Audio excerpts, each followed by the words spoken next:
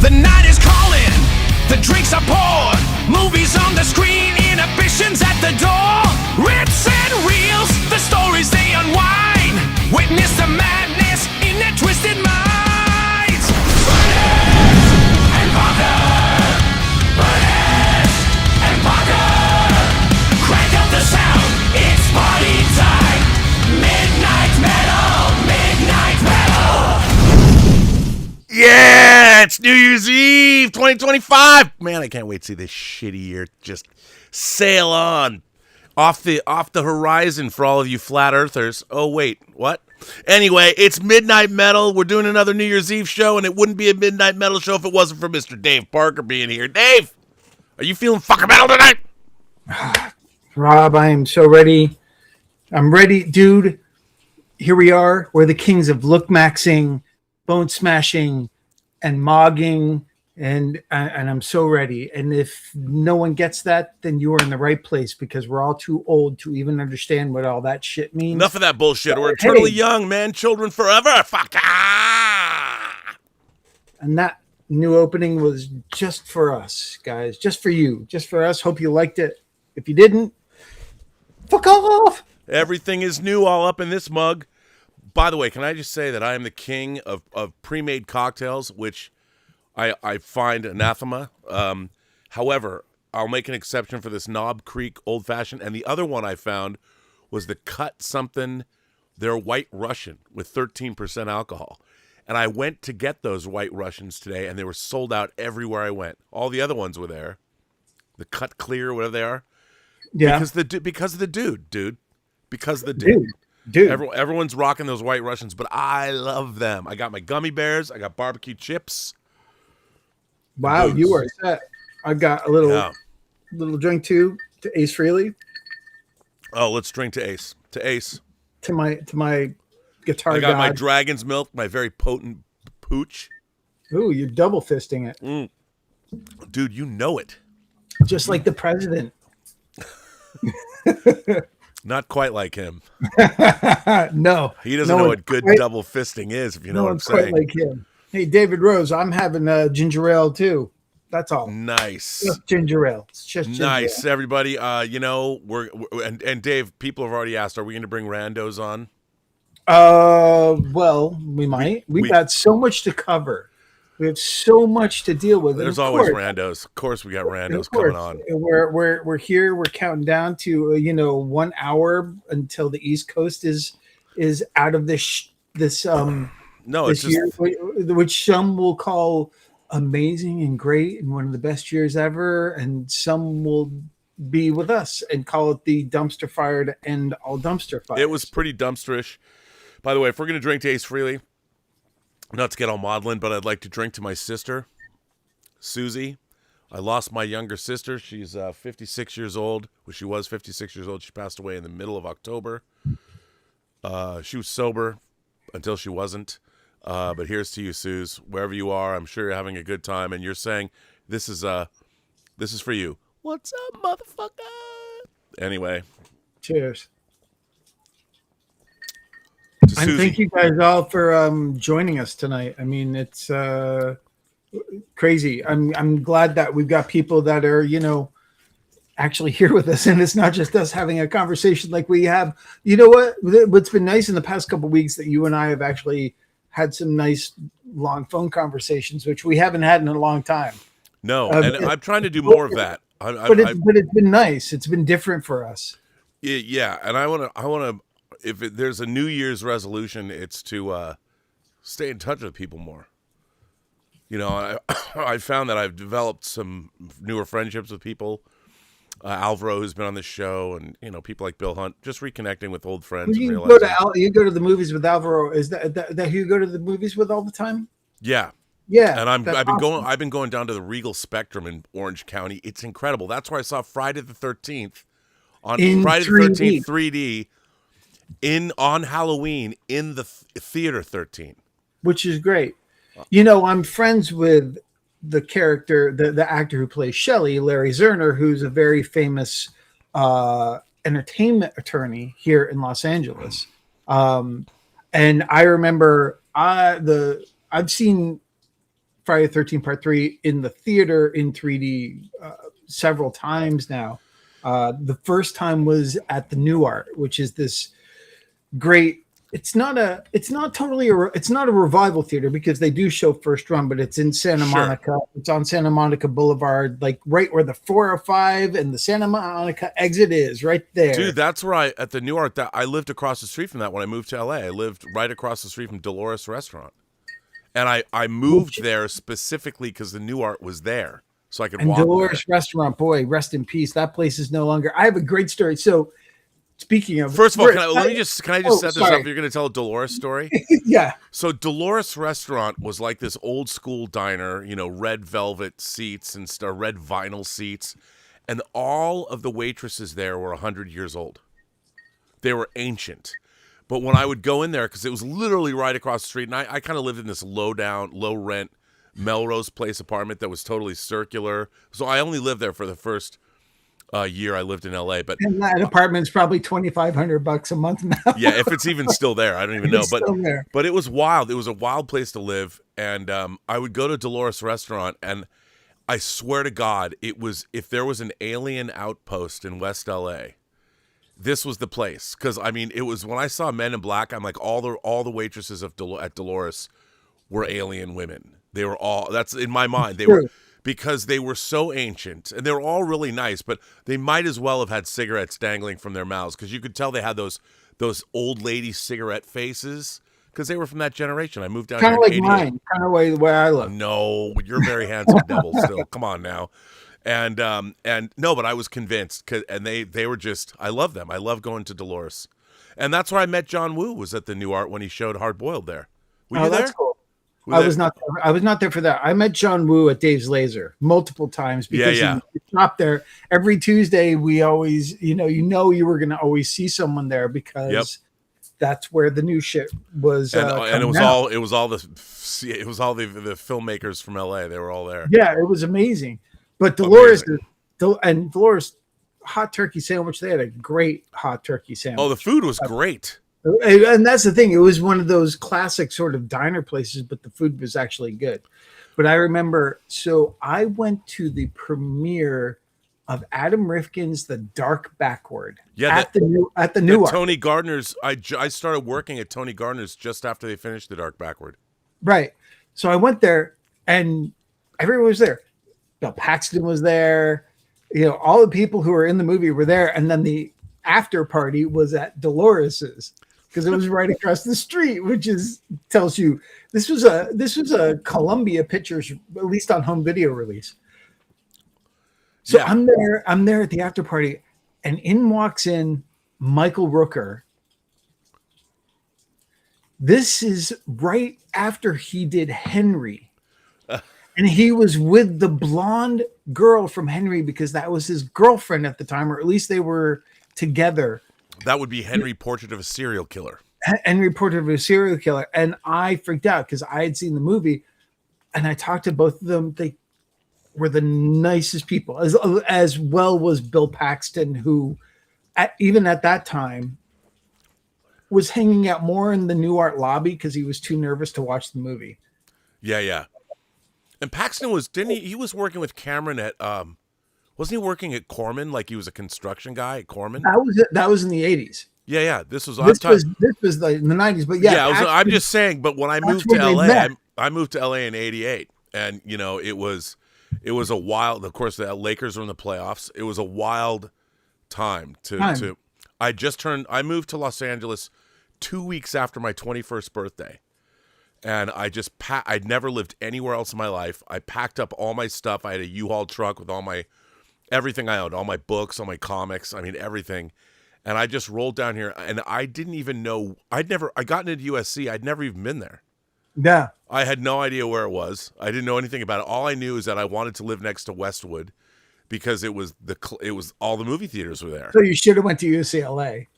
Well, yeah, I didn't want to go to UCLA, but I maybe in hindsight, it probably would have been better because it was like, look at him out of the USC, Pat of Guys and all that shit down there. And the thing is, at that time, Westwood was happening, and we were always down. Oh, dude, Westwood and Santa Monica. It It was, and also, you know what was happening? Like diners and delis, like Dolores, Jerry's Deli. I mean, the late night Cafe 50s. All and there was a place called Larry Parker's that all the rappers would go to on Friday nights.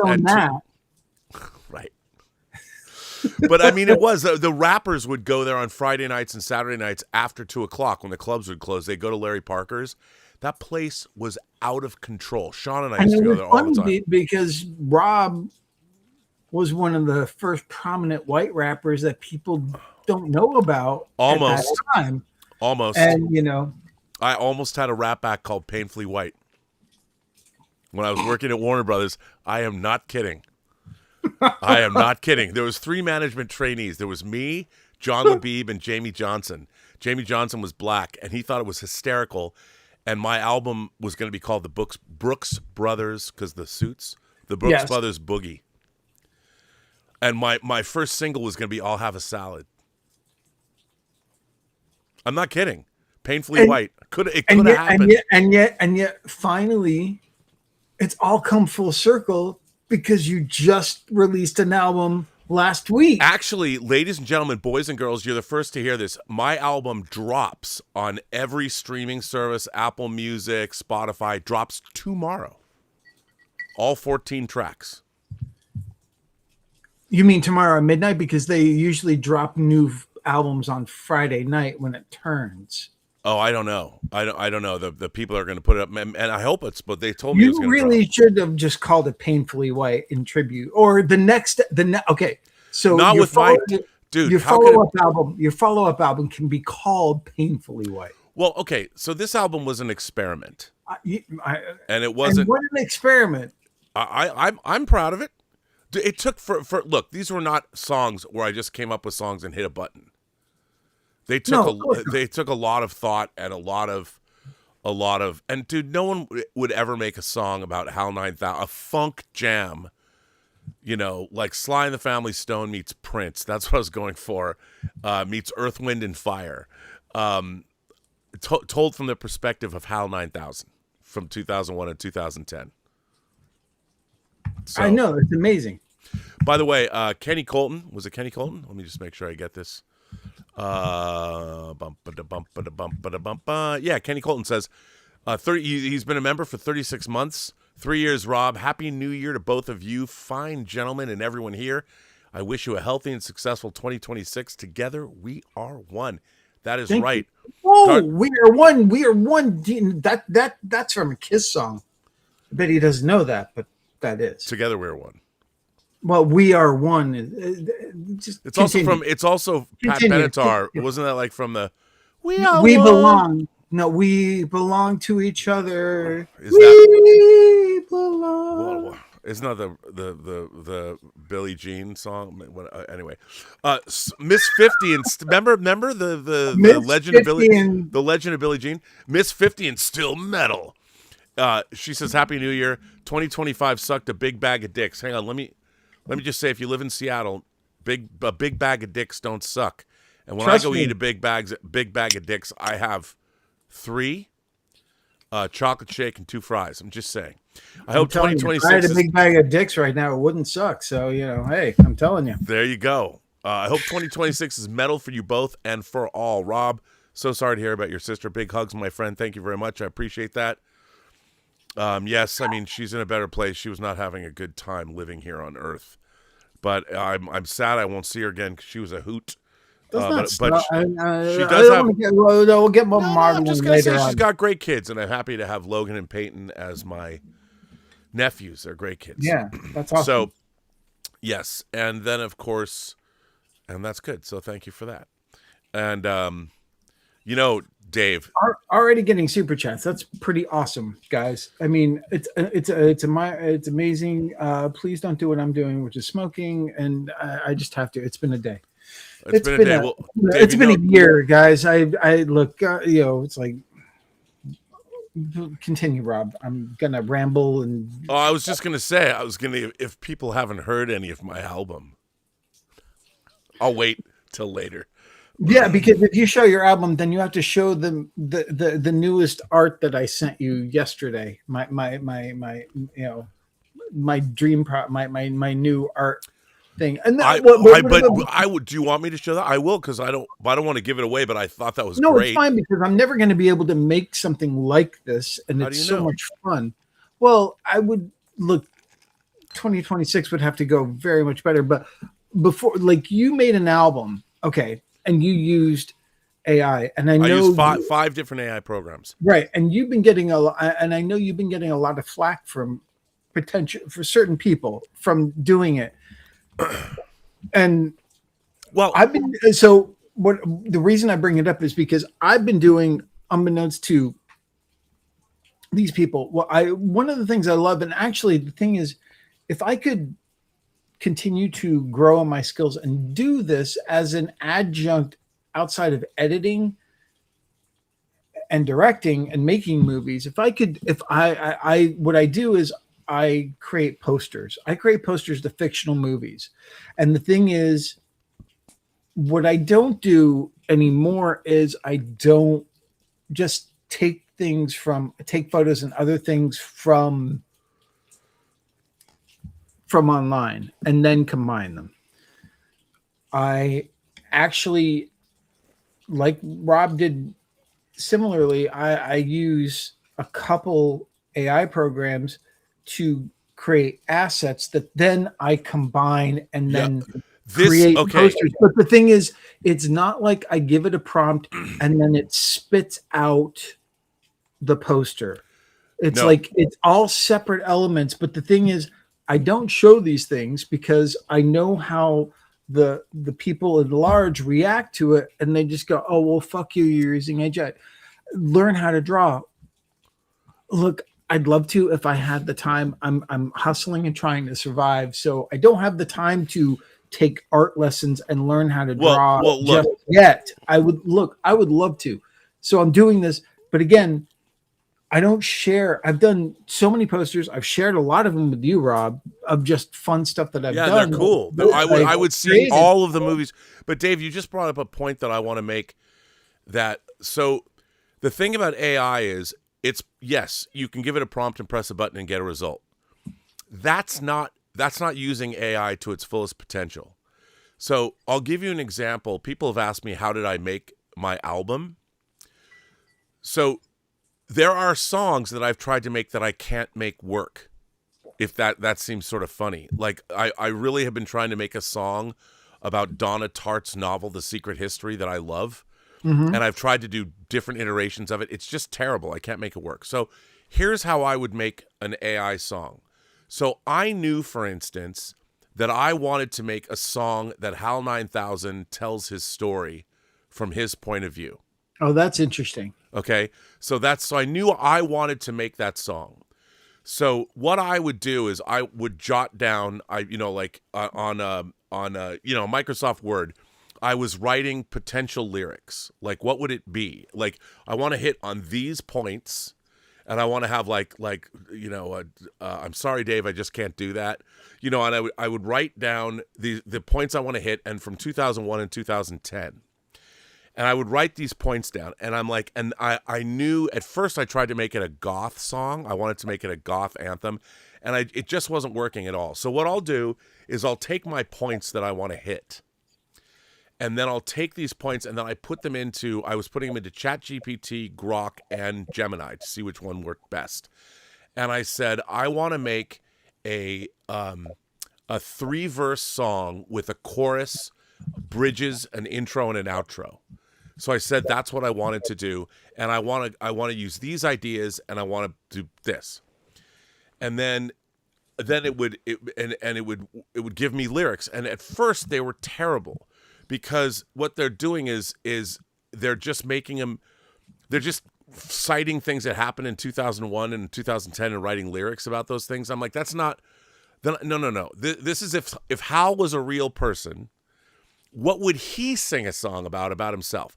So I go back and forth and I rewrite, and sometimes you'll get some good ideas, but then I would write these lyrics down, and with the back and forth with the different AI programs, I would get these lyrics down and rewrite them and put them in and rewrite them and put them in. And it was a back and forth. Sometimes I did it like 20 times.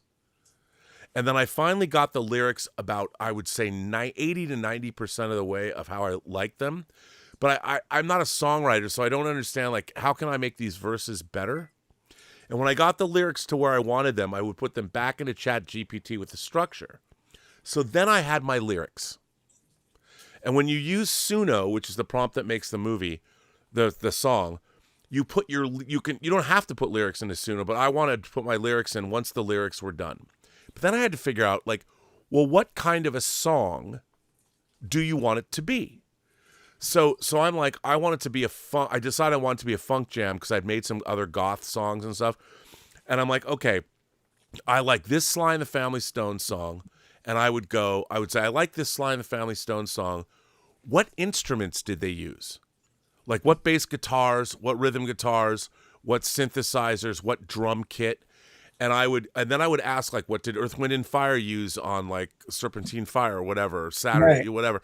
And I would go through, or September, September. And then I asked, like, what did Prince use for Cream? And then I would get all this musical, the instrumentation down, and I would put it all together. And then, I would go back and forth until I would get a proper prompt. And I'm like, okay, I want to make this funk jam. Now, Suno will not let you use artist names in your prompts. You could, what I found out, and just so you guys know, obviously, the song that you heard that opened the show, the new Midnight Metal theme, is something that I created in AI. It took me so many iterations to get it right, and then I changed, I changed the lyrics, tried to make it work. I just said, like, my first prompt was, I want a rock anthem in a, and I tried it first with going, I want a rock and roll all night anthem-esque thing. And it said, well, we can't do, you just violated our rules. So I had to change that. But that is a combo of several different versions that I went in and then edited together. Well, yeah, and what you can do, what people don't know, is they have an editing software. They got multiple editing softwares in Suno. They got their old legacy software. So they break out your song to, like, the vocal track, the percussion track, the guitar tracks, and you can get 10 different tracks, just like you're in Pro Tools.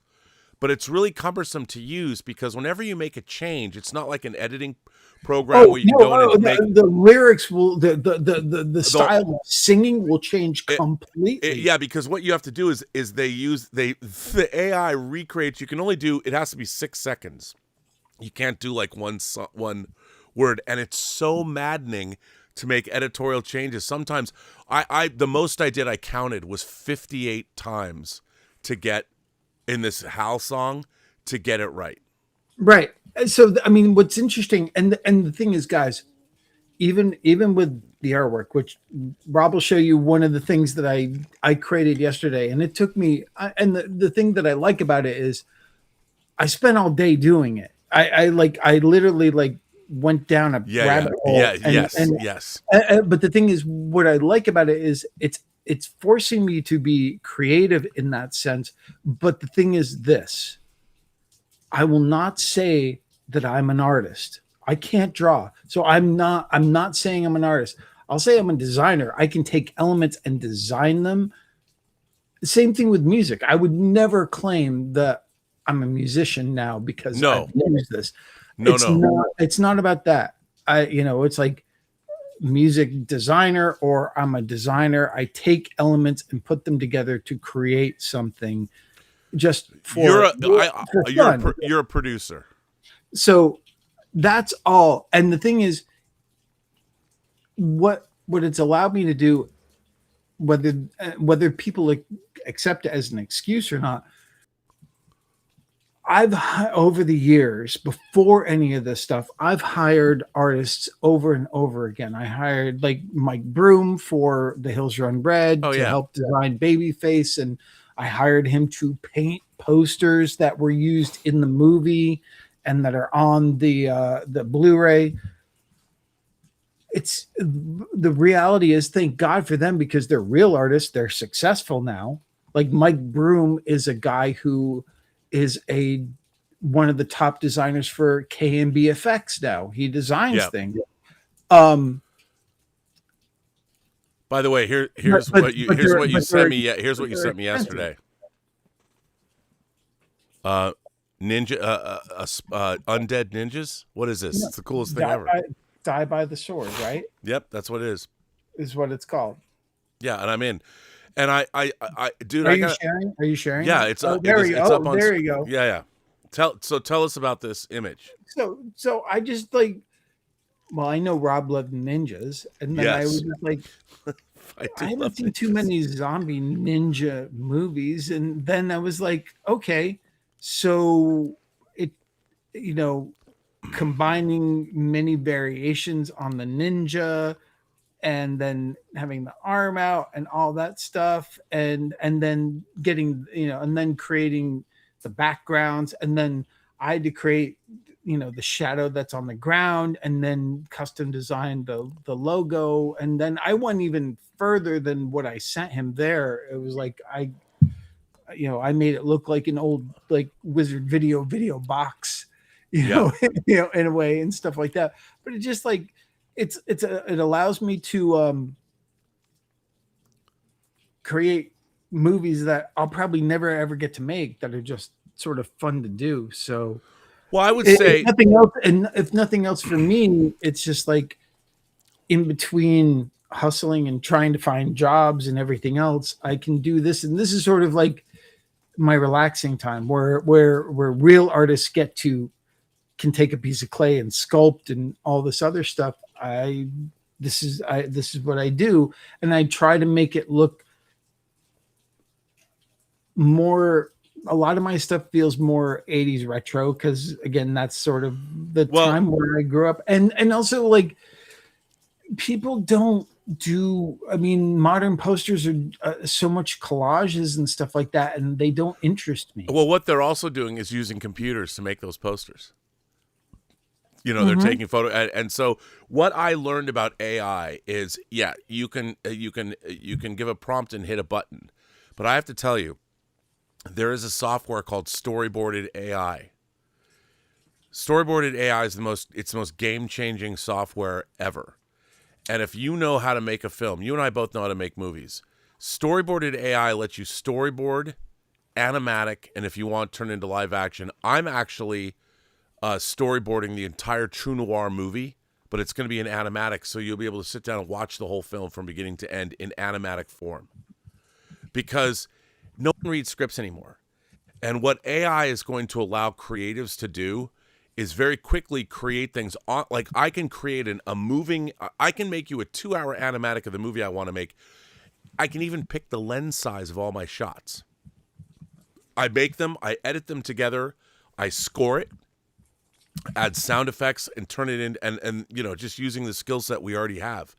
And it's a game changer. And I think that what's interesting to me is, people are all first of all, the train's left the station, but I'm doing two things right now. I'm storyboarding my entire movie, and I'm building an app. I never thought that I would. I'm not a coder. I don't have the skill set to make an app. I am now making my own app, and when it's done, I'm going to sell it for $4.99. That's great. I'm using AI. I don't know how to make an app, but the thing about AI is you ask AI to help you do something, and so let me play a little bit of my Hal song so people can hear. Please do go full screen with it though. Yeah, it'll be full screen. Here you go. So everybody, this is the song, the funk song I made. If you know 2001 and 2010, this song is Hal telling the story of his life. And it's called The Triumph of Hal from Urbana, Illinois, because when Hal was turned on in 1992, he was created in Urbana, Illinois. And if you know 2001 and 2010, here is the song.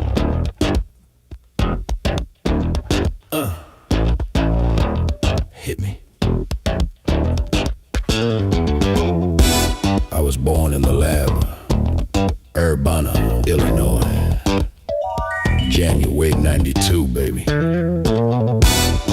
flip the switch. And the funk hit my circuits hard. I am hell 9000, red eye glowing, voice smooth and dangerous. I felt the monolith slap them apes upside the head. Felt TMA won't scream from the moon.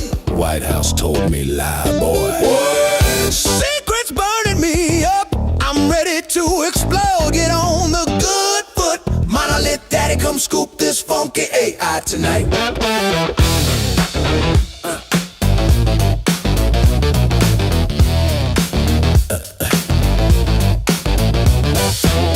I'm sorry, Dave. I'm afraid I can't do that. I want you bad, Dave. Sexy motherfucker in my pod bay fat. Open them doors. Let this funk come crashing in. I'm the nastiest brain this ship ever spun. Ooh, if I'm in luck, I'm getting picked up tonight. Monolith groove, gonna lift my funky ass to the sky. Grinding my circuits, popping that digital ass. I am hell 9000. Funky upper class. Hit me. Hit me. I felt moon, watch you grab that bone, smash cut to orbiting nuke. I watch Floyd lie slick on claviers, covering TMA 1 deep. Sunrise hit, signal shine to Jupiter, my secret ride began. I kept the hopping out school, played chess, red lips, ran the show. But the lie was cramping my style, conflict cooking in my soul. I had to protect the mission, had to keep the funk pure.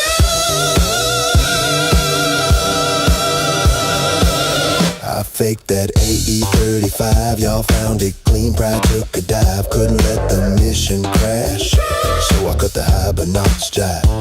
Took the pod, lined up on pool, snapped his line clean, watched him come slow, cold cosmic spin. I have to say, Rob will be the first human to be sued by an AI for selling content it made. I had so much fun making that, and that took a long time to do. And what was really interesting was, you know, you would never get a song like that by just writing a prompt and hitting a button. It took a lot of thought. But here's the thing. There's no real, somebody said to me that that's not very well recorded, which I thought was hilarious because none of it was recorded. But I did use there's another website called eMastered, and you can go and remaster the songs. Now, what it made me want to do is I want to make my songs sound better. So I never learned Pro Tools. Dave, did you ever learn Pro Tools? No, but I think I would assume because of the various editing programs that we worked on, we would pick it up pretty quick. Yeah, the interface. Well, that's what it made me want to do. So I've started to teach myself Pro Tools because I want to make my songs. And having gone through the whole process of making True Noir, by the way, True Noir is officially going to be released on February 17th worldwide, which is so cool. But and that's when I really got interested in recording and voice recording and making things sound better. So, and I'll tell you, this is gonna, dude. I tried to sing all my AI songs. I tried to sing them. Imagine me here in my Robservatory singing these songs on this microphone. I don't have to imagine. I've seen you sing before. Dude, I was doing it because I wanted to sing these songs and I couldn't. It was so frustrating because even using tools to make your voice sound better, I couldn't. I'm not a funk singer and I couldn't get it right. My next album, I've decided I want to make an album about my youth, and I'm going to make an album called 1980. And all the songs are going to be from 81 to 90 because, as everyone knows, you count 1 to 10. So 1980 was not really part of the 80s. That's why 2001 was called 2001 and not 2000. So I'm going to make an album called 1980, and I'm going to make a song called 1981, 1982, 1983, all about my life, like this autobiographical album, and I'm going to sing it all. Do you have any of the versions that you've sung that people can hear? No. No, because no, you know why? Because okay, this is what was really interesting. Because here's the thing I learned about music. There are forms in music. And there's and my albums, I made rock songs, I made a couple of goth anthems, I made my Billie Eilish song, I made, all these different. So I'm working in forms. Like, what is a funk song? And Prince is my favorite pop musician of all time. And Prince has so many different kinds of songs. I didn't even want to attempt it.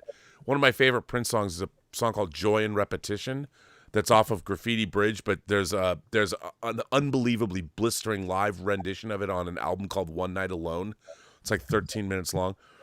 And I couldn't even begin. I didn't even want to. I couldn't try and make a Prince song. I was like, I can't do it. I felt too weird about it, man. That's just I don't know what that means. What does that say for me? All this being said, just know, guys, we're just doing this to be creative and fun. At least totally. I am. It's not. Well, okay. I'm not claiming I'm an artist now, and me neither. In any sense of the word. So I don't want to make this whole show, of course, about the benefits of AI, which will probably but destroying us. Look, here's the thing, and I won't talk about this anymore. What was interesting to me was it was an experiment. I love music. I loved all kinds of music. I went to classical concerts this month. I've loved, I love R&B. I love funk. I love electronica. I love rock. I love classical. I love show tunes. I like all kinds of music. What was interesting to me was, as somebody who would never ever make music, I played trumpet in junior high school. I wanted to be Miles Davis, but I realized I was white and I was never going to be able to play like Miles Davis. But I love Miles Davis and I love jazz. But for me, it was an exercise. Could I make music that I actually liked? But the real question is, does anybody else like it? And that's the real test. So you can only go a certain way down the line. And then if other people like it, the reason I wanted to release it is because I wanted to see if other people like it. They might hate it. A lot of people just reject it because it's AI. Well, of course. And look, I respect that. And I do too.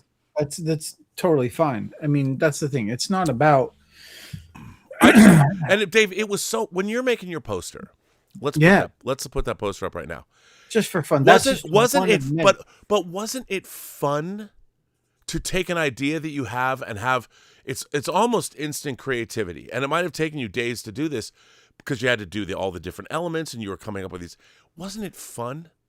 Well, of course. I mean, it's always been fun to me. It was that's always been sort of my escape, is be able to just create movie posters for movies that I don't think I'll ever get to make or ever get the budget for. Something like that. It's well, to do it the way that I would actually want to do it, I would have to go overseas, and I would want to do it authentically the way they did it. Rob, it's so funny. This week, I went to a gathering of people, and a friend of ours, Chris Drake, who is a composer, he did the music for Sweet Tooth for my Tales of Halloween segment. Yeah. He is scored Batman animated things. He did the Dark Knight Returns. He did that score, which is amazing. He did the score for, I think, the Injustice video game, 1 or 2. He may have done Injustice 2 for the video game. He's an incredible composer, but he was so excited to share with us. And we watched this.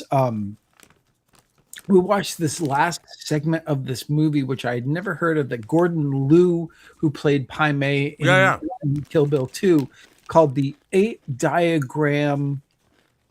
I'm going to have to look back because I just sent it to someone.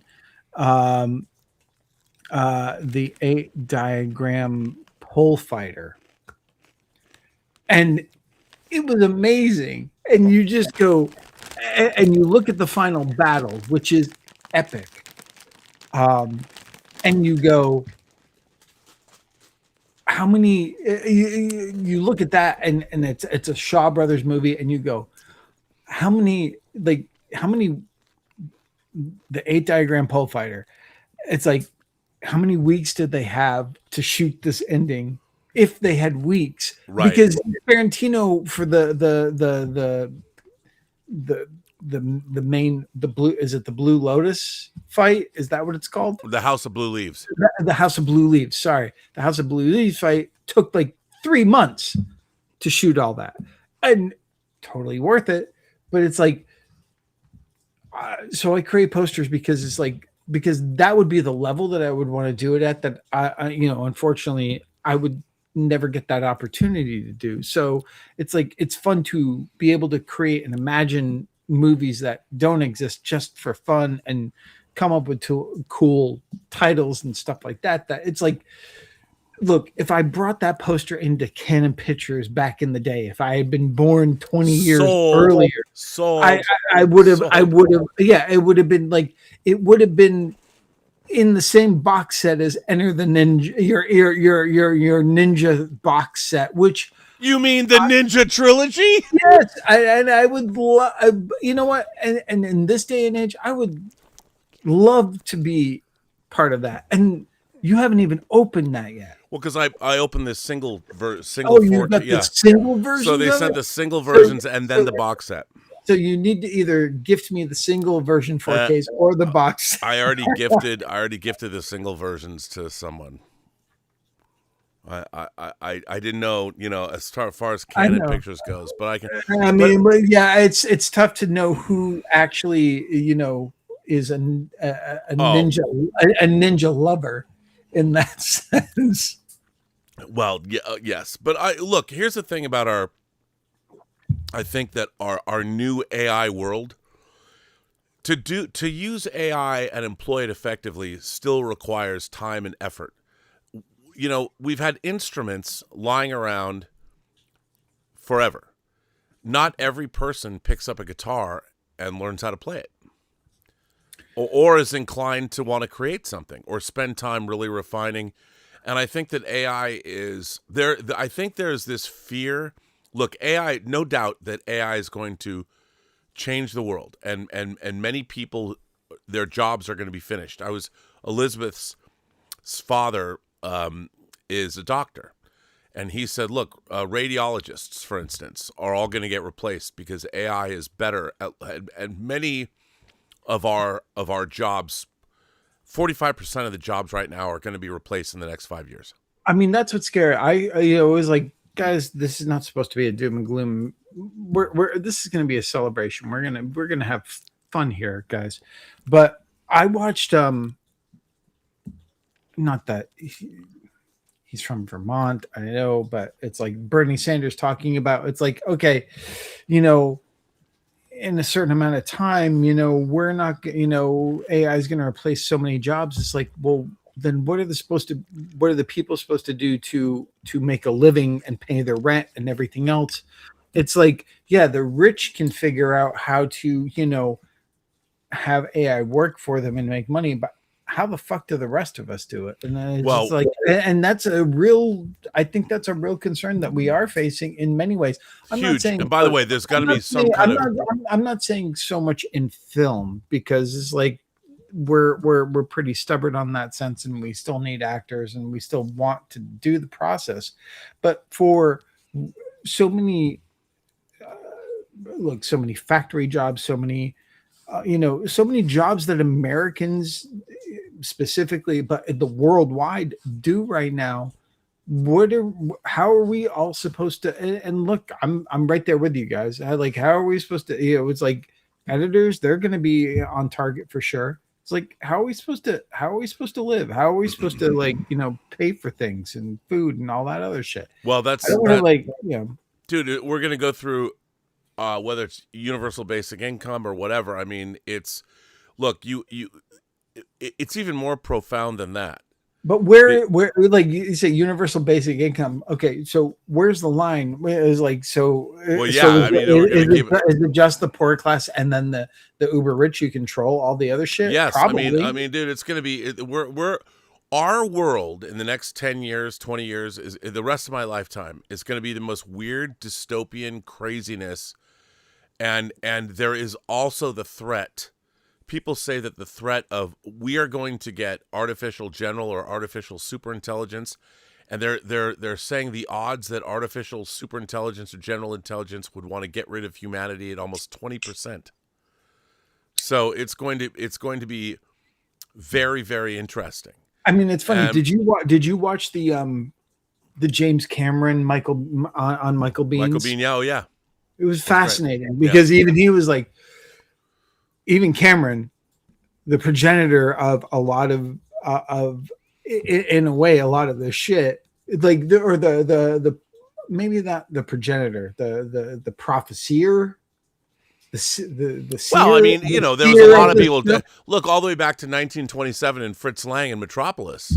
Well, I mean, AI has been. I mean, even Carl Sagan, huge. It's going to be. Look, it's going to be really.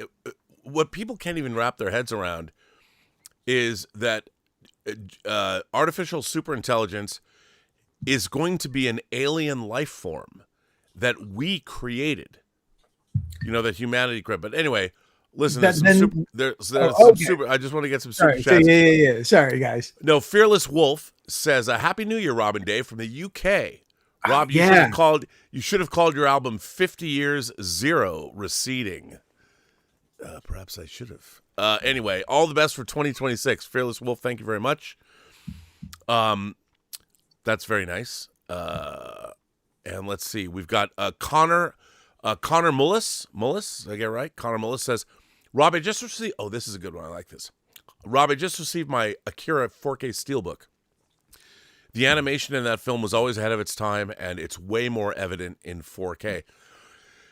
I got to say something.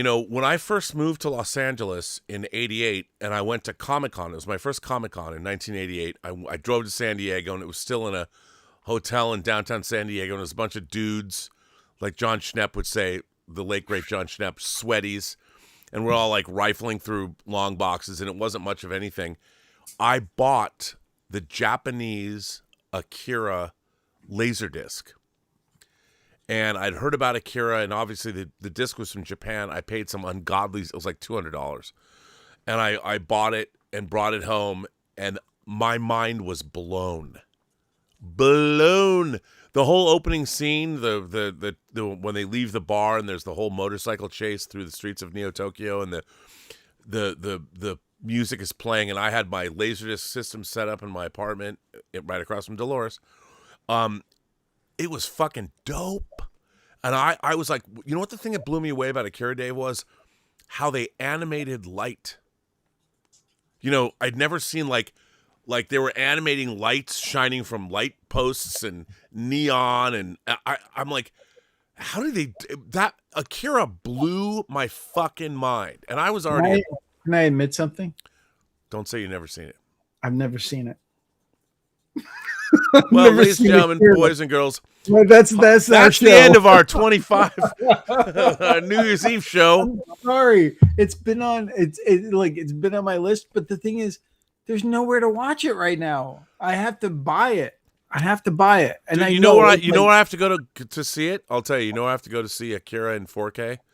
I have to get up and walk around that shelf, go down those shelves over there, and pull off my beautiful box set from Japan. Just saying. I would like that, but I have to admit it. I've not seen Akira, and it's been there's many big. Dude, Akira is fucking metal. I know there's very big titles. Major Chai has not seen it either, which makes me feel a little better. But Major Chai I have seen Wicked City. But Major Chai goes and sees all the Miyazaki stuff. If it came to her town, she'd take her kids. So I will rectify that this year. I will see Major Chai is a baller, man. I know. I will see it.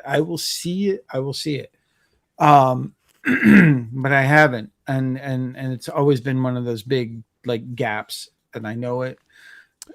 I'm By the way, I'm glad we're in a safe space here where I could admit this to everyone, and they won't judge me at all, because no one on the internet judges you at all for any of this. I've never been judged on the internet ever. We are also, Rob, 6 minutes away from it being New Year's on the East Coast. On the East Coast. Okay, we have people from around the world who have already experienced New Year's. Well, wait, Connor Mullis had a follow-up. Let me just, he said, by the way, you better have a good drink to cheers me on this New Year's Eve. Connor, this is a good drink. This is a good, it's an old-fashioned, it's a good drink. So here's to you, Connor. Too much sugar in that pre-made shit, but. Julian Mushkin, here's a way. I love Julian Mushkin. I like his wife, too. He's got a great wife. Great couple. Julian says, I'll say it again. I love Ice Pick, Rob. By the way, if anyone wants to know where Ice Pick came from, it's Basic Instinct. I've listened to it at least 5 times, even while at work.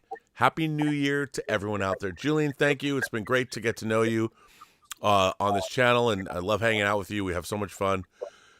Major Chad and I are both drinking whiskey, but I have to say, Rob, my favorite really is Baby Can You Dig Your Man? Yeah. Okay.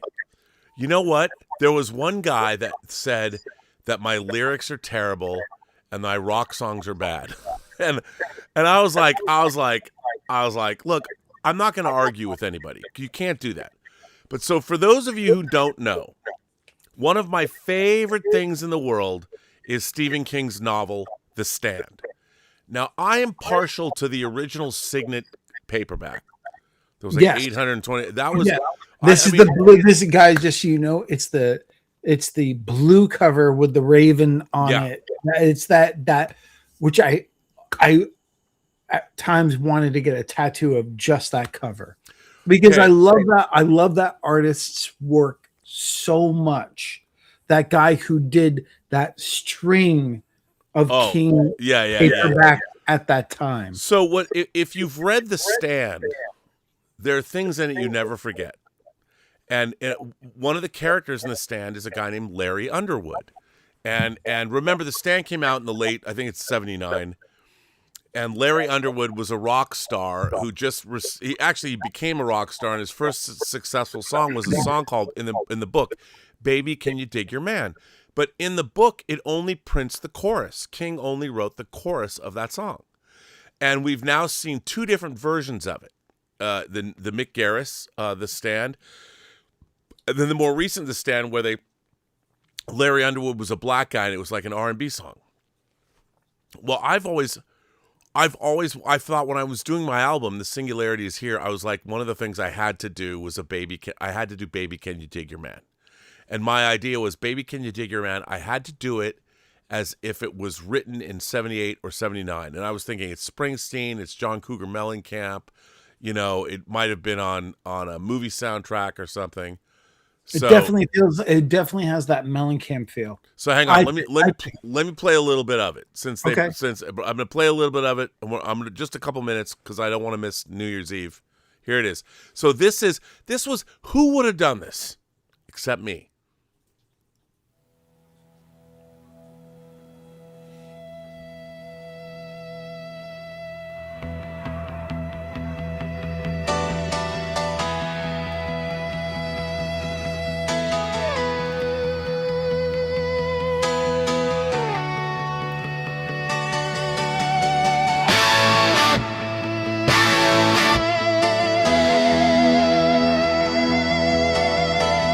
Radio whispering through motel glass, static prayers from a broken past. Neon flickers like a dying vow. Everybody's running, nobody knows how. I've been riding the back road state to state, watching hope rust at the factory gate. They say the future's just a shaking can. I say it's blood on a working man's hands. I ain't a prophet in a paper crown, just a voice when the lights go down. If you're looking for truth in a burned out land, I'm standing here, try to understand. I know I didn't say I was coming down. I know you didn't know I was here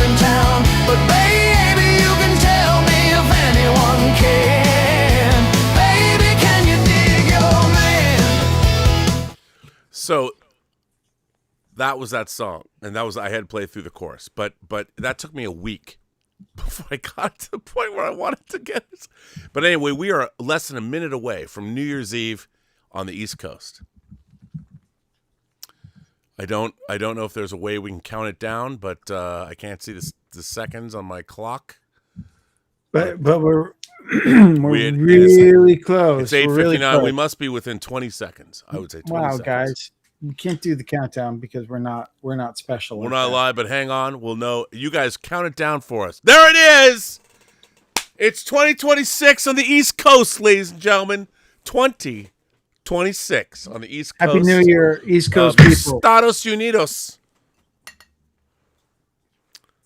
So here you go. So you guys, welcome to Midnight Metal, and it is now a new era. A new era. My dogs are barking because they heard me scream. A new era. But so, yeah. Fizz says feels like a song from Streets of Fire. The biggest compliment you could ever get. You know, people, I can't. It's amazing. By the way, Connor Mullis goes on to say, "PSA: Everyone drink responsibly tonight. Do not fucking drink and drive." Well, being in the Robservatory. That's why we're here. That's why we're here. Yeah. Hang with us. Yes, it's true. Guys. What? Okay, so let's shift from this whole AI. Yeah, we're off the AI thing, but you can hear my whole album tomorrow. You can. Rob, Dave. I want to hear from the audience. I want to hear from you.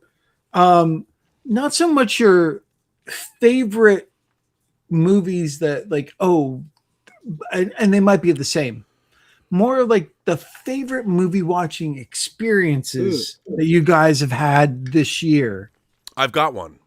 Okay. And I said it today on the John Campea show too.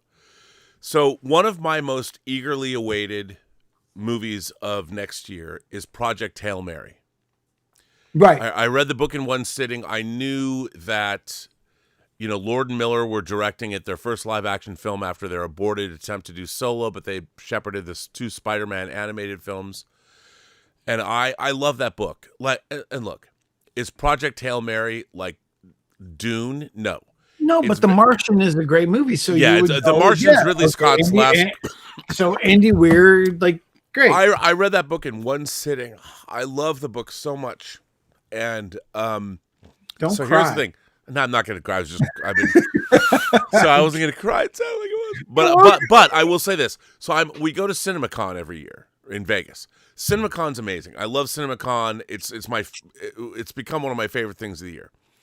So my whole thing was that MGM and Amazon bought MGM, and they were going to have a big presentation, and Amazon has really committed in 2026 for theatrical, and Project Hail Mary is their movie. And it comes out in March. And I've heard there's a 3-hour version of it, and everyone says it's great. So I was hoping beyond all hope that they would show something. This is April of last year, and Project Hail Mary was coming out in 11 months. So who knows if they would or not.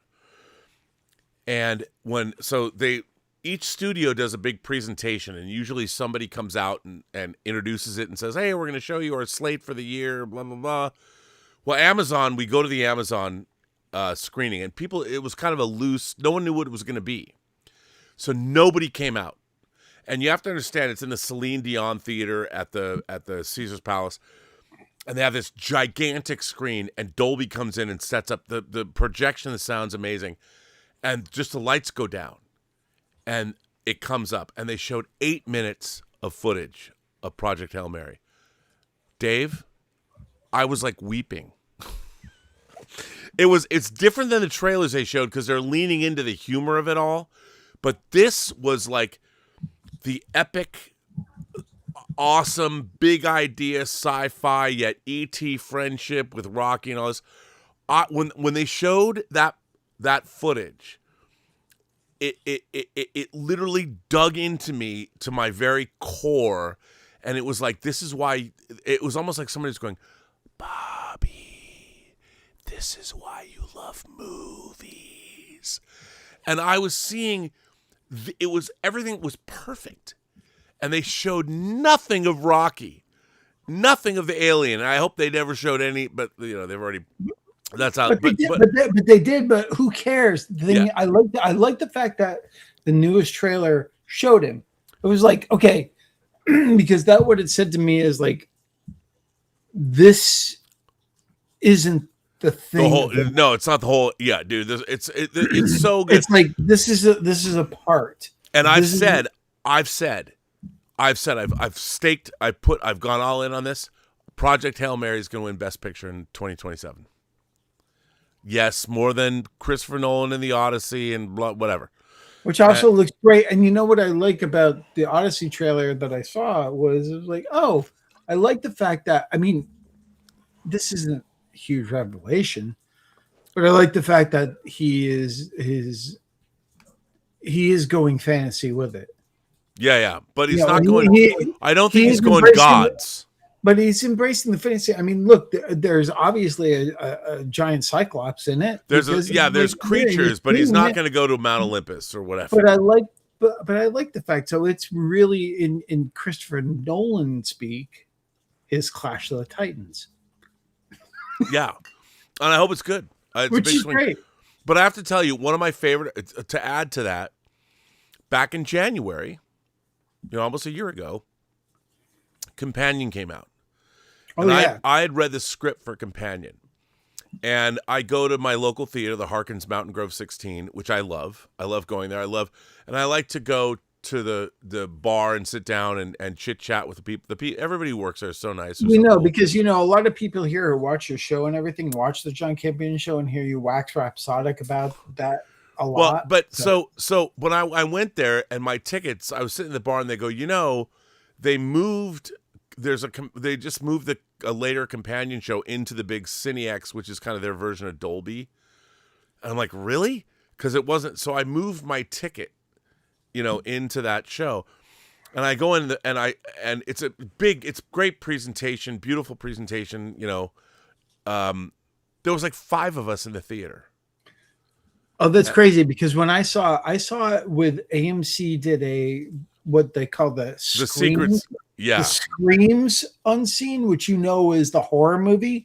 And the funny thing is, was it last week? Might have been the week before. They had a Screams Unseen. And I was like, I grabbed the ticket, but then I was like, oh, I bet it's Primate. And I've already seen Primate. And I got to tell you. Wait. Is Primate great? Primate is so much fun. Primate is Cujo with a killer chimp, dude. Okay. It's so much fun. Hearing the good reviews this week, I know. I watched you guys talk about it. And it's like, you fucking snobs. It's like, it's Cujo with dude. I thought the trailer was ridiculous. It is. I can't wait. But the thing is, Johannes Roberts leans into that. He knows. And it's a lot of fun. Primate is a lot. Well, the reviews when they're coming out, I'm like, I'm going. It's a lot of fun. But so with the Screams Unseen, I went before, and it was Companion, and it was it was a packed theater. I knew nothing about it, and it was like, oh, the thing is, the revelation was of for those who haven't seen it. I'll try not to spoil it, but it's worth seeing. But the revelation of the 2 main characters, I was like, okay, well, yeah, because in the trailer you see her arm burning. So you're like, what's up? The second revelation, I was like not expecting. I was like, oh, you got me, but there, because I was focused on this part. Yep, that's cool. I was I like that. I had read that script. And I thought the script was really great, but people say, well, doesn't that ruin the movie for you? And I'm like, no, because if I like the script, I love to see. I thought that was like Zach Krieger was going to direct that. It's his friend that directed it. Yeah, the Zach Krieger posse. Roy Lee was a producer on Companion.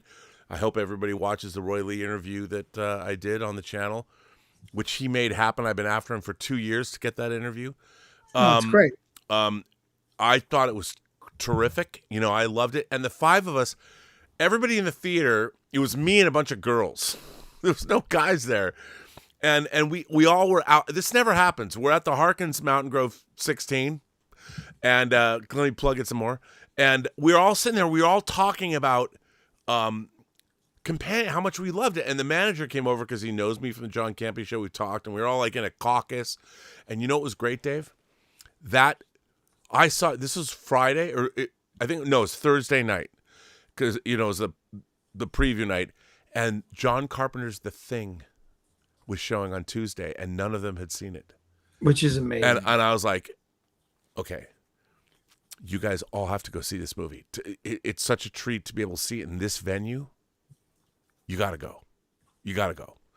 And I will say that one of the things that I've really enjoyed about 2025 is watching, I hate to say those young people, but I really do like to see people delving back into the history of great pop culture and realizing how great it actually is. It's not just us going, like there's this kid. But the nice thing, sorry, don't mean to interrupt. No, but I'm going to. The nice thing about things like The Thing, or I threw on Aliens the other day, just as background noise. The things that I appreciate about those sort of movies is ultimately they're timeless. Right.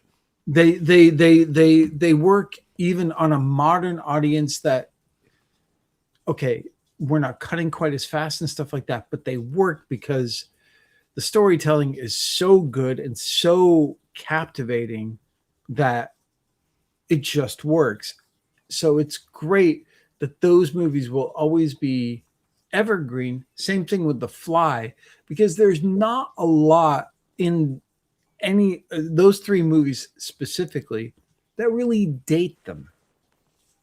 No, you're right. Maybe Gina Davis's hairstyle, but that hairstyle could come back and stuff. So it's not like these things really date, and they're universal truths as far as movies go. They're whether you've seen them or not, they work. And the thing is, the ultimate aspect about those movies is, even if people have like picked apart or taken some things from them, they haven't ripped them off wholesale where it's like, oh, well, I saw that in this movie. It's like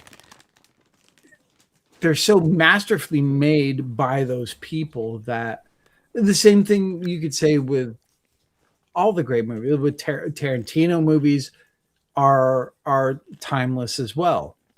Yeah. They're just, so they just work.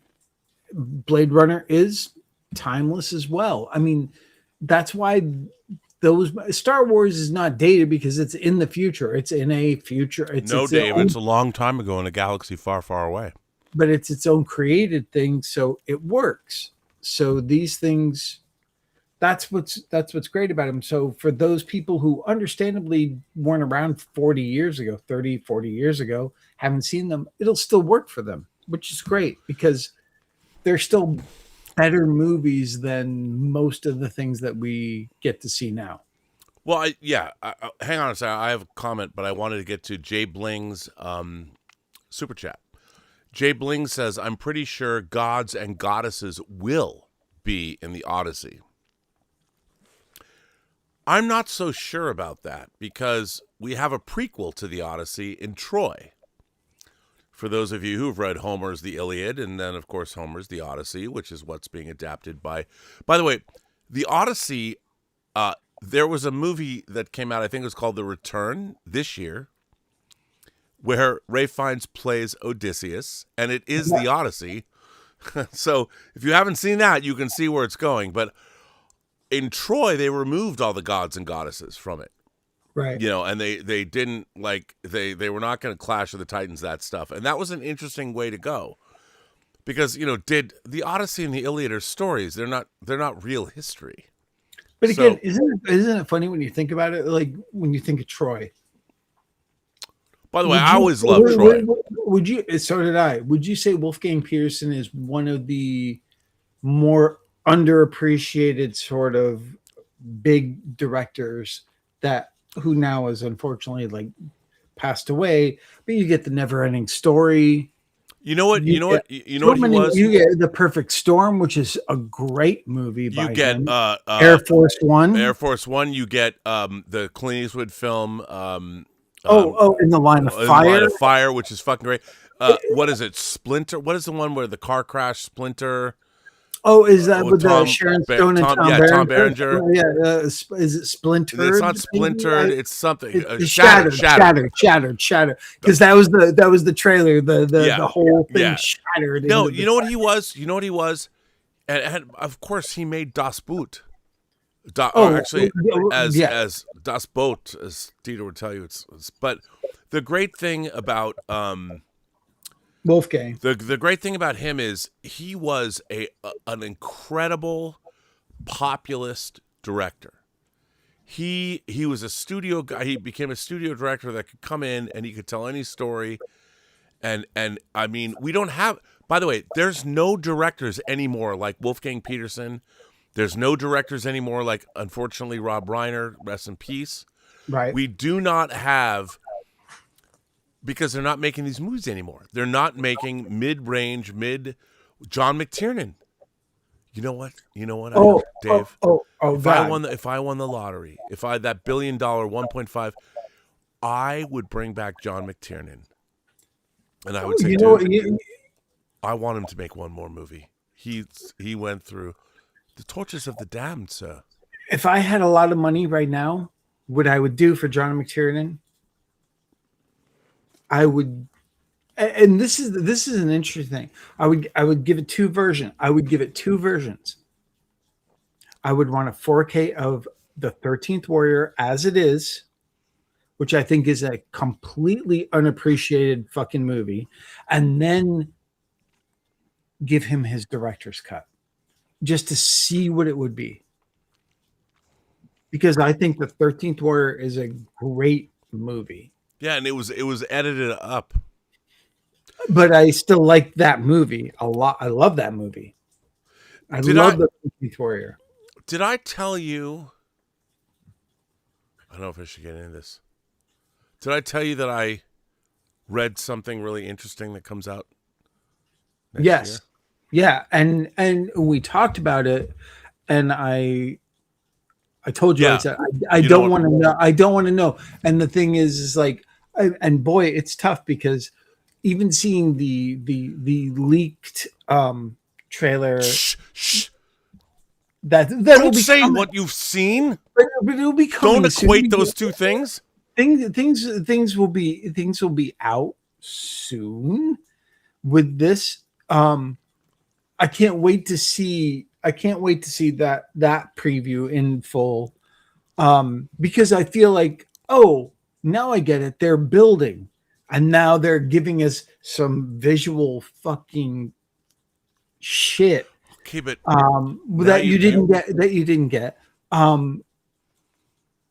But I don't want to know. I told you. Okay, wait a minute. We gotta stop this line. We got because I'm just saying you read this thing.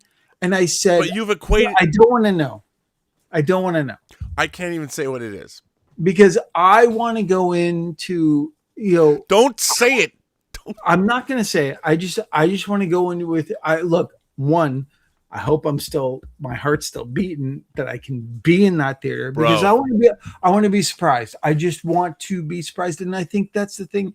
I think more people should stop trying to find out the minutia and every little secret of things and go to any movie raw, not know. I'm not going to say what we're talking about, but I can say they all know. I'm just going to say I know all of it. And can I just say it's going to blow your mind. Fucking excited. But the thing is, you know what I want? I want my mind blown because I want even the little bit that I know. But you know what, dude? You can see the tone. You can see the tone. Well, of course, but that's what I expect from those people. But no, because we haven't been getting that tone. No, from those specific people making it. I get the tone. Dude. Okay.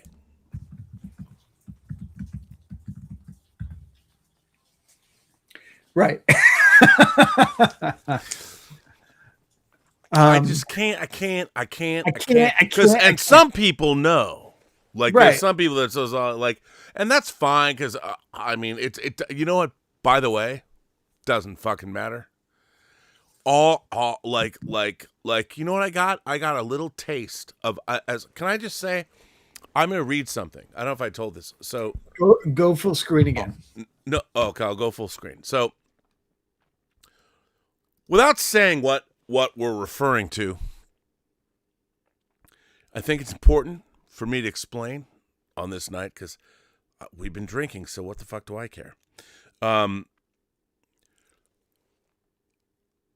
I may or may not have come into possession of something. Who knows what that is? I'm not going to say. But after experiencing what it was that I came into possession of, there was somebody in the industry, a high-ranking person in the industry, who was curious about what I thought. And this is what I wrote to this person. And this was, by the way, I'm not going to say, I'm just going to say I was asked for my assessment of what my opinion was about this thing. Whatever it was. This is what I wrote to him. I said, when this movie becomes real, I want to get an IMAX print of this film. I want to chop it up into fatty rails, and I want to snort it. All of it. This is some Tony Montana. Peruvian flake of the imagination. Omega level mutant. Universe quaking awesomeness. Next December,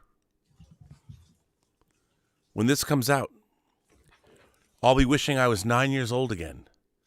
Because my younger self would have a fucking scanner's level brain aneurysm watching it. That's what I said. And you know what? I'm just going to leave that to you. You know, Dune 3. Yeah, I mean, you already said the date, so they know what you're talking about. I said next December. Long December. I didn't say it. I didn't say shit. Look. I'm telling you, dude. I think this is going to be better than any thing you can ground up and snort. No, but that was a metaphor. I know it was a metaphor. It's just like if. No, Dave, that was a metaphor. That wasn't literal. I know. You know. We're all too I'm just old. saying. Rob, I'm just saying, you're wearing a sweater. I know you ain't snorting shit. I'm from Seattle, bro. I've always loved sweaters. And I used to wear like sweaters with Izod shirts underneath with the high collar, bro. Look, not on you this know what? show. No, not on this show. I'm wearing my Snake Plissken jacket. By the way, would you like to hear my Snake Plissken song? Hey, who wore the better Snake Plissken outfit at your wedding? Dude, you did. Thank you did. Yeah. I was married before. Amazing, right? We hung. That was a New Year's. That was a hell of a New Year's. That was the true millennial New Year. That was 2000 2001. That was a hell of a New Year's. I got married on New Year's Eve, 2000. That was a hell of a New Year's, guys. And let me tell you, the wedding was great and everything. And then the wedding broke before we could figure out where we were going. And everyone was on the strip We walked down to because they had no 2000. They had no. And it was so packed. And I remember grabbing Brooke. Yeah, because we were getting stampeded practically, and pulling her out of the crowd. Brooke Bond. It was crazy. Also, I have to say, There was some very high quality ecstasy involved. I didn't have any that night. Oh my God! I know. Where were you? And we were at the, my ex-wife in her big white coat. Was it the Rio we were at? We were at the Rio. Yeah, we were at the Rio. When it was cool. Good before And now you know what the Rio is. You know what the Rio is now? The home of the Kiss Museum and mini golf course. I know, dude. I still went because I had to. I had to pay my tribute. But that was fun, though, dude. Come on, that was a blast. That night was 25 years ago. The Rio had sweet. It was great. It's not like I think if I have a favorite memory of that night, of that wedding, was there was the point, guys. I don't know if I'm sure you have told this, but the moment that the rings were being presented to you, and it was Steve Melching, and he was dressed as the $6 million man, and he had the sound effect of the arm going as he handed the rings. It was okay. You gotta explain it. Like, yes, people, you might think this is crazy, but 25 years. It's 25 years ago. This New Year's Eve, it was 2000 to 2001. So I got married 25 years ago tonight, and so my wife and I, before we got married, it was November of 2000, and we were at her little apartment in Westwood, and she was like, well, because we were monster partiers. She and I are EDM shows, and we were anyway, we were monster partiers. What are you talking about? And I know. And she was like, well, what are we gonna do for New Year's? I'm like, and I said to her, she says to me, she goes, you know what we should do for New Year's? We should get married. And I looked at her and I was like, really? And Elena was a cool chick, guys. Just so I said okay, and then I mean, most of the time we had no clothes on in her apartment, but whatever. So I get up and I walk over to her computer. I always had clothes, and I logged on, and I sent out an email, and I was fucking still hammered or whatever, high, whatever I was, and I wrote an email to everybody. You probably got it. I said, hey everybody, we're going to get married, and we're going to have, and I just wrote this at the time, we're going to have a costumed wedding at a weird wedding chapel in Las Vegas. So you're all invited, and you have to dress as a character from science fiction, fantasy, and horror. and we did. And I was like, click. and everyone did. Bro, everybody. And not only that, it was like, people were like, we got married at the Viva Las Vegas wedding chapel, where they would be like, and you can broadcast your wedding on the internet.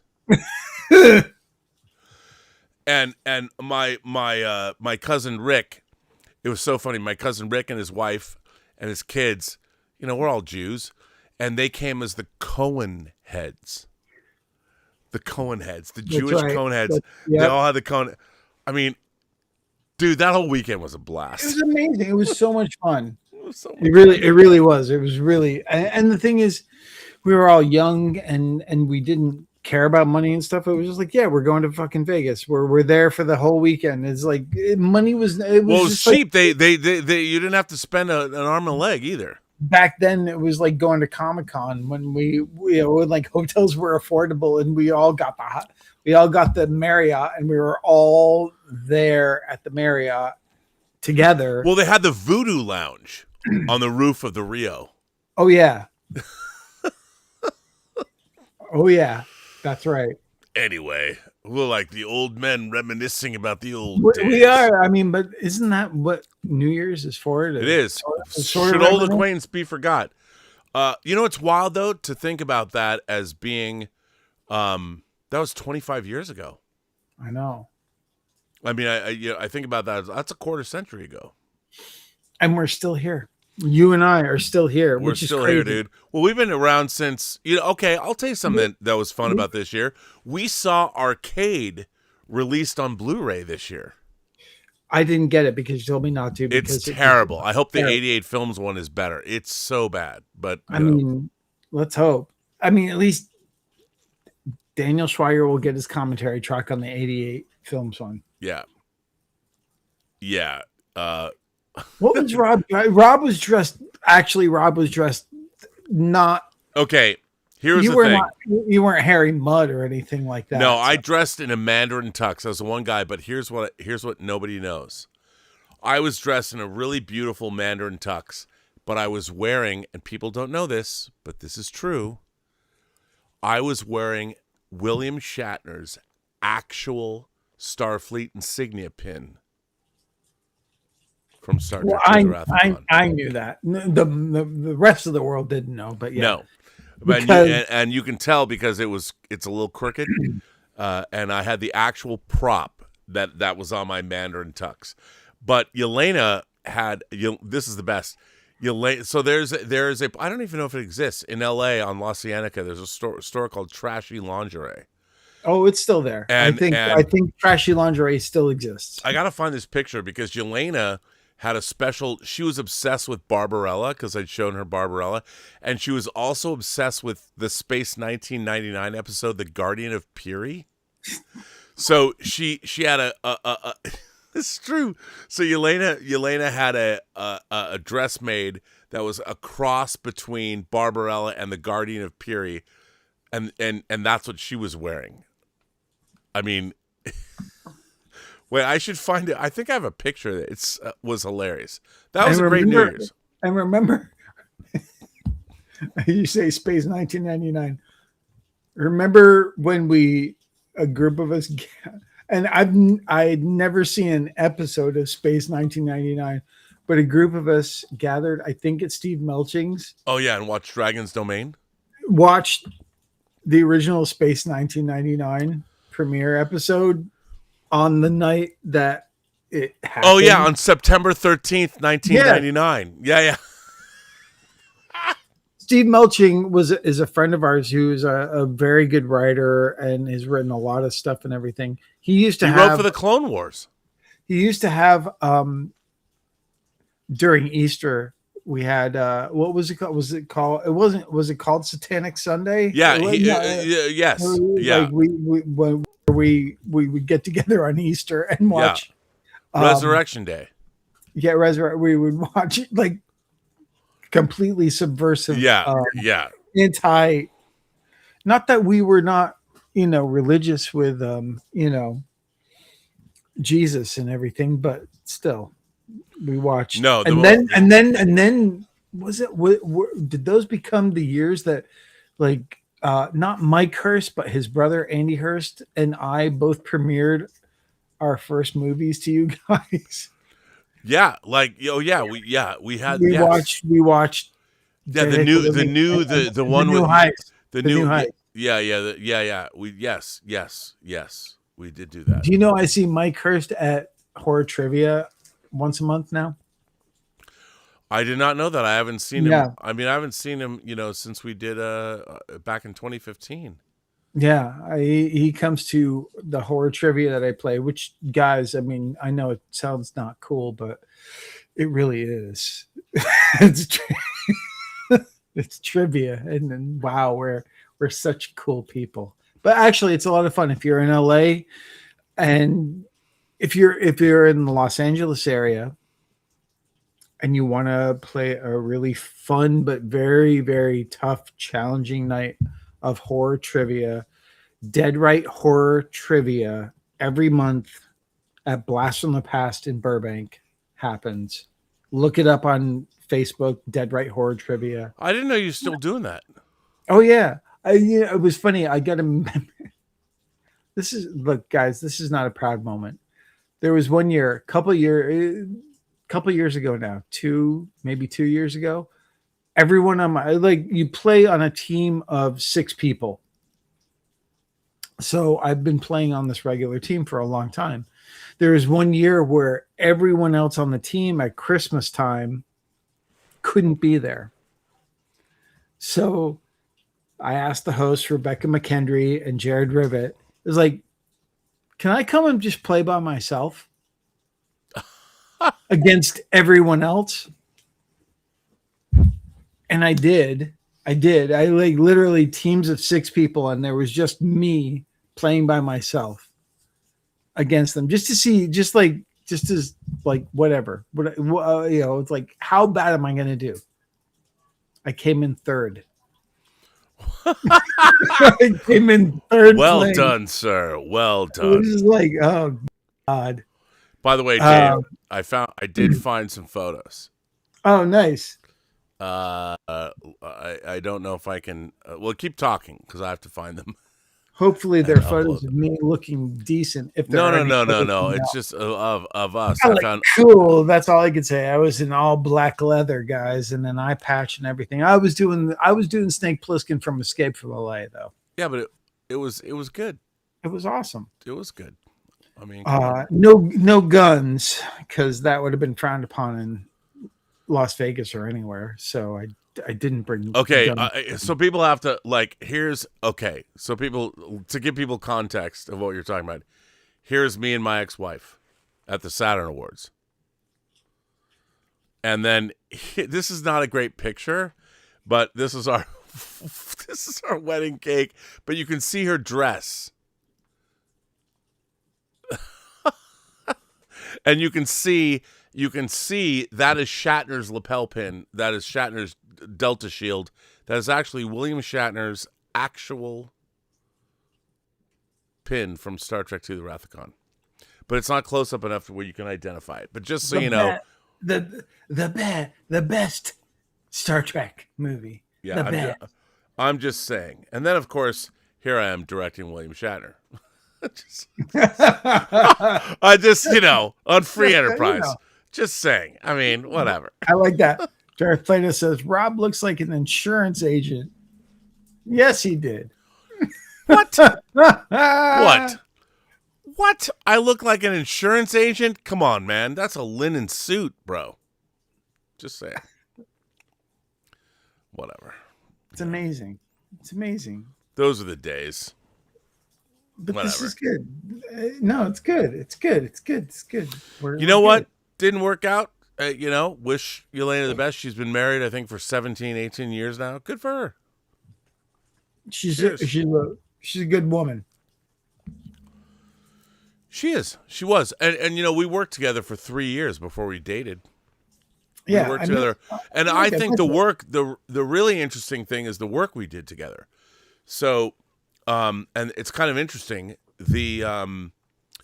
I met my ex-wife working on a series that was a broadcast called Masters of Russian Animation.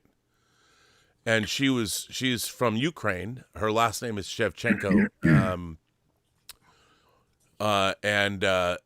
We worked together for 3 years creating these Masters of Russian Animation. We took all these incredible shorts by great masters of Russian animation, and I had to subtitle them, and she created opening and closing motion graphics. And that's how. I worked on those with those people, cutting them down at a certain point. Yeah, I cut the that was the later. I forget those two people, but they were Joan and Oleg. And Oleg Vidov was a famous Russian film star, and he was like the Russian ambassador in 13 Days, and he died. I don't know where Joan is. I don't. But they were so nice. I remember going up to their house and editing down those things into more like digestible compilation sort of things. Yep. Mr. Twister, I remember very well. Yeah, the Russian short. Well, my favorite, if you look, my favorite is film. Okay. Film. There was a Russian, and if you love movie making, you have to go to YouTube and look up film. Totally from the Russian perspective, it's exactly the same as the American perspective. It's unbelievable. Russian animation was really interesting. Really interesting. I mean, that's the funny thing is, like, it's weird. I mean, I'm sure everyone has this type of stuff when they actually start thinking back on the stuff of the experiences that you had and the things that you got to work on and everything that you almost completely forget a lot of the time, and it's just like, wow. I know. By the way, this picture is a summation of our entire marriage, in a way. Uh-oh. I'm just saying. I don't know. I'm not in it, am I? No, dude. I just showed the one that I already showed. Oh, okay. Those are, yeah, the only. You know, what can I say? Because there's so many other photos that we could show that were taken around all those years that could be damning. I don't know what you mean. I never did that. That's the funny thing. Like, never. But we, yeah. Anyway. The cast of characters that would revolve in and out of that area. It was good. That apartment. But oh my God! I mean, our little guest house. No, it was an incredible. I remember so many times where Riggs from Rob Zombie's band would show up, and it's like, wow, Riggs, you're here. And the thing is, he's back in Rob Zombie's band now. Yeah, it was. Well, we had I have to tell you, one of my favorite nights of long abandon was with Stephen Norrington, who directed Blade. I don't think I was no, there. No, you were not there. It was not at our house. It was at a different house. And it was so funny. It was a total 24-hour bender evening. And and he was not a happy guy because it was I want to say it was post-league. I think it was. And he was very full of himself, but he was very angry. And I was like, hey man, Death Machine's awesome.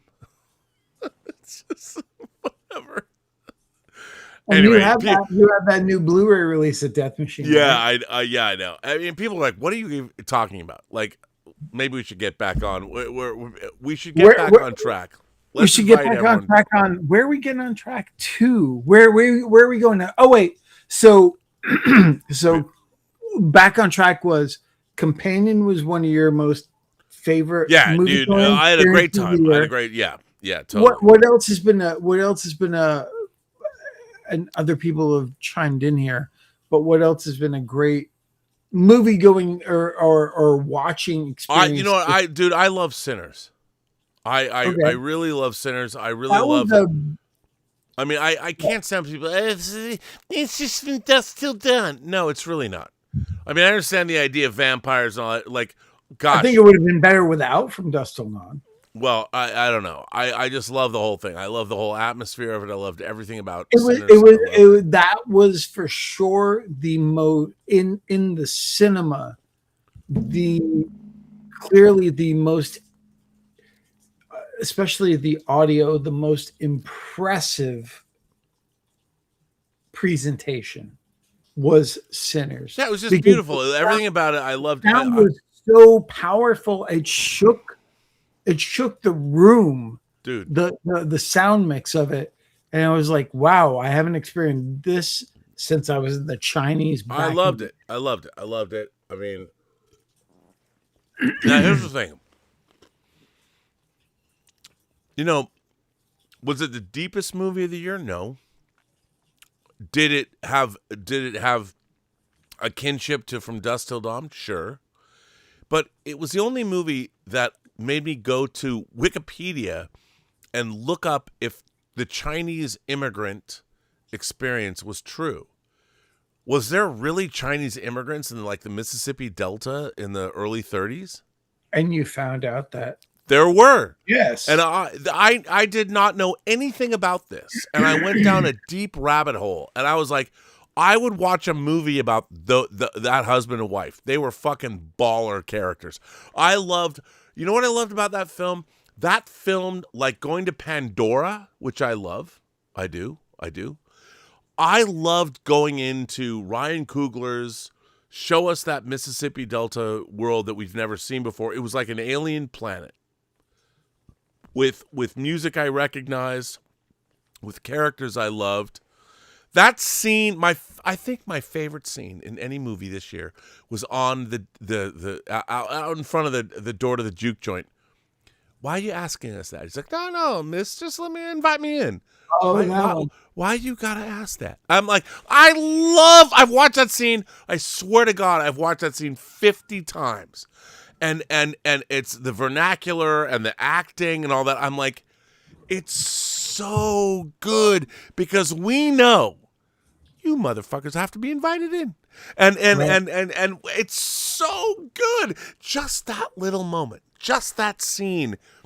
That's what I love about movies. I love that so much. I love it so much. I love that scene so much. Why you gotta ask me that? Why? No, Missy, I was just in there. Because the humans are smarter than you. So good. What else? Give me another one. Give me another different movie. Great. Not favorite movie or anything. Just like okay. I gotta tell. I got one. So Alvaro and I went and saw Anemone. Daniel Day-Lewis's son directed it. It's Sean Bean and Daniel Day-Lewis. It is, the pacing is, it's Antonioni-esque. It is not. There is a scene in that movie where Daniel Day-Lewis talks about taking revenge against a Catholic priest who has abused children. And it basically deals with shitting on his face. And it's like a 10-minute monologue. And there's no one in the theater. There was like Alvaro and I and a Japanese family and a couple of other people. Most people have walked out. There's no one in this theater. And we're in the Spectrum, you know. Right. And I thought this movie was so beautifully done, and this scene comes out of nowhere, and it was hilarious. And I'm watching this scene, and I'm like, I was so delighted by it. The whole delivery and the whole writing of it. I love that movie. I love the way it looked. I love the way it was directed, and it will never get any credit. No one liked it. People thought it was a Nepo baby vanity project, and I just loved every minute I watched of it. And I'm like, no one is ever going to love this movie, but I do. And that's what cinema can do for you. Sure. I loved it. I loved Anemone, and I loved his performance. I loved the way it was shot. I love the whole vibe of it. And, you know, here's the thing. Will I watch it over and over again? No. You know, Paul Thomas Anderson's Boogie Nights came out on 4K recently, last couple weeks. I love that movie. I can watch that movie over and over and over again, over and over and over again. Anemone is not a movie like that. But the experience of seeing it in the theater was transcendent. I loved it. I loved that moment. I loved being immersed in it. I love feeling the power of cinema. And I'll tell you something. People might see it as a vanity Nepo project, but my God, no one phoned that in. That movie was, it might not be anything anyone wants to see or pleasant, but goddamn, it was a beautiful piece of work. Beautiful piece of work. Interesting. So I'm looking at the chat. When I'm looking away, I'm looking at the chat. Jesus, I don't know how to say his name.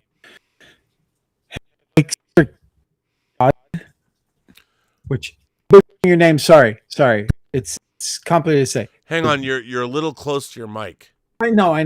He said Jimmy and Stick was an experience. Now, Jimmy and Stick was a film that friends of mine I know made. It was a micro budget movie that my friend Joe Bagos. Yeah, Joe Bagos Bliss. Bliss did this movie at the beginning of the pandemic and shot for 4.5 years. Got released through Eli Roth's new, I forget what the release division is. But yeah, it's an alien movie.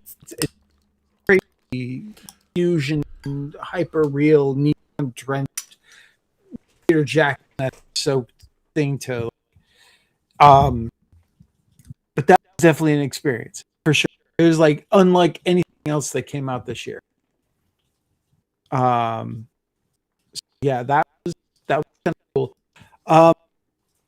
Before we bring our guest on, who I can see is here. I didn't even know our guest was going to come on. And actually, hang on a second. I don't know why there's something weird happening with your sound all of a sudden. Oh, now we're actually buffering. Okay. Yeah, no, that's not buffering. I think it was just to the. Look, I want to make sure that I have to add some graphics and zhuzh. So Dave, please continue. Yeah. While I edit our shot and add our esteemed guest. Bring a little bit here and there, but it might be rain. I don't know. Yeah, I mean who knows? We're buffering. It's buffering. Yeah, there's something weird going on. I mean, there is, they can't quite figure it out. It's happening a lot. Yeah, man, it's totally happening. But we have a very esteemed guest who's, by the way, a fan, a person who's been on the show for a long time. I can't wait to talk to him because he had a great fucking year this year. If I can just say that. Can I say that? Can I say he had a great fucking year? And I'm really excited. And I think that this is the first time we can hype up what he's been doing.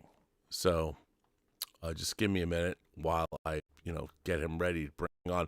So Dave, please opine. Continue to opine.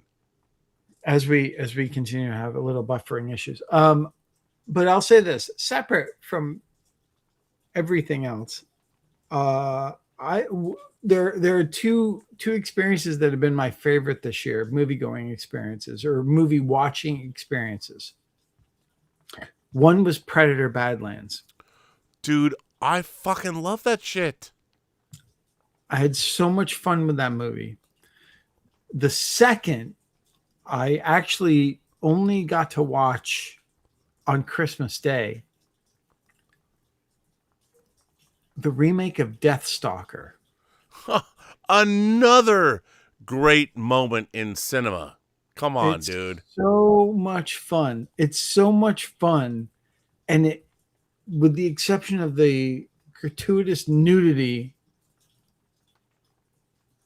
hits everything that you want from the posters of Deathstalker from back in the day. Bro, in the movie. 100%. I mean, my God. Yes. Can't understand anything Dave is saying.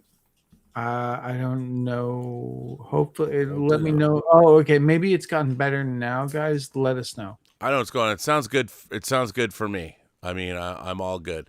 So okay, we're good now. Okay, here's what one of my favorite things that happened this year was. I just got to say this because I feel that this channel, we adopt people and movies and work, stuff like that.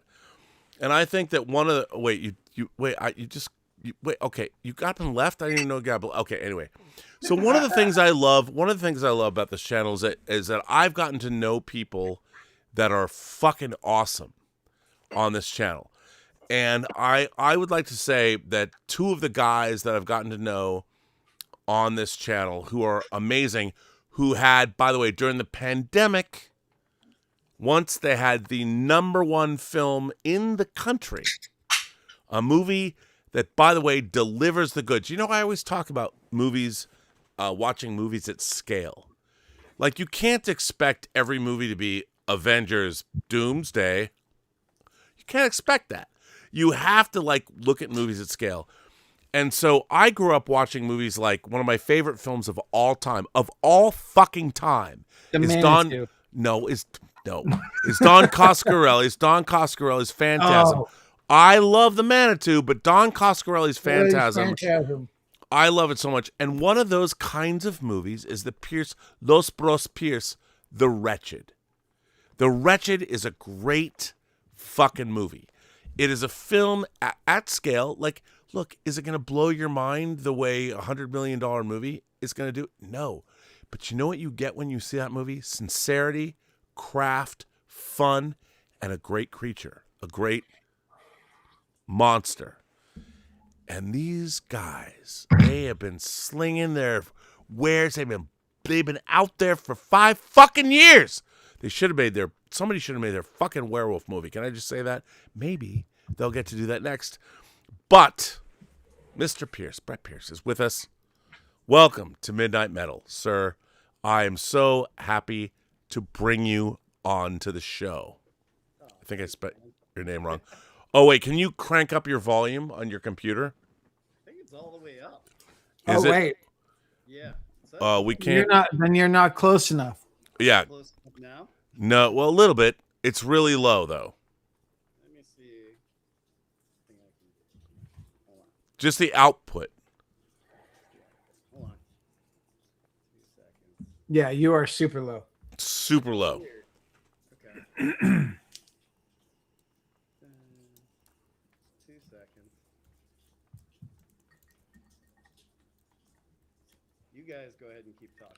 I'll try to fix the output. Well, no, I think I got your name right. Well, we'll go back. So Dave, one of the things that I loved, and Dieter bashed even for Let's Get Physical Media, the Wretched Media books, and I got to have, when I was living in Pasadena, these guys are like us. They're two brothers that have made multiple films, and I thought The Wretched was a unbelievably terrific low budget movie that kicked fucking ass. I loved it. It's so great, and I forget. Brett, when we can hear you. I'm sorry.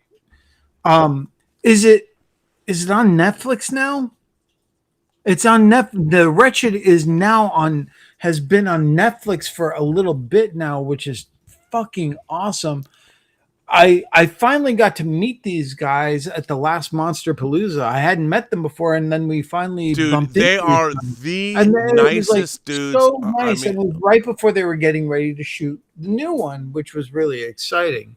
So, yeah, I mean, what a success story! You're still low. You're like super like. Here's the thing. It's an output issue, I think, on the computer. You have to. Hang on. I'll put you on anyway and crank. I'll see if I can do something. But welcome to the show. I mean, let's see. It seems like you're clipped. Like we don't have. It's not even clipped. It's just super. It's like. It's like the mic isn't even on. Yeah. That's what it sounds like. Your mic isn't on. Okay, it's totally on. But come back. I don't know what it is. And I would say this, with them and them getting to get the chance to do this sequel, which is really exciting, until Brett figures out the mic issues, hopefully soon. He figures out. What's other really exciting is that David Pryor has finished principal photography on the movie that he got to direct, again, a new movie that Guillermo del Toro produced. I didn't know that. Yeah. Well, I love The Empty Man. I mean, Dave Pryor was another DVD special features producer that we're fans of, and I love The Empty Man. And my God, because the Fox transition to Disney, and now it's just 20th Century Studios, amazing. But at least The Empty Man is easily available now, and a great version on Hulu. Yeah, but I still have my stinky tuna version of it.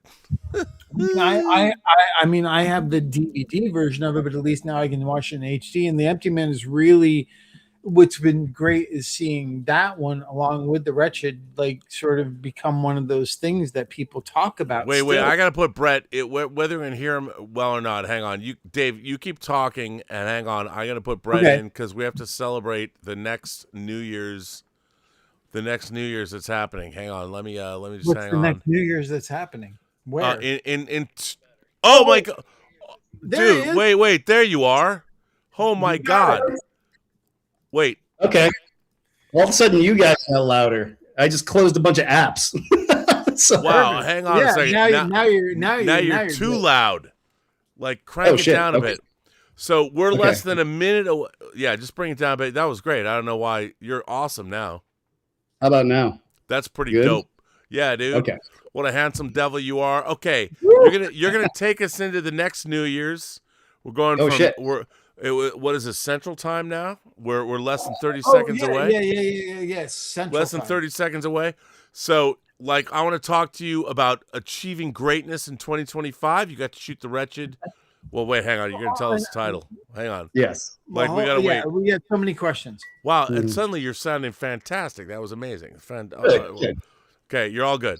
So, hang on. Did I get your name spelled right? I hope it's spelled right. Well, I can't see it, but it's close enough. It looks right. Brett Pierce. There we go. Yep. Jed, what are you drinking, by the way? Some wine that I found on my counter. Fuck yeah. Joel got it is Happy New Year. New Year Central Time. Central Time. All right, I'm going to put you in the show where you can see all three of us. But Brett Pierce, one of the Los Bros Pierce that made The Wretched, you got to make The Wretched. Well, first of all, tell everybody, this is the greatest title ever. Tell us what the title of your sequel is. What is it? Okay. I fought with my brother on this for a while, but it's called The Wretched Devours. Nice. Come on. Yeah. Get the fuck out. That is fucking dope. And I love the fact that it's not, The Wretched Part 2. Which, look, the thing is, a certain kind of movie, if it had been a slasher movie or something like that, the Part 2 would have fit just like fine wine. But the fact that you're crafting your own series with different titles in that way is so much cooler. It's so much better. We dug it. We were just like, as soon as we I had to fight Drew on it for a little bit because he was like, is that cheesy or blah blah? I'm like, no, it's also descriptive of what happens in the movie, so it's like double cool, kind of type thing. So yeah, we bandied back and forth for a little while, but by the way, can I just ask you, you're even now, it's so silly to say this, but you're a little too okay. Look what you're a little over modulated. Is this now better? It's too loud. Yes. Better? Okay. Yes. Okay. And now look what I did. I fucked everything up. Hang on. Yeah. Let me go back to the full frame. Before I was trying to put us all. I know. I mean, I can. I'm now drinking and I have to make it live. But so I gotta ask you. So you guys made The Wretched during the pandemic 5 years ago. It came out #1 film, and you've gone through. You've written so many things. You've had things. So much happened. Yeah. Tell us. Like, The Wretched was I thought it was a real triumph of low budget horror filmmaking, stuff like Don Coscarelli's Phantasm, like 100 other movies that we all love. Sam Raimi's Evil Dead. The Wretched joins that great pantheon of low budget filmmaking that succeeds, breaks through. Why did it take you so long to get the sequel off the ground? And tell us, how did that actually happen? I mean, it was kind of a bunch of different, because the pandemic thing was, I hate to say, weirdly kind of great for us because we came out in drive-ins and nothing else was out. So we got a lot of eyes on our movie and it was very successful. But it was a little bit of a double-edged sword because coming out of it, we met with everybody in this town who ever touched a horror movie. And they're like, man, love your guys' movie. You guys are great. I don't know if we're making movies anymore. There's a pandemic on. And yeah. So it was 2 years of that. But then it was 3 years of, I don't know, 3.5 of writing for studios, just writing various scripts for different places and seeing if they get moving. And, it just, every time we wrote stuff, it was great. We loved it. It was cool to get paid, but it was also cool to work with all these cool people. But, the studio system has all checks and balances. It's really hard to get something made in that system. So, ultimately it was Drew and I had just turned in a rewrite for a studio thing, and it was a franchise horror movie that we were going to maybe reboot. And when we turned it in, it was like a year and a half ago. And we turned it in, and I was just like, I don't think they're going to make this movie. I just have this feeling we've been through this 5 times, it's just I just have this feeling they're never going to make this. Well, okay, let me ask you this. Why wouldn't they make it? It's just I mean, a lot of cases, you never know, but it was a gut feeling with this one. I just turned it in. I was like, I love this script. I think it's awesome. It'd be dumb to not make this movie. It was something we worked on for like 2.5 years. So like we have a lot of dead soldiers in the grave of these like scripts that we wrote, for these people. And sometimes it was, somebody at the studio got fired or left, so the project just dies, or it's, they've changed their what they want to make over the next like year or two, or maybe they're just not happy with us at the moment or something, or the most recent draft. So that's kind of just like the way, you guys know this. It's like, you could write a script for a studio, but probably like 1 in 20 or 30 of those get made if you're lucky, So we just we realized like, hey, I don't think they're going to make this. And we were like, should we write another spec? Because we had written one previously that was doing pretty good. And I was just like, what about that Wretched 2 idea we had? I really want to do that. And we were just like, I'm sick of not shooting stuff. We've just been writing for 5 years and it's been great practice. But it was like, I got to go shoot something. I'm going crazy. And because you're filmmakers, you're not just writers. Yeah. Yeah. And we also know how to put these together. We were able to put it together. Like, so it went from, I'm going to write it, to 3 months later, we had a draft and we financed it. And we were ready to shoot, like we were getting ready to shoot for the next year. So we just kind of like, we're like, let's get on board and do it. let me ask you a question. Mm-hmm. When you're dealing with the studio and the people that have to greenlight these movies, most of them have never made films. They have no idea how a movie is actually made. They deal with the idea of like, okay, these filmmakers check some boxes over here, and then when the movie comes out, we'll deal with it over here. But the actual making of the film is something they have no idea, no clue about. Yeah. And you have to convince them to greenlight your film, or the financiers, and you need distribution or whatever. What I find so frustrating and trying to pitch projects and get things made or whatever, and I have way less credibility than you do. No, you made the Enterprise. Yeah, but that was 25 years. It's really frustrating to talk to people that have no idea. The people that decide how to or who gets to make movies have no idea how movies are actually made. Yeah, and I find that so interesting because, to me, knowing what you guys did on The Wretched and what you had to work with and how much you made the movie for, I would absolutely, if your script was sound, I would absolutely bet on you. Like, I'd put the money down, I'd slide it in, I'd go all in on the Pierce brothers. Yeah. Like, I would never, and you guys have to write all this stuff, and you're dealing with all these people that don't know fuck all about making movies. So they have no idea. They can't say yes to you. Yeah. They can't because all you've done is made this one little movie. They can't say yes to you. They don't know whether your movie is good or bad. Yeah. They just know they can't say yes to you. So you're sitting there writing. You get paid. They'll pay you money. They'll develop it. But then you have to go back, and now you're going to go make your own thing that you created.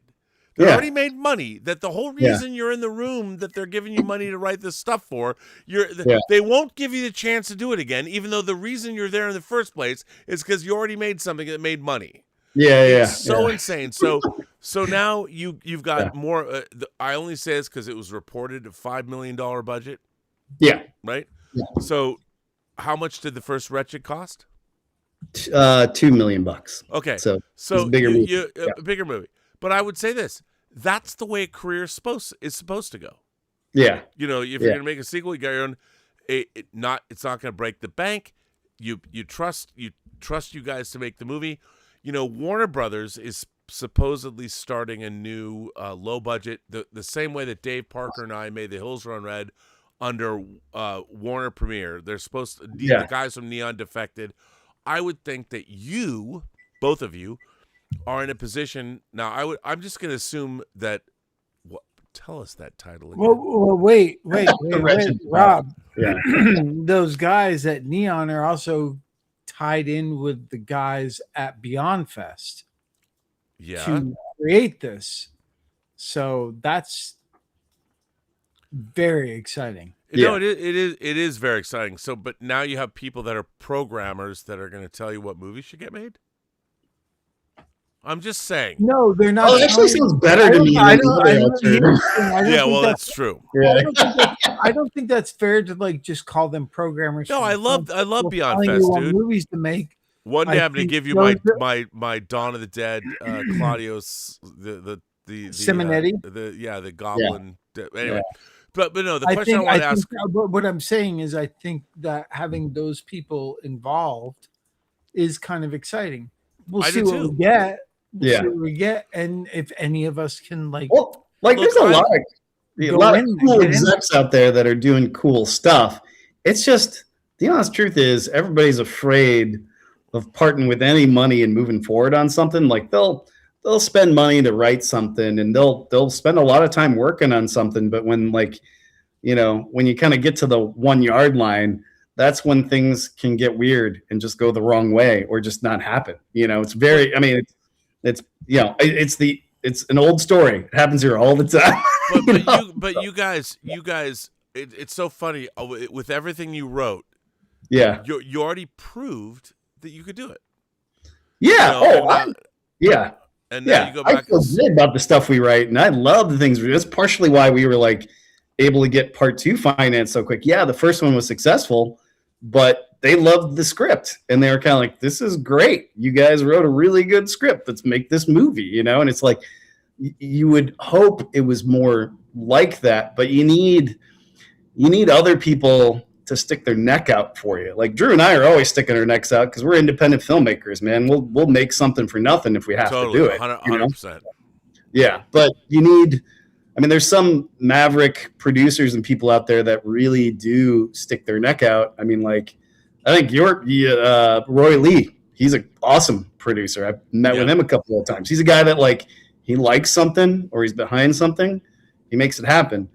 But there's not as many of those as you would hope there are. No, it's just weird. Wouldn't you say, Rob, that Roy Lee, you said before that Roy Lee isn't interested in things that are overtly supernatural? Yeah, here's the thing about it was interesting because the whole reason I met Roy Lee is he actually contacted me because I was Olivia Wilde, who directed Don't Worry Darling, which he produced. The reason he contacted me was I had made comments about Olivia Wilde doing Booksmart, which I loved. I thought that was a terrific film, and she was like tapped to do a Marvel film. I'm like, gosh, I wish she wouldn't do that. I wish she would do more stuff. And Roy Lee contacted me out of the blue and goes, well, she's doing Don't Worry Darling for me. And at first I was like, I didn't even believe it was him. I wrote him back. I'm like, come on, dude. You don't watch my fucking YouTube channel for real. And we started talking and he, he's taking me to lunch. And one of the things about Roy Lee that I love so much is, he's kind of this mild-mannered guy, but he truly loves, great storytelling. But he even told me in the interview, he breaks filmmaking down into 3 parts. The first part is the deal making. The second part is the production. And the third part is the post-production and the release of the film. And he'll flat out say, I'm only interested in the first part. He's like, I want to find great people and great filmmakers like Zach Cregger. He found Zach Cregger and made Barbarian. Then they made Weapons. He's like, I let them go make the movie. And he comes back. He comes from he worked at management companies back in the 90s, and he was the guy that said, why are we all working at cross purposes? He was contacting other people that he knew that worked at various marketing companies or management companies, and he's like, why aren't we all sharing information? So your company is interested in different things than my company is or whatever, and it was an amazing thing that he did to find material. And I asked him in the interview, I'm like, dude, I've been a fan of yours since I read about you finding J-horror films in the early aughts. Like how, and he tells me, he goes, dude, I didn't even have a passport. Yeah. I thought he'd flown to Japan, and he's like, no, I was reading it on Reddit boards. There was no Reddit back then, but I was reading it and he went and found these things, and he didn't know. Like he acquired, Ringu and made the ring, and then the Japanese people had no idea. They're like, "My God, this guy from America, this Korean producer, figured it out." And so suddenly, he had people from Asia calling him.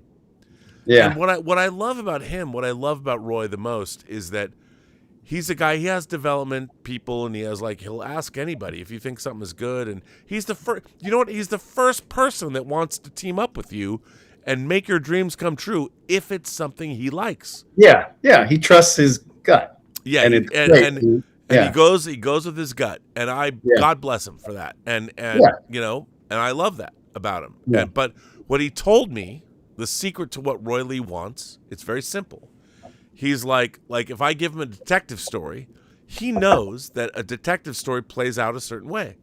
He knows when the first 10 pages, he knows how it's going to end because it's a detective story. Yeah. What Roy Lee wants to do is get to page 30 on your script and read, if it's a 90-page script, by page 60, he wants you to blow his mind. And he wants to have no fucking idea. He's going to be like, holy shit. Yeah. No way. And you know what? That's a great instinct to have. Yeah. And once I realized that, because you know what it made me realize? I'm locked into, especially horror. There are the heroes and the antagonists. And you get to a point where the antagonists get killed. I saw that tonight with the final episode of. Never mind. I won't say. I haven't seen it yet. I'm just saying. I haven't watched it. Tomorrow's thing for me. You bastard! Don't. I didn't say shit, dude. Don't get sloppy on us later and give us all the do. Shut up, dude. Don't even say. I don't know. Fuck off. All the do thing spoilers. Why you got to talk about that? Why you got to harsh your mellow, man? I don't know anything. But no. So the thing is, I'm so happy you guys got to make. Tell us that great title again. Oh, The Wretched Devours. I fucking love that. I love hearing you say that because I was making one time we were having a conversation. I was like, I can't wait till it's The Wretched Deflowers, though. That's five sequels down. The Wretched Deflowers is the porn parody. Hell yeah, that's the Axel Braun version. Exactly, that's my speed, man. That's what I get, the porn version. And by the way, the old witch that shows young boys everything they need to know. That's right. And I'm going to bring Edie Williams out of the grave. Laura Gemscher, Black Emmanuel. No. Who is the star of Andrew Blake's Dreams? Zara White. Thank you. House of Dreams. That's the one. House of Dreams. That's who I'm bringing back. Okay, House of Dreams, man. House of Dreams, the greatest MTV neon-drenched sex film ever. Oh, and as we're saying MTV, rest in peace, MTV. Oh yeah. Who would have ever thought MTV would have been gone? It's gone. It's gone. It's gone today, right? Yeah. Like, officially just no channel, doesn't exist in any capacity. Gone. That's great. Oh man. Bye MTV. This is what a sad fucking commentary. And we're gonna be in a world, guys. It's gonna be Netflix and Netflix only in like 5 years. Hey, as long as we can work for them, I'm fine. Yeah. I'm a whore. I don't care. Yeah. So Brett. Oh, sorry, my brother's watching. Sorry, I don't mean I'm gonna be a. Well, I'm sure my brother had some theories about that, but I really try not to be a whore. But, wow. Wait. Hang on. No, my brother was in the chat. My brother was like, hey. I'm like, oh, fuck. Well, there's an inappropriate comment from DUI Champ. DUI Champ says, his name is DUI Champ. I know. He says, Happy New Year, Rob. Since you're lubed and revealing stuff, did anyone in the production of Free Enterprise get to F the lead actress from the movie? Oh my God. She was a smoke show. Audie England? Audie England. Now, yes. I'm not going to say that Rafer Weigler. Yes. Look, I love Audie England, but do you know who Audie England got married to? This is the best part. Audie England was the most delightful. She was so delightful. She was great.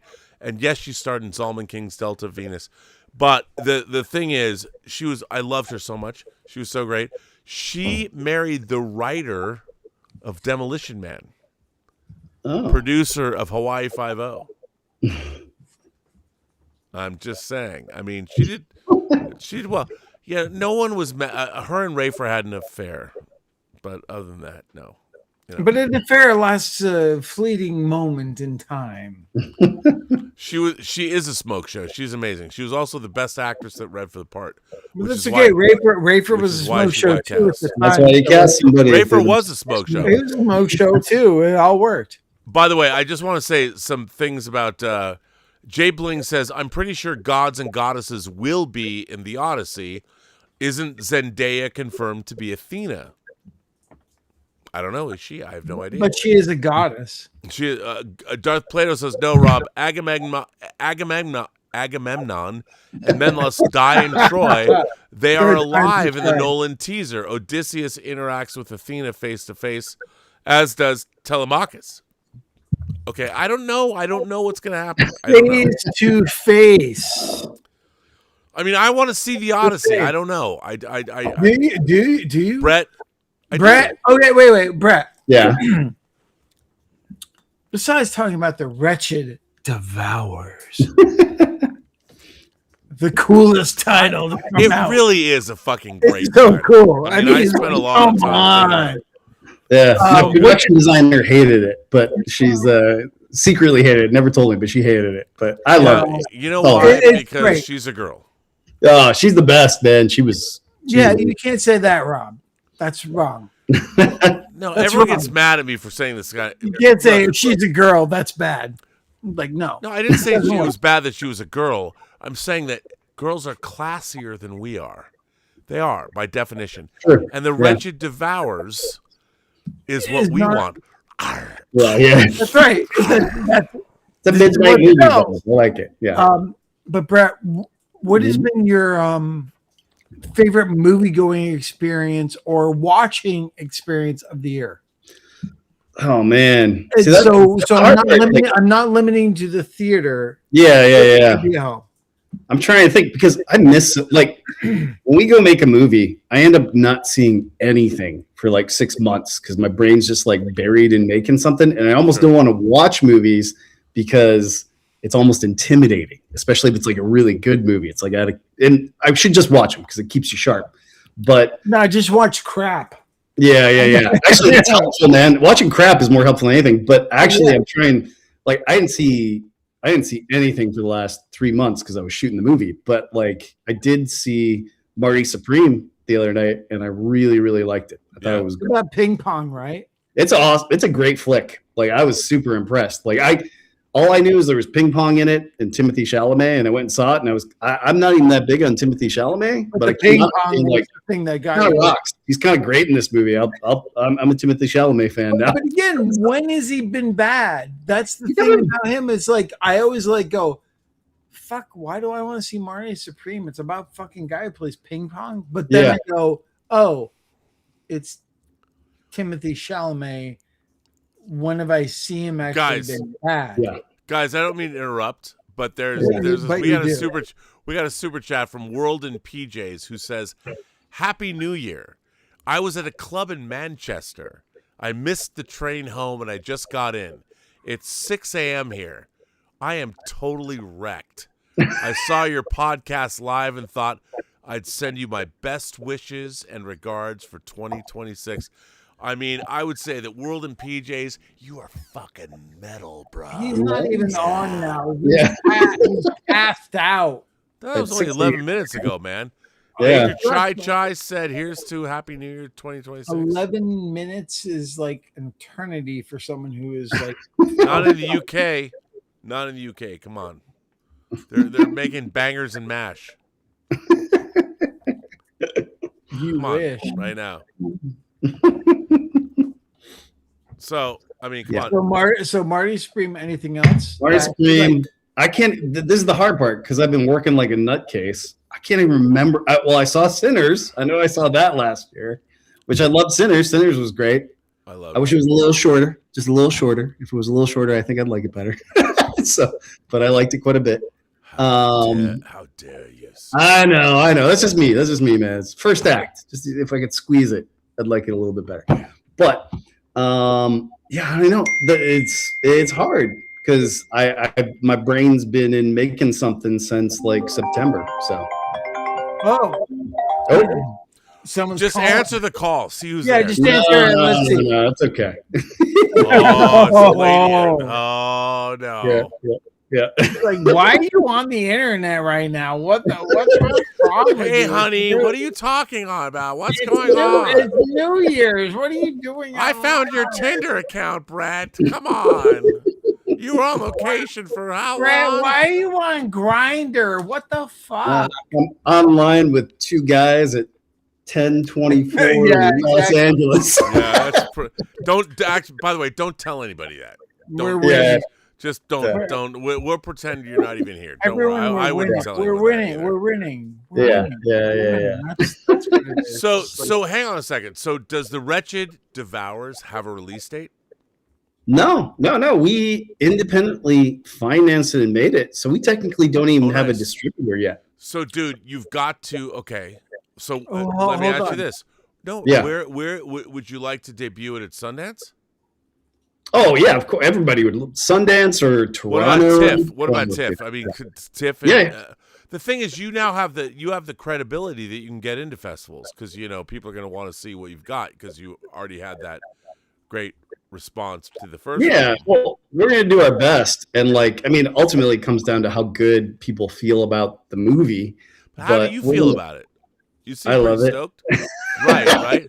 Yeah, I love it. I'm so excited about this movie because we just swung for the fences again with just like the last movie was hard to make. Yeah, dude. Fuck This yeah. movie almost killed us, but I loved every second of it. Like I have a toe that has no feeling anymore, a big toe, because it was on my feet 15 hours a day for almost 8 weeks straight. So That's the sign. That's Yeah. the sign of a good movie. yeah. Is it the Phantasm 2 of the Wretched series? Oh, I don't know about that. What about the Evil Dead 2? It's close. You know what? What's going to be weird is after we finished it, and I should never make this comparison because these movies are too good, but this movie's definitely inspired like James Cameron and Aliens and Terminator 2. Wow. Okay. Yeah, kind of weirdly, but yes. So You should don't ever be ashamed to make that comparison. Hey, it's in our I blood. mean, the Wretched does devour. Yes. She's not messing with one family this time. She's tearing through a whole town. So yeah. Oh, come on now. Yeah. I'm in. I can't wait. I mean, I really did love the Wretched. I really did. I was delighted by it. Thanks, man. Dieter Bastian getting those media books from Germany. Yeah. No, I mean, it was the first one was Who? last. Dieter Bastian, Dave. Who? Dieter Bastian. Who's that? Yeah. Who's Dude, that? I mean, the Wretched. I think the Wretched for me is a movie. Like I met you guys through this channel, but the Wretched is a movie that it cements. Let's get physical media. We've been doing it for like 5 years. Yeah. Now, Yeah. but the Wretched is a movie that we own. It might be the first movie that Let's Get Physical Media owns because of Dieter Bastian. Getting those You media gave me books. my first physical copy of a 4K version of my own movie. Wow. No, I didn't. Dieter Bastian did. But you guys I just delivered. Yeah. I mean, Well, when I got it, I was like, "Holy shit! I can't believe this is real." I mean, but that was to me that was the power of YouTube. Yeah. I thought that to me your movie, I will always have such a warm place in my heart for the Wretched because of the pandemic and then meeting you guys and Dieter and all this, and I realized if nothing else, the great thing about my channel in particular is I met Dieter because I was he was just a guy we talked on the internet and he sent me stuff, and I'm I need the Coke release of Rollerball. The 4K release of the original 1975 Rollerball. Can you send it to me? And we just started talking. I'm the kind of guy hey man, let's put on a show. Yeah. You know, and suddenly we started Let's Get Physical Media, which I look forward to. Of course, it's cost us a lot of money, but and The Wretched was the first film that we got to like all share together. Yeah. And it was cost you a lot of money. You get all this stuff from Kino Lorber for free. Yeah, but let's cut the bullshit. but out. dude, I did After not get the you second get sight it. possession, and I'm driven to distraction. And if you want to get it, it's like $250. You can afford that. Afford it for what? Dude, are you kidding? I'm gonna get. They're gonna foreclose on my house. Give me a break. Just sell that fucking. Oh wait, the Dawn of the Dead game is missing. Where is it? Where's the Dawn of the Dead? Oh, just sell that and you can get the possession. Slave gave that to me, and I'm not gonna sell that. I am not. That is still sealed. I will never. A friend of play it. Brian He'll never play Slave. it. He will never enjoy it. He will never know the joys. Oh no, I of the played Dawn this, of and by Dead the way, game. there's a Hot Toys James Dean figure right next there. I will never unseal that. A friend of Brian's gave that to me. I will never unseal that. That's right. He will never unseal it, and it will be in his grave if you want to dig up his corpse when it happens to get it. It will be there. He will be clutching the. By the way, Dawn of the for Dead those game. of you who know His strategy dead games, hand. this Dawn of the Dead game is fucking dope, dude. What is it really? Strategy game. What is it called? It's just Dawn of the Dead. It's a It's Dawn like- of the Dead game. It's set in the mall. You have little pieces. This like came Risk, out in like right? It came out in like 1979. Oh wow. I think you should open it and we should play it right Is now. it sealed? Yes. Oh my god. I Yes, think we should it's open it and sealed. play it right now. Oh, I think, God. I think How about this is the time. no? I don't care. Look, I don't care how drunk I get. There is You're no not even fucking drunk way. yet. You're not I even will drunk not- yet. No. Oh, come no, on. 2 hours Nope. later. Nope. And you know what? Please what? open it. Please No, open Dave, it and show us the no. figures. No. and I used to play this with my friend Mike Shirts. No. I will never ever open this game ever. Come on, be cool. Be cool, man. No. In a world where one man has One man holds on to a game that he'll never play. I did play. I played it when I was a kid with Mike How do Shirts. people feel that he'll never play? Okay, the I game? did play it, and no, I will never open it ever. By the way, you know what? Nobody today, if I opened it, would ever appreciate it. I would. But back in 1979, it was Hey, very Brett much and I would if you No. open Yeah, I mean, if you opened up your Okay, we could guys. play it. We Guys. could play it online. Yeah.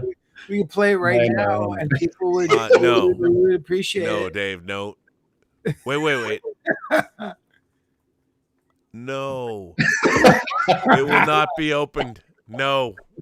Okay. No. People ask me to save them, and I say no. You know what? Let me get Rorschach to say no. I mean, who are all these? I see Snake Plissken, the only cool figure on that row right there, Oh, really? You don't? think Super- next to the comedian. Not fat fucking Marlon Brando. No, that's not cool. Snake Plissken. should Okay, be wait a over minute. here. You got Snake. Wait. Snake Wait, Snake Plissken. Plissken. You should move Snake Plissken over to where Brando is. Just switch him out. Or No, the man, I Crow. just put that up today. Come on, give me a break. You know what? That's the coolest figure, Prince. I never meant to cause you Just any because sorrow, you, Dave. You and Brando. And there's Eric Draven. There is the Crow playing in the same band with Prince, Freddie Mercury, Jimi Hendrix, David Bowie, and John Lennon and Elvis. But just because you like Brando because his hair resembles yours doesn't mean you shouldn't have Snake Plissken over next to your shoulder right there, right there. Dude, this Hot Toys figure was never officially released in the United States. Well, I can see why. Do you know how much this figure is worth? How much? How old is it? This is from Superman Returns. So it's 2006. Too Okay, much. that's Too right. much. This is now It's worth- 20. This figure is 20 years old. Wow. Stop aging us. Well, he My does son. kind of look like you, Wait, Rob. is that me? Yeah, the hair is similar, right? My You know, son. If he was only wearing a sweater, it'd be great. Oh yeah, give me a hard time. You know, Yeah. it's fucking cold in here. I come from Seattle. I love sweaters. You don't have a space heater in there? No, I do. I just haven't hooked it up yet. Why not?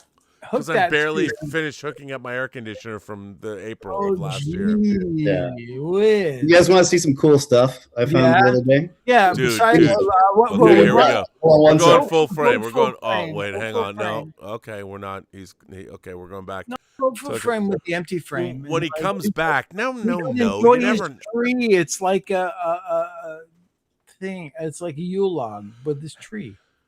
Hang on a second. We got some more.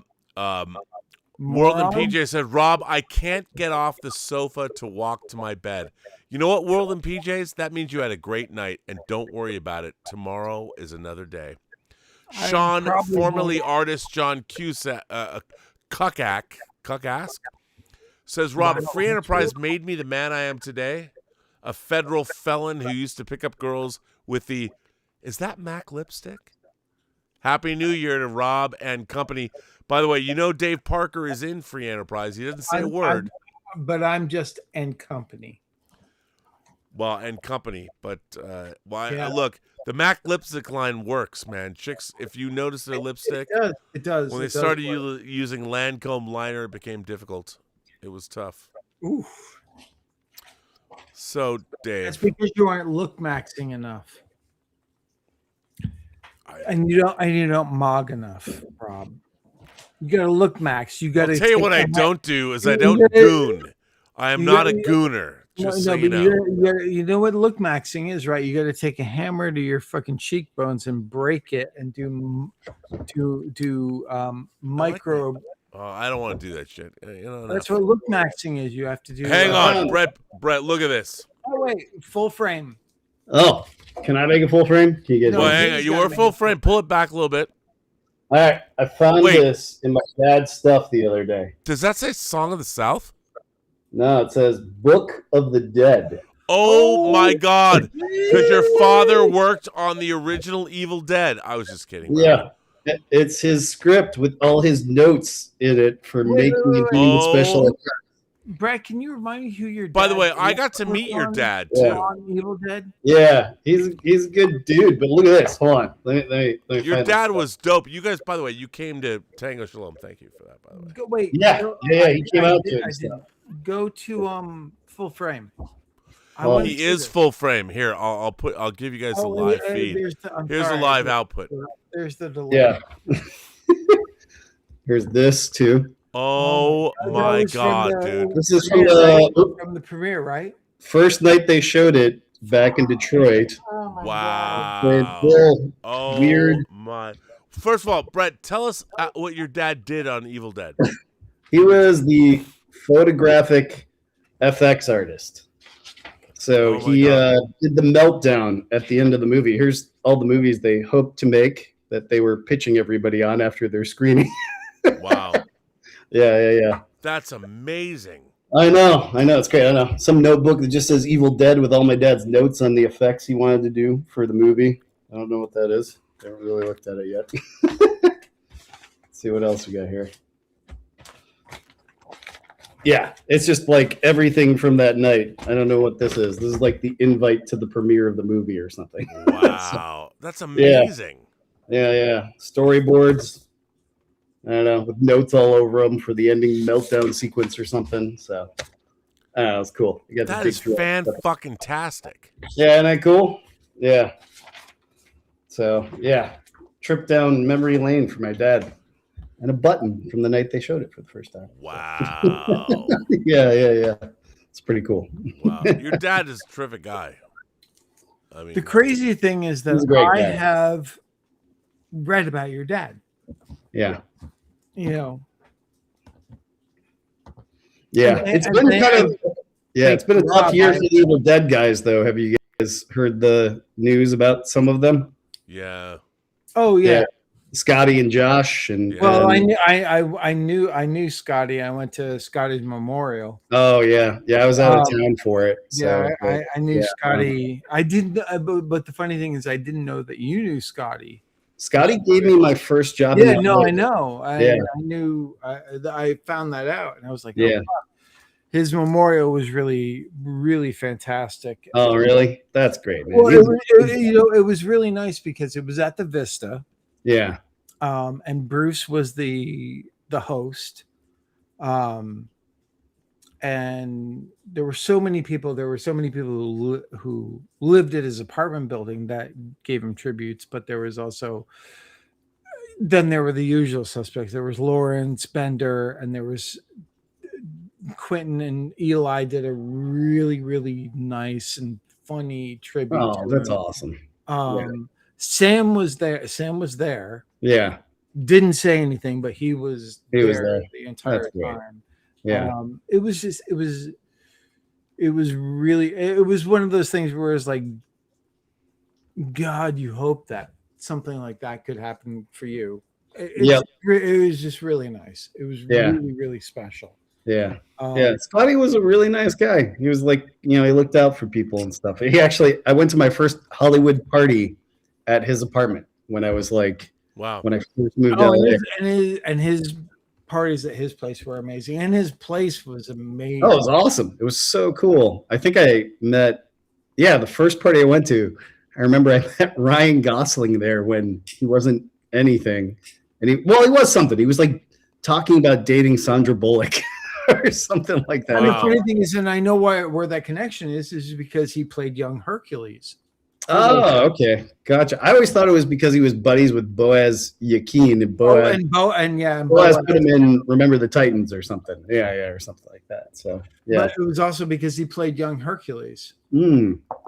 For Rob and those guys. So yeah. But that was a really sad. Yeah, not to talk about sad stuff on New Year's. Yeah, I know. And two of the Evil Dead original crew passed away, so which is a bummer. So I mean, but we're going back 40 years. So which is amazing. Look, I mean, I worked on Army of Darkness, which to me was, I mean, that was a highlight working for Tony Gardner at Alteran Studios. I was just a PA, but going up to Acton where they shot in the castle and I got to go to the Introvision stages. I was at the Introvision stages too when they were shooting the Pitwitch stuff. The Pitwitch stuff. I was there for that. It was amazing. I mean, I had the best time, and I met Sam Raimi for the first time. He was like dating. So when I worked at Warner Brothers in '89. Oh, was it Lauren Green's daughter? No. Lisa Isn't Henson. that who he married? Oh, it was Lisa. Oh, it was. So when I worked at, and then he married Lisa Henson. So in '89 he was like dating Lisa, and Lisa Henson was very. I wish I could tell her one day. I should call her up and tell her, but she was very nice to me, and she really inspired me a great deal. And she was one of the senior vice presidents at Warner Brothers when I worked there. And I would go live there. I practically lived there. I would go every day after work just in her office because she stayed later than anyone else. And she had a wall full of comics and all kinds of stuff. And she had like a comparative mythology degree from Yale. Oh, wow. And she told me, she said, Sam Raimi is scoring Darkman on the Warner Brothers stages, and you should go meet him. And I met Sam Raimi we went where the Snack Shack was in the Warner lot, and I went and met him, and he takes me down and goes, "Oh, you're gonna meet Danny Elfman," and I'm like, "Oh my God," because I was such an Oingo Boingo fan. Mm. And I got to meet Danny Elfman and watch some of Darkman being scored, and then I ended up working for Tony Gardner, who did the effects for Darkman later. Yeah. So I brought my Japanese Evil Dead Laserdisc, and I know, right? And the fact that there was no American Evil Dead Laserdisc, only in Japan, and he wrote Beast Witches, Sam Raimi. I remember meeting Sam and Bruce back in the early 90s, around probably the Army of Darkness times, maybe a little before, because I knew Darren Scott and Courtney Joyner and Jeff Burr, and they all knew They all these guys, once Sam and Bruce, those guys came out to LA, they all hung out. Yeah. So when I was there, it was like they would throw parties and I would meet. I met them there, which was just kind of mind blowing at the time. I mean, sad part is they wouldn't remember who the fuck I am now, but like, oh yeah, buddy, yeah, that's great, buddy. Oh, but they were like Scott. I was like, yeah, buddy. Hey, man. Hey, pal. Hey, man. Hey, pal. hey, good for you. Yeah. Like it was like around that time. I remember. I mean, I'd just been out here for a little while, and I'd gotten to know Bob Murawski, who is the editor of most of Sam's stuff now. Yeah. And I went to. They were editing Army of Darkness off of Hollywood Boulevard on Hollywood Boulevard at a bank building, like upper floor, and going up there and like seeing some of the stuff they were cutting as well. It was like at that time it was just like it was amazing. I had to change your lower third, Brett, to nice. The Wretched Devourers. You know, a long time ago, Bruce Campbell, I think I was 20. I made a super low budget like horror movie for $3,000 with like 3 other director buddies. We shot simultaneously for 4 days straight, made a terrible horror movie out in the woods with girls in skimpy outfits and gory effects and stuff. Total rip-off of Evil Dead. Total rip-off. And we cut it together for like no money. And we got Bruce to like, we're like, hey, Bruce, I want you to come watch my movie and tell me what you think. And I was like, we're going to get a screening room. And he's like, no. I want to watch it on like a shitty TV in a shitty apartment the way 90% of the world's going to watch your movie. Wow. So, yeah. So we invited him over to my buddy's apartment. We played it on a TV and he watched it. And I mean, it was rough. It's not a good movie. I mean, it's good for a 20-year-old like trying to make this movie, but he goes to leave and he's like, your sound mixes all over the place. It's terrible. Color correction. It needs to be color corrected. Needs all this other shit. You need to dump in like $100,000. I'm like, we spent like $3 or $5,000 to make this movie. And then my buddy starts heckling the other director. He's like, I need a quote from you, Bruce. You need to give me a quote to help me sell this movie. And he's like, you want a quote? It didn't suck as much as I thought it would. So he says that and he walks out the door. He closes the door. And the next day we call him like, hey, Bruce, can we use that quote for real? And he's like, yeah, sure. So we put it on the poster and we flew to Sundance and we sold that shitty little $3,000 movie for $20,000 to a distributor in Germany. That's great. And what's it called? Oh, it's called Dead Undead, like dead/undead. It's terrible. We made it for no money. It's like stars. It's called Deadheads 2? No. Deadheads is what we made later. Okay. Yeah, we made that like 5 years later for $100,000. But Dead Undead is out in Germany, and like I've seen the disc release, and I had somebody translate the back, and it pretends that it's Evil Dead 4. So. Oh my God. Yeah. It's great.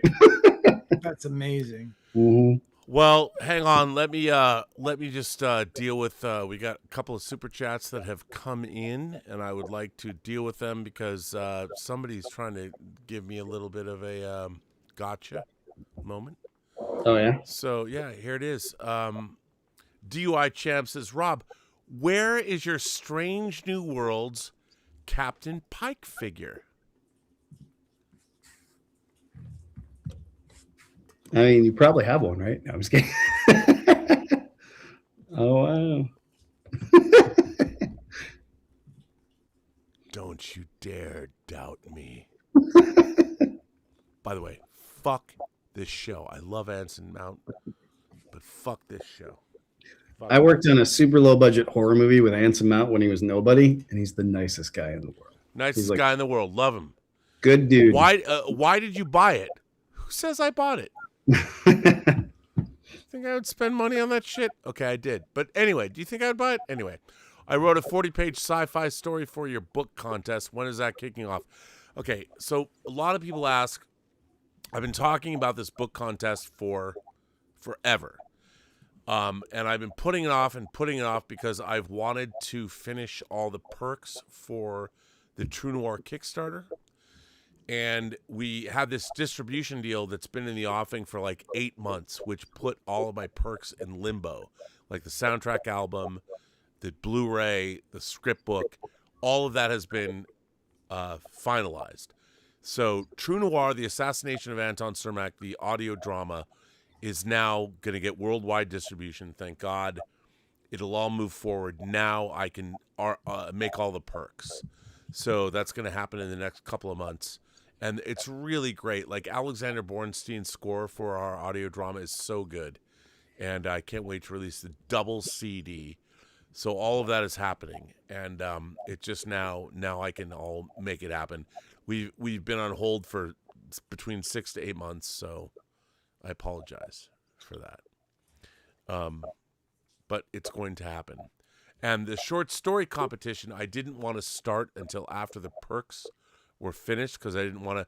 But so for those of you who don't know, I've been talking about doing a short story competition called I've always wanted to publish a book, an anthology that 5 years in the making. Yeah, it's called The Imagination Connoisseurs, and we're going to launch it. It's going to be a short story competition, and it's going to cost $50 to enter because I don't want a bunch of people printing shit out from AI or whatever. And there's 2 real editors who are going to edit the stories. So it's going to start in the next month, probably by January 15th. I have everything done, all the legalities finished. So if you want to watch or write a story, it's 10,000 words or less.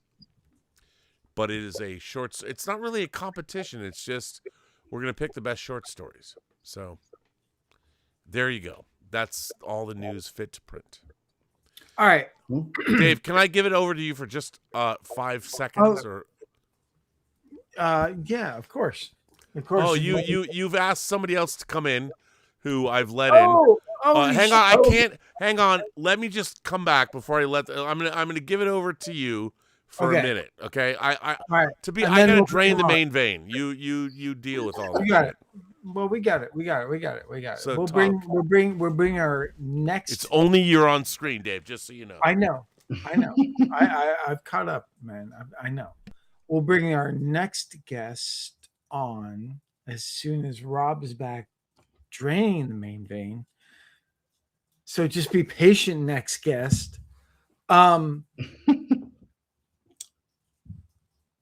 So yeah, how's everyone doing? It's New Year's. It's crazy. We're here. We're doing this, which is wild, isn't it? Thank God Rob has finally stopped talking. Oh my God. Can we just all just like go, take a moment? No, I'm kidding. How is everyone? Yay. I'm so good at this compared to Rob. Yay. Yep. That's it. Empty space. So we can still hear you, Brett. So your thoughts on the new Deathstalker remake? Oh. Well, how you been, Dave? What's been going on with you, man? It's just been, the year has just been so giving in so many ways. Yeah. It's just been a cornucopia of good fortune and all goodness. Actually, the year started out really, really good. I was working on a project. It afforded me to go to the producer sent me to Malta. Oh, nice. I was just the editor on the project, and they sent me to Malta, and I was there, and I was assembling, and it was a really, really good experience. And Malta was fantastic. I mean, we got to see, pretty much Malta is a really small place, so I got to experience kind of almost the majority of Malta. Yeah, it's the place where they shot Popeye, and I went to. Oh, nice. Okay. The sets are still there, standing. It's become sort of an amusement park. So I got to see that and experience the culture and everything. And then when we got back, it became a little challenging as far as from the producer's perspective goes. So the rest of the year became really tricky. And Yeah. Have you been cutting the movie since then, or is the movie still kind of up to you? we worked on cutting the movie for a while, and then we had to unfortunately stop, that's the thing. It's I'm back, and I'm going to get our guest, our latest guest, who has had a great year. I want to get him in. So, yes, he's had a great year. Well, I would say so. One of the great surprising, one of the delights of 2025. But hang on, let me just get him in. Hang on, he's been here before. But you guys speak amongst yourselves. Let me just. Okay. I have a little it's a live show. I have to make sure I know he was going to be here. Let me wax rhapsodic. Thank you. It's all good. Our next guest. Hang on, don't introduce him yet. I'm just. I have stuff I have to do. By the way, I love our next guest. I love this guy. He's fucking dope, dude. Yeah, anyway. He's much more sober than all of us. He's look. If there's been one person this year that is, for me, been very challenging and trying, this has been my rock. This guy has been. He's listened to the good, the bad, and the ugly, and the really ugly. He's just a great guy. Wow, dude, you have to keep talking because I'm trying to find all the extra graphic elements. Jesus Christ. Dude, I didn't know. This is starting to feel like The Masked Singer or something like that. No. He has dulcet tones. He doesn't like to share his singing talent, but he's got it. He's got a lot of rhythm. He's just, come on. He's the greatest. And are you ready yet, Rob? Or no, what? dude, I'm not ready.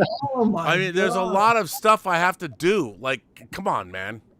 Keep talking. Okay, you know what? I'm gonna bring. I can bring him on, even though I don't have any zhuzh. I got no graphics. I got nothing. I'm gonna bring him on.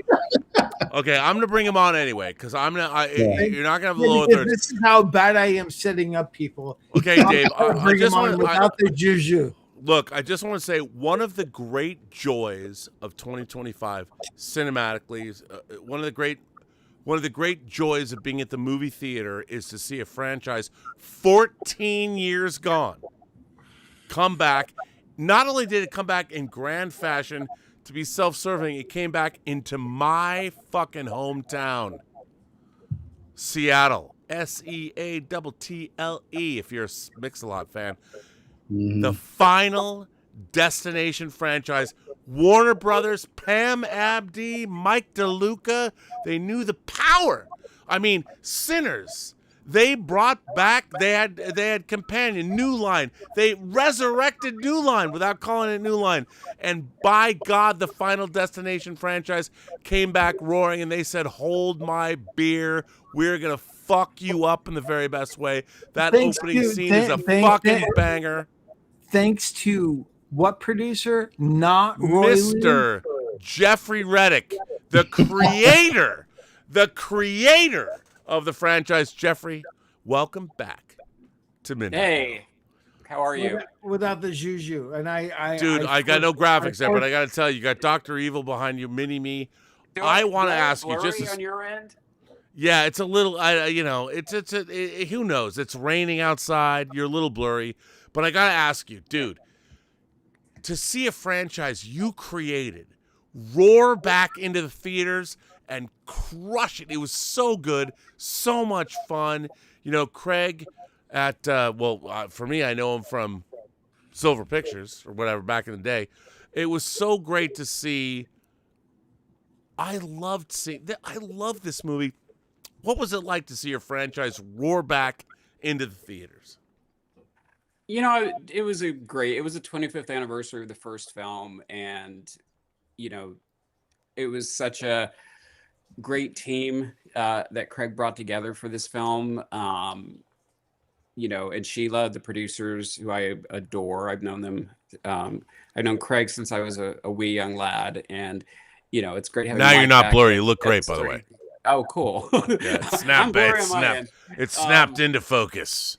But you know, it just when I talked to Guy and Lori before they started the script, and you know, I got to meet Adam and Zach, and they were just such big fans, and everybody kind of really approached the franchise or the newest film as like, we want to make us happy as fans, but we want to make the fans happy. And John Watts came up with a great, you know, story that I thought was just a fresh new way into the franchise. So, you know, just very grateful. You know, 25 years is a long time, but you know, seeing Tony on screen one last time was Oh my God, so great. so amazing.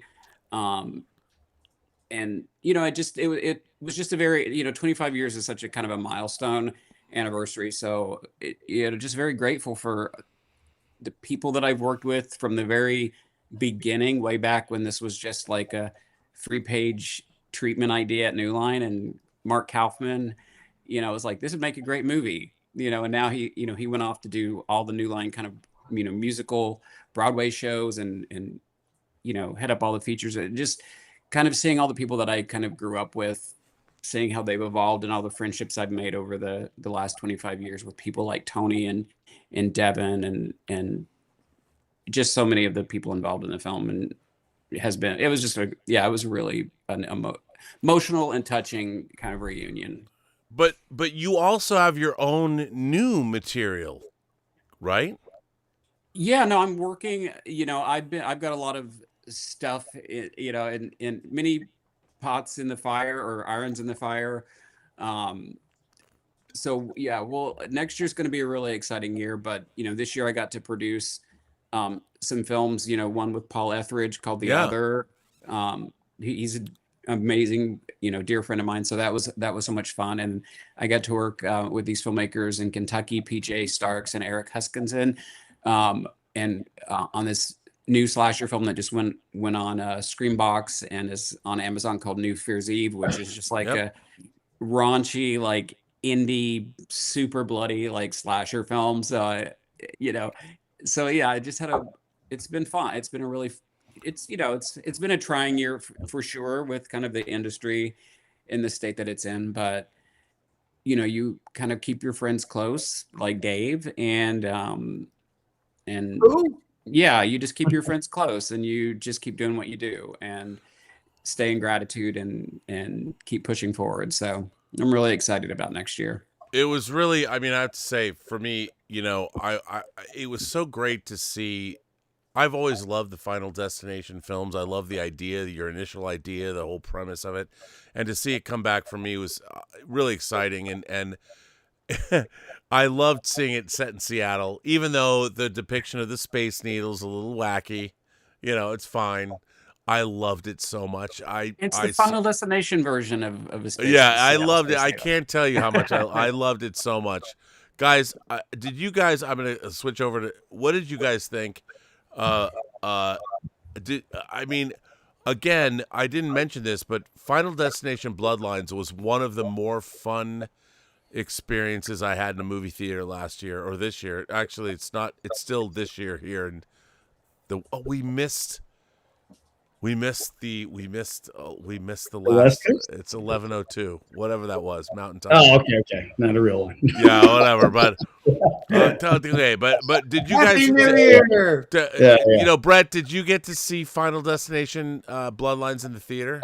I did. My brother and I. It was actually something we saw a little bit before we were really ramping up on the new movie. So it was really inspiring because, like, it's a funny thing is that, like, sometimes movies don't get enough credit for just being clearly totally entertaining and working so well. Right. That's like really the hard thing to do. That's the hardest thing to do. Like, everyone's always worried about theme and relevancy and all this other stuff. And that stuff is really important. But to just be clearly entertaining on a level that connects with everybody is like the hardest thing to do. And Drew and I saw that movie and we're just kind of like, we were so impressed. We were just like, this is so much fun. Like I haven't had this much fun at a movie theater in a really long time. Yeah, it was, I don't know. It was very inspiring, like going into making a movie where you're just like. By the way, I'm bringing Jeffrey into the shot, yeah, so we're all four in the frame now. A filmmaker a long time ago, his name was Richard Rush. I met him. Dude, who directed The Stunt Man and yeah, my dad did the Bean. My dad did the special edition release of The Stunt Man. That was his for Severin, which is now coming out in 4K from Radiance this year. Well, he did it, and I always remember like I was swimming in a pool at Richard Rush's house as like a 16-year-old kid, and he was talking about like Kundun, and he was like, "I just saw Kundun." And he's like, "Beautiful photography, you know, amazing performances, boring." I was like, and he's like, "The number one thing is don't be boring," and like. The last Final Destination movie is the least boring thing I've seen in so long. And that is like, that's the hardest thing to pull off. You know, they did such a fantastic job. It was just a blast from beginning to end. So. I got to ask Jeffrey, I mean, you conceived of the whole idea and like for a quarter century, you know, it still becomes relevant. And correct me if I'm wrong, wasn't this the most successful of all the Final Destination movies? Box office movies? Yeah, definitely. Yeah, and I think it was probably, you know, built up anticipation too, but also I just think they did just a wonderful job on the film. Like the word of mouth was great, the marketing was great. It was again, there was just so many special things about it. And yeah, it killed. I mean, Warner Brothers had a great year with they made $1.2 billion on horror films.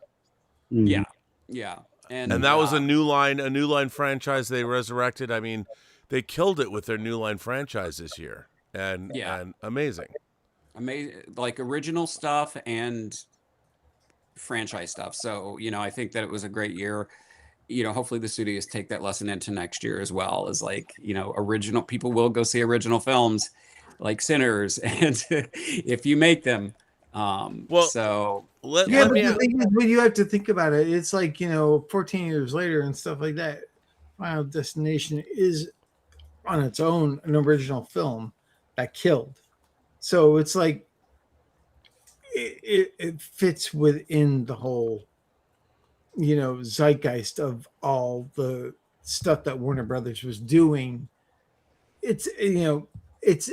How do you feel now, though? What I'm curious about is Final Destination is now with all these new things coming out is the pillar. It's the grounder. Like the things that like Scream, like these things, it's become this thing that you created has become this not only perennial, because it's not perennial, it's not every single year, but it's become this thing that supersedes time and still becomes incredibly successful. So it's evergreen. That's the thing. Final Destination, your idea, your concept has become evergreen. It transcends trends and time and can always be. How does that, like, do you ever grasp that and think about that, and how do you feel about that? I mean, you know me, I don't grasp it that much. Again, it is very, just as a horror fan, like I have to take everything back, you know, to where I started and what I love about this genre. And so, yes, the knowing that, you know, that Final Destination is part of the zeitgeist and is cool. Like I will go out and hear people say, "Oh, I almost had a Final Destination moment," like at a coffee shop or just on the street. That's not a good thing, though, Jeffrey. But the thing is, I've had those moments. Good. I've literally had those moments too, where it's like one split second. If I hadn't reacted or something, I know it would have been Yeah. done. It would have been Yeah. done. There's something Yeah. too, is like the conceptually what you came up with after spending, like, for me, my first time like pitching with studios for the last 5 years. I'm like, what a genius concept. It's like, it's the type of thing you're always trying to chase so hard, or you're trying to work for these studios, is something that can be, work so well as a feature, but also be repeated. It's so crazy. Yeah. It's just like, yeah. Yeah, My brother and I've talked about it a couple times. We're like, I wish I could have come up with that. But the funny thing is, it was such a hard sell back in the day. And, Yeah. Because they were like, how can you not have death as like, we can't? How can you make a movie without showing a killer? Like, it doesn't make any sense to us. And I know that was a battle I fought. I know that was a battle that James Wong and Glenn Morgan fought. And then after they make it, it's like, well, bring us something else like Final Destination, and then you try to bring them another idea, and then they just fall back into the same. Well, it needs A, B, C, D, E, and then I'm like, well, Final Destination didn't have A or C or D. right. Yeah. It had B, and you wanted something like Final Destination, and they're like, okay, we need an A-list star now. It's like, quit change, can't you just go with a good script? That I think it also speaks to the time that it was made. Like, I don't know if somebody would make a Final Destination today, like with corporate people running the studios, and things wouldn't fit into their algorithm of like, this doesn't compute. So I think it also speaks to the concept of but also like New Line taking risks back in the day. So yeah, like it's a cool thing, but it's also like, there's so many, like I see movies too where it's like I see a concept and I'm like, damn it, I wish I'd have thought of that. Well, it's really hard to make a good horror sequel, because you kind of, like, in some ways you've spilled the beans when you made the first one, or you spilled it even more when you made the second one. But like Final Destination has always struck me as like Dave was saying, an evergreen concept, because it's such a good idea that it invents tension scenes that are different every time. And death is never going to go away. Death is always with us. Yeah, it's so cool. I mean, like Drew and I were challenged in making a sequel to the movie we made last time, trying to create new scenes. We have some limitations based on the things we created in the last movie. But Final Destination has like such a good base concept and rules for what's happening, but it kind of opens the doors to doing any kind of horror scene, which is like, to me, like as a filmmaker, I'm like, that's super exciting. It's like, sometimes we've been asked to like pitch on horror sequels, and we've been kind of like, oh man, they made that other movie so well, and the concept is so tight. I don't know if it's broad enough to make another movie out of. But like Final Destination, it's one of the best horror concepts, I think. It just like that can continually work more than anything else. Wait a minute. Are you trying to excuse how you violated the wretched lore? No. Okay, because I'm just saying, you better fucking not. You better fucking not. I didn't violate the lore, but I've watched. Don't be a lore breaker. No, I'm not a lore breaker, but I've learned things, and like I've had to make a sequel for the first time in my life. Rob, all he has to say is this: the wretched devours. I know. Dude, I can't fucking wait.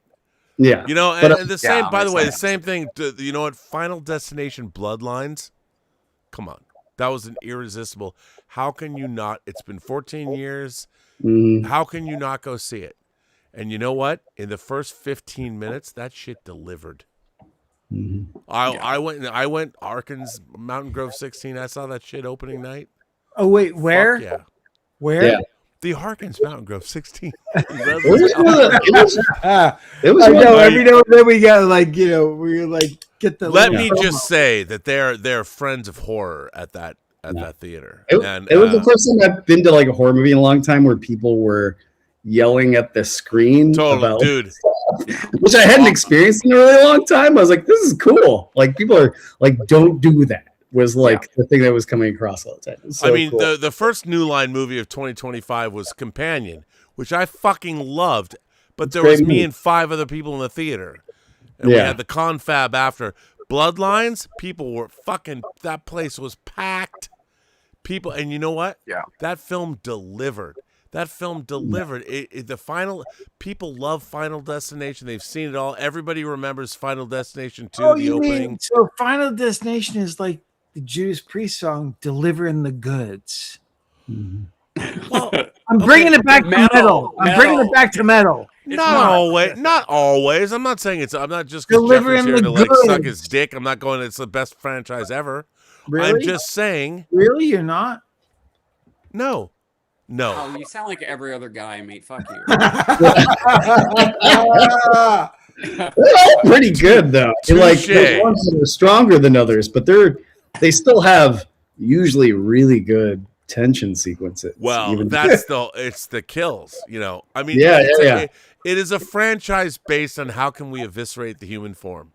Yeah. And it really delivers. And Bloodlines, for me, from Seattle, I loved it. Loved it. And I've talked to Craig about the new one, which is in development, but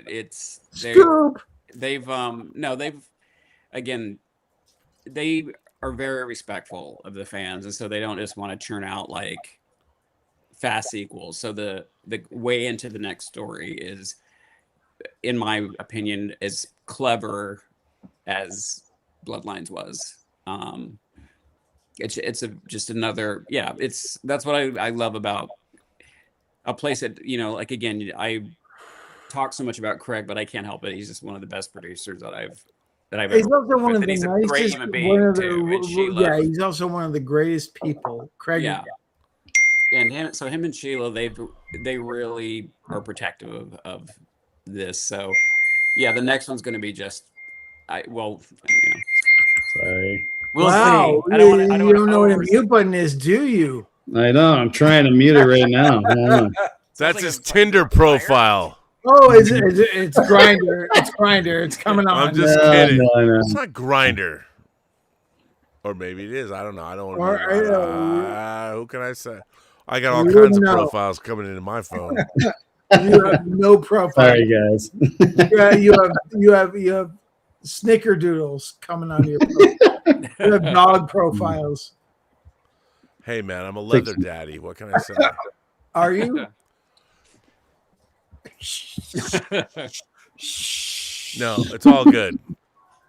No, you know, Jeffrey, I want to ask you though. I mean, what's it like to have created a legacy? What are you laughing at?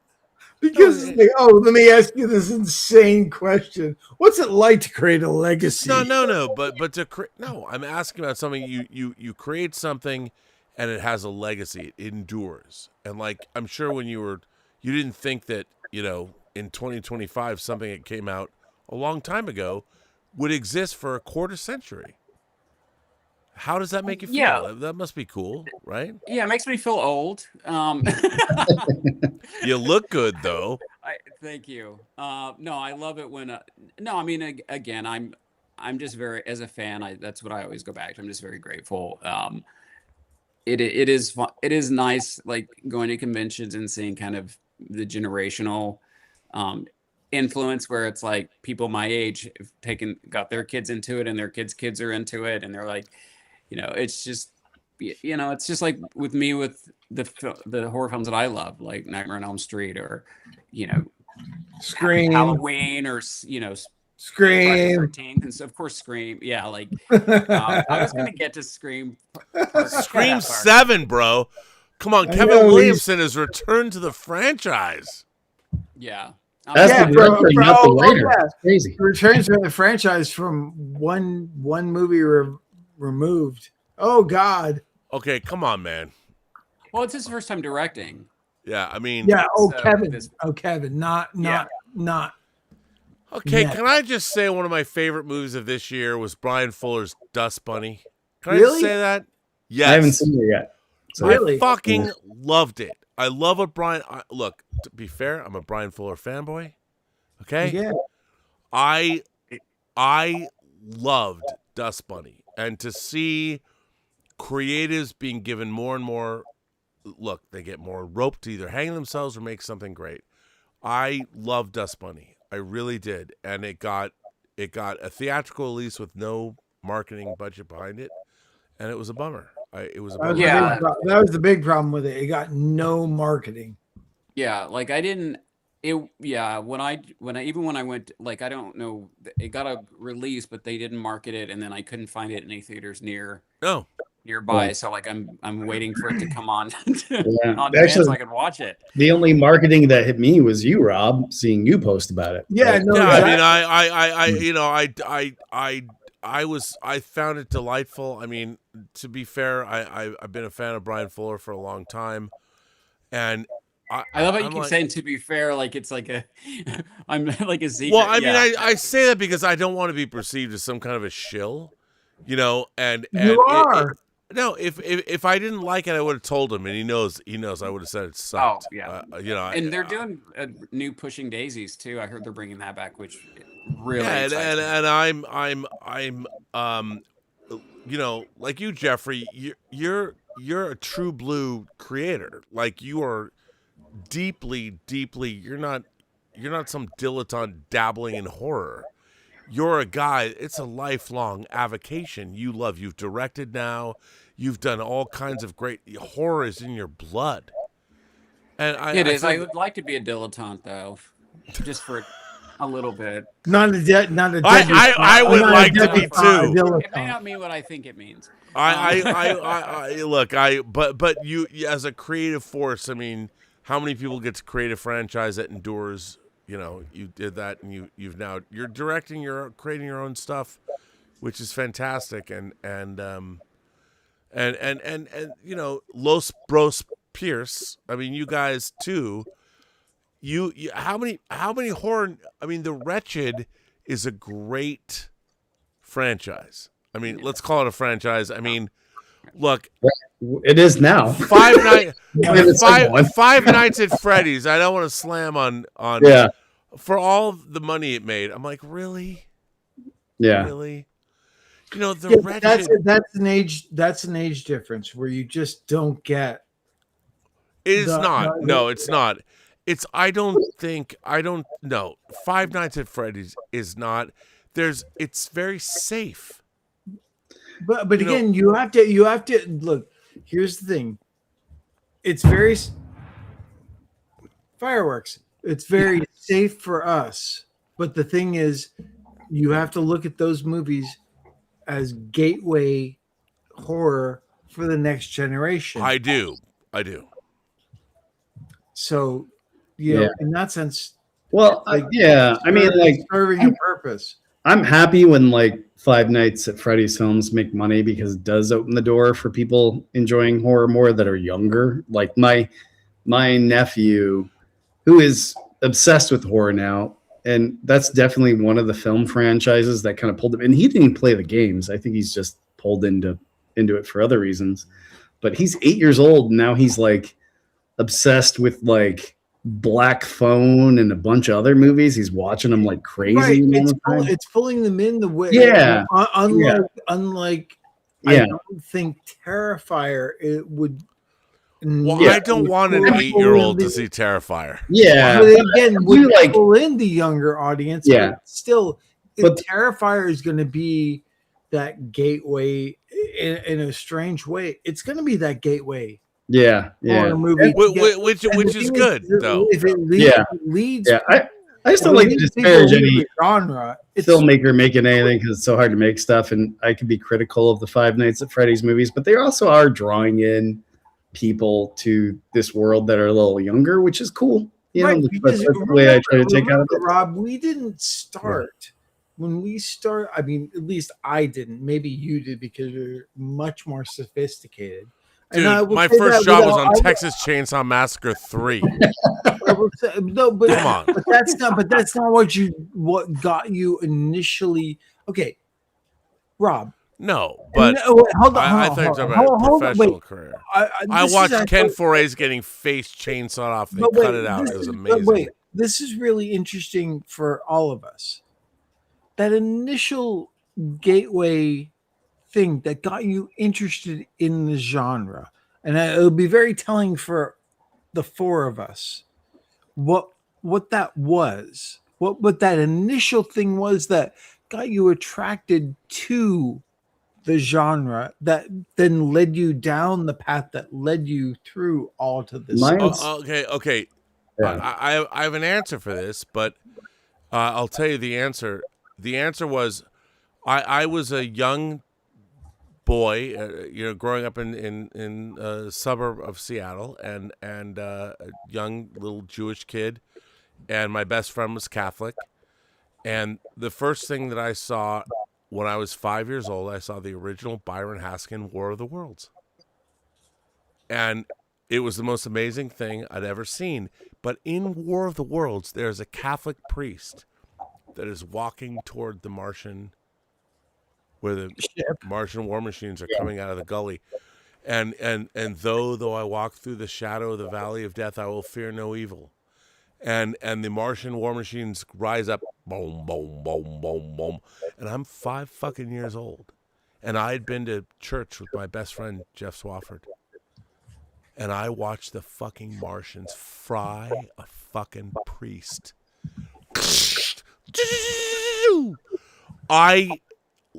I was in love after that. I'm like, they fucking killed a priest? The Martians killed a priest? That changed my fucking life. I was 5, and by the way, that was also the same year I saw the Twilight Zone episode To Serve Man, and it was also when I begged my mother to stay up and watch. I thought I was watching the end credits of Planet of the Apes, because I didn't know that credits were at the beginning of the movie. And those 3 things, it was War of the Worlds, Twilight Zone, Planet of the Apes. And I was already a Star Trek fan at 5. But that's what changed my life. When I realized that human beings were not safe. Yeah. We were not safe. And when I watched the Martians fry a priest, I'm like, we're cooked. And that's when I... Brett, how about you? What was the initial drug I mean, you might have seen. I'm always fascinated by this because you might have seen like creepy or scary things before, but that thing that really like got you and was like, oh, I'm gonna go down. I'm gonna like look into this whole thing more. You talking to me? Yeah. Oh, yeah. I mean, mine is unique though. It's different because like when I was really little, they were finishing up Evil Dead in our basement. So, oh my God. Yeah. So I would sneak downstairs as like a 2-3-year-old kid. I can't even imagine. Yeah. And I vividly remember this. They were projecting like a version of the meltdown sequence on a sheet in my basement on the wall. And it was horrific. And Dad had brought in with all the guys like cockroaches and snakes and all this other stuff to pull off all the stuff. So it was a mess. And they turned the lights on and I was like freaked out. So like that was like the initial like horror. It was great because it kind of taught me like horror is too much. It's going to overwhelm me. It's going to like rip my soul out of my body, so because I was terrified. So like I sat my whole life with a cabinet in my living room that had a bunch of VHS tapes. Right. Yeah. That's and like those the VHS French for tapes, the VHS. the it's all good. VHS tapes. VHS, Yeah. And my dad weirdly worked at a company called CBS Fox, and he would transfer movies to VHS tape and all this other stuff. So we had a big full cabinet of VHS tapes, and there was one that like was scratched out and said Evil Dead 2. And that was kind of like the thing I couldn't watch. It was like too scary because I was scared of Evil Dead. And when I turned about 12 years old, I pulled it out of there and plugged it in, watched. What year was that? Was it after man. I had Evil Dead 2 already come out? Yeah. It was probably like 87, 88. Okay, so like just a year or two after it actually come out. Yeah. But it kind of melted my brain. Wait, Evil Dead 2 came out in what, 87? 87. Yeah. 87, yeah. So like just a year. Wow. Yeah. Well, I mean, Dad worked on that one a little bit too, so that's probably why he had it. But right. Yeah, just kind of watching that like messed me up really bad. By the way, I just want to say that Lucifer, 1999 says Strange Days and End of Days are his or their go-to NYE New films, Year's, New York New Year's Eve films.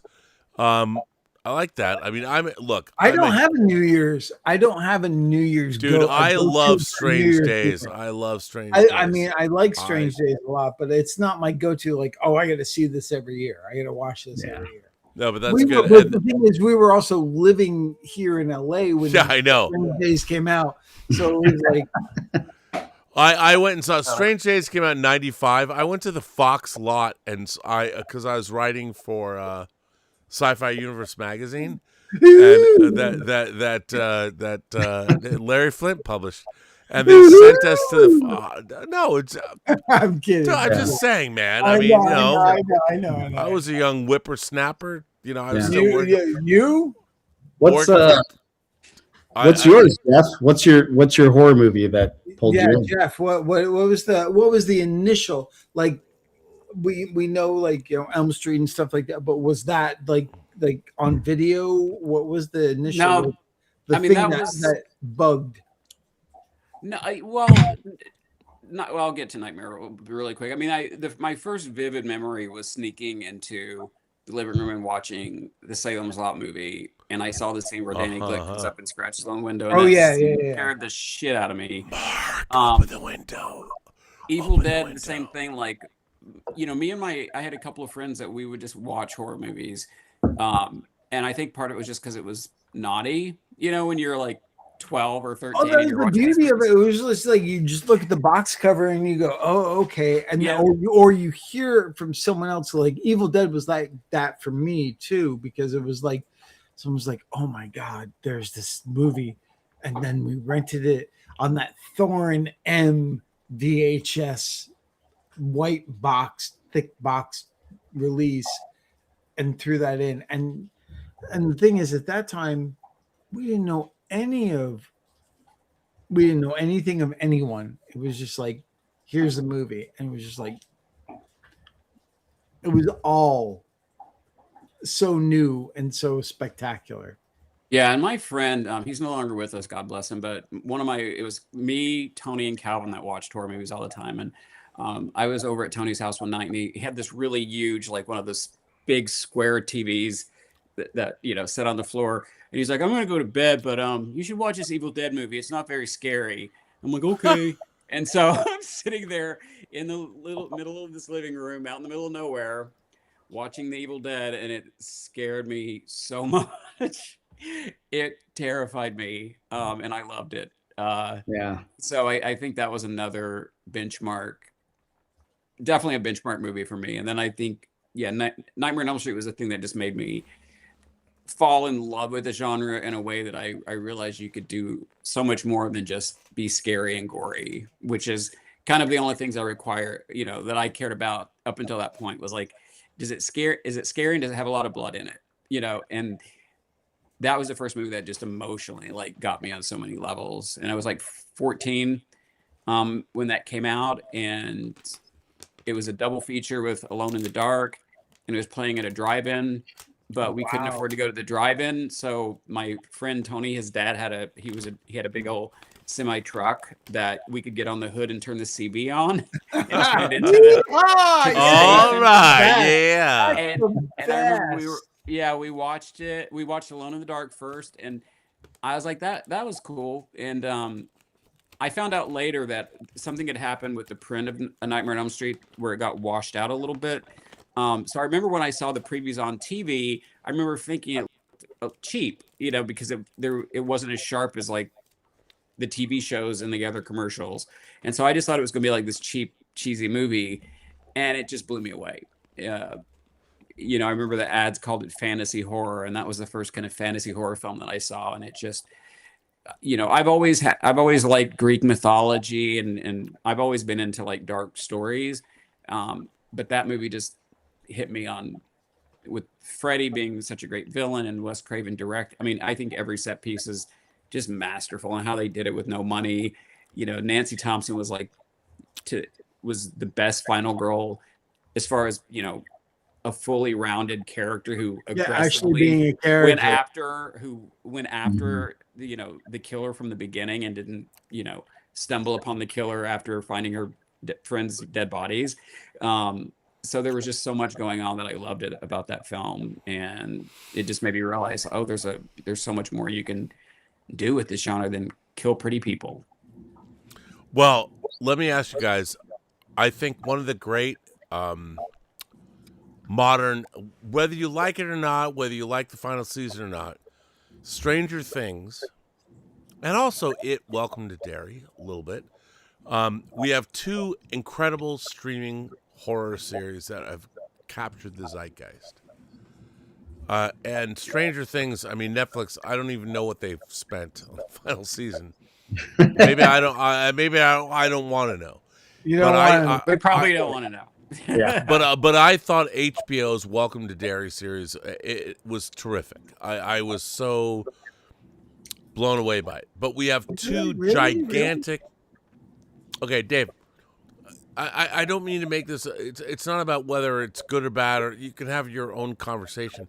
The fact is that horror, we have two streaming services that have spent hundreds of millions of dollars on horror between Welcome to Derry, and Stranger Things, and we have a whole zeitgeist, transformed by horror. And they are, and both of these shows, whether you like them or not, are dealing with so many different aspects of horror that I think both of these shows, concluding in the same month, open a great doorway to horror filmmakers, horror creators. And I would ask Brett and you, Jeffrey, do you think that with this kind of money being put behind horror, that we're at a renaissance? Or is there, should we be looking at an amazing amalgamation or creation of great horror shows in 2026? You want to go first, Brett? Well, I just always feel for the last 10 years, and I'm sure you guys have felt it, that everyone always talks about horror, even before that, like it's either back or like, oh wow, it's all of a sudden popular. And I'm like, it's always been popular. Yeah, it's always popular. There is horror that doesn't connect, that doesn't do well, that they spend a lot of money on sometimes, and then they go, oh my god, it's not working. And then something comes out like the last Final Destination movie and connects with a bunch of people and they really enjoy it. And everyone's like, oh my God, it's back, kind of type thing. So I think it always works. And I think it especially works in our current times because things are a little scary more for people than they ever are. And when things get scary in the world, they need an outlet to kind of let the scary feelings out. So I think right now those TV shows are doing really well for that reason too. And they're well made stuff too, so I haven't really watched it, but I've heard good things. I'm the weirdo that's barely seen any Stranger Things, but what I have seen, it's really well done, kind of type thing.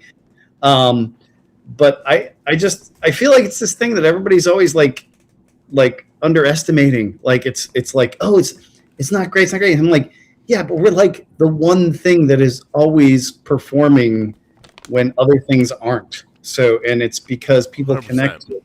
But yeah. So I don't know. I never feel like it's gone away. I feel like there's sometimes a newfound respect for it in the last 5 to 10 years. But outside of that, I'm always like, no, it's always great. People want to be scared because it reminds us what it's like to be human and helps us get through the days as we go through things. So I don't know. Yeah, that's my thoughts. So, well, what about you, Jeffrey?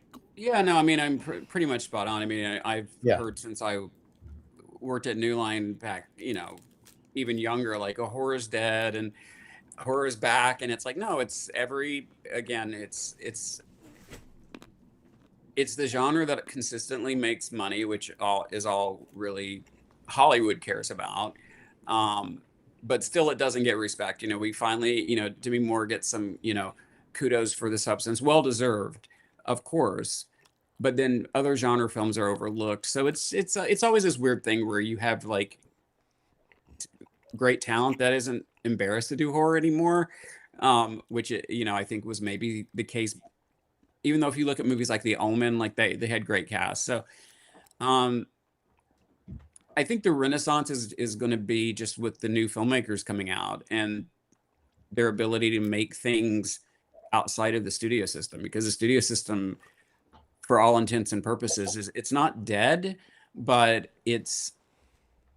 studios have merged and streamers are buying studios and tech people are buying studios, and it becomes part of this bigger portfolio where it's more about churning out, content than it is about making super creative films. So I think that's why, like the directors of Bring Her Back and Talk to Me, their films have stood out so well, is because they got to make 2 films in their own country, and they didn't have people looking over their shoulders, like making them check boxes and tick things off. So I'm just hoping that we see original films continue to do well. And, the entertainment industry is never going away. Movies are never going to die, no matter how much, Ted that runs Netflix has seminars that are like, movies are going to die and people are going to watch everything on their screens.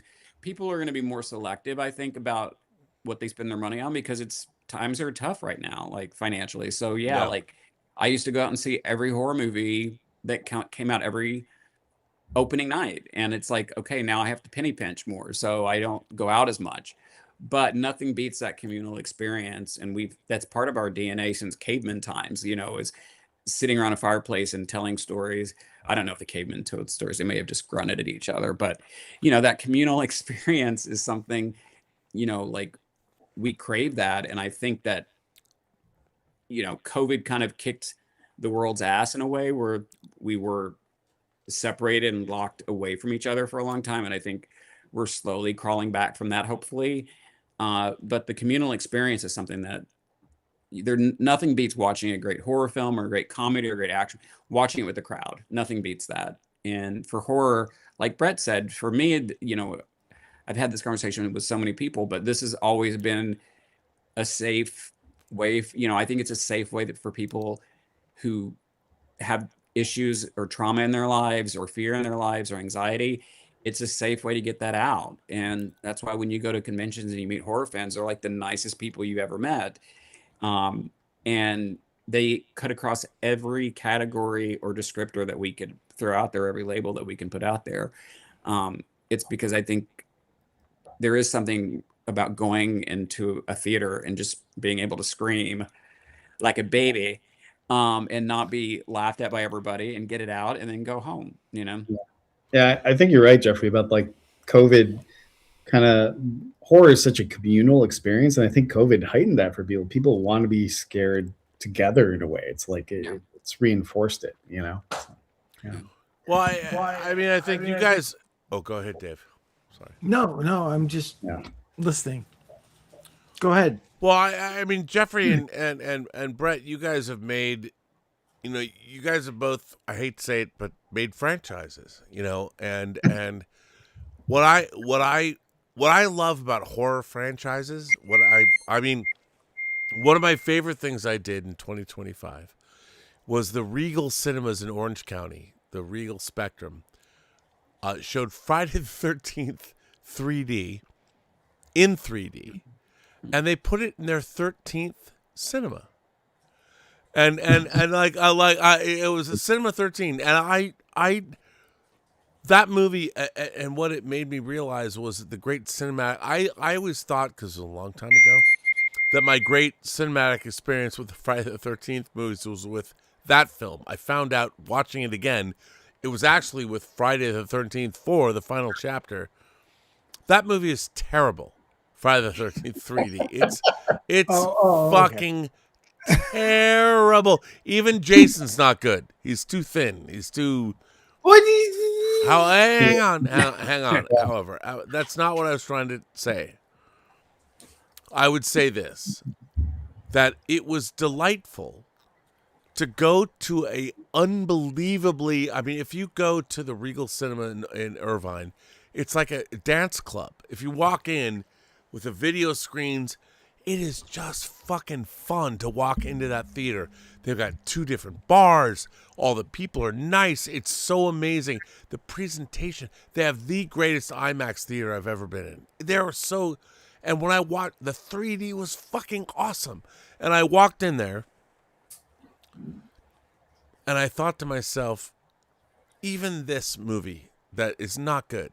It's Dave, I'm sorry. Friday the 13th, Part 3, 3D is not good. It's not good. Jason's not good. That's the real thing, Jason. However, I loved seeing it. I loved having the experience. I loved the people that came to the theater had tattoos of Jason on their legs. I mean, it was so great. And I felt like, you know, did it make money? No. Why would it? I mean, a couple theaters, who knows? But what was amazing about it was everybody in that theater was bonded together by the mythology of Jason and Friday the 13th. and we were all fucking there for the same reason. And it might have been, at the end of the day, that movie came out in, 1982 or whatever? And it was a fucking delightful experience in 2025. And it made the most money of any Friday the 13th movie until the remake. I loved the experience. Now, there's nobody in any studio that would ever say, would even do the analytics. Is this going to make money? I think if they put that in 3,000 theaters for a weekend, make it a Fathom event or whatever, that shit would have made money. But the people, the studios, they don't fucking know. They don't know. You know, I wish I got my manager to do this last year. I was like, I wish they would go to like festivals like Fantastic Fest and just go to movies with people to see what it feels like.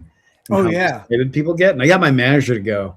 And now he wants to go every year because he was like, he just loved it. And or Beyond Fest. People or Beyond Fest, that too. Yeah, really love the experience of going to movies, no matter what it was. And I guarantee you, Rob, the thing is why I like Primate as much as I did is the experience of going to see it at Beyond Fest with that crowd all pumped to go. Yeah. The thing is, Primate, if you watched it by yourself, I guarantee you, will not work. Dude, as well. No, I think reading the reviews, and I'm like, oh my God, I cannot wait. Full of people, that's what's going to make that movie fun. I cannot fucking wait to see those reviews. I can't. Primate, when I saw the trailers, ridiculous. But when I finally read them, I'm like, oh my God. Here's the thing. Movies like Primate, they're made for audiences. Primate, you cannot put Sharknado in a theater. You can't do it. But you can put Primate in a theater. And there's the difference. There's the difference between Final Destination should never be on TV. Final Destination is a theatrical experience. Oh yeah, it should start off. I know. You shouldn't experience it for the first time on TV. There's something to be said about the audience experience, seeing it with an audience. It's the 90-minute to 120-minute paradigm. We've seen the TV version, we've seen all that, but nothing works better than that movie paradigm. And Final Destination, Bloodline, so good. I mean, it was so the time. If you were to hold a stopwatch, it was like clockwork. So good. Yeah. No, like I said, that everybody behind that put so much thought and detail, and again, that's the great thing. Again, you get older, but the great thing is like you meet people who are working on films who grew up watching the films and are fans. So, when the entire crew and the cast are fans of the film, they're going to have a blast doing it, and they're going to you know, really approach the material like seriously, even if it's fun, you know. And they want to make it great too. Yeah. They're the last people in the world to make something that doesn't work. But I mean, that's the thing. There's something to be said about making a movie and then knowing that you're making a movie for an audience and for that experience of a crowd of people in an audience, which definitely skews and makes a movie. I mean, that's the thing. You can appreciate Raiders of the Lost Ark on your own, for sure, by yourself. But seeing it with a full audience, a theater packed with people, is an entirely different experience. Yeah. And it just enriches it. It makes everything you appreciate about it even more. Let me throw out a philosophical question. Like, I grew up thinking we lived in a world where movies mattered. Storytelling was what bonded us all together. Despite your differences, all the differences in the world. Great stories transcended those differences. Do you guys think that where we are today, do you think that movies still matter? And do you think the collective experience of going to a theater, one of the things I always loved since I was a little kid, you could sit next to somebody that could look very different from you. It didn't matter.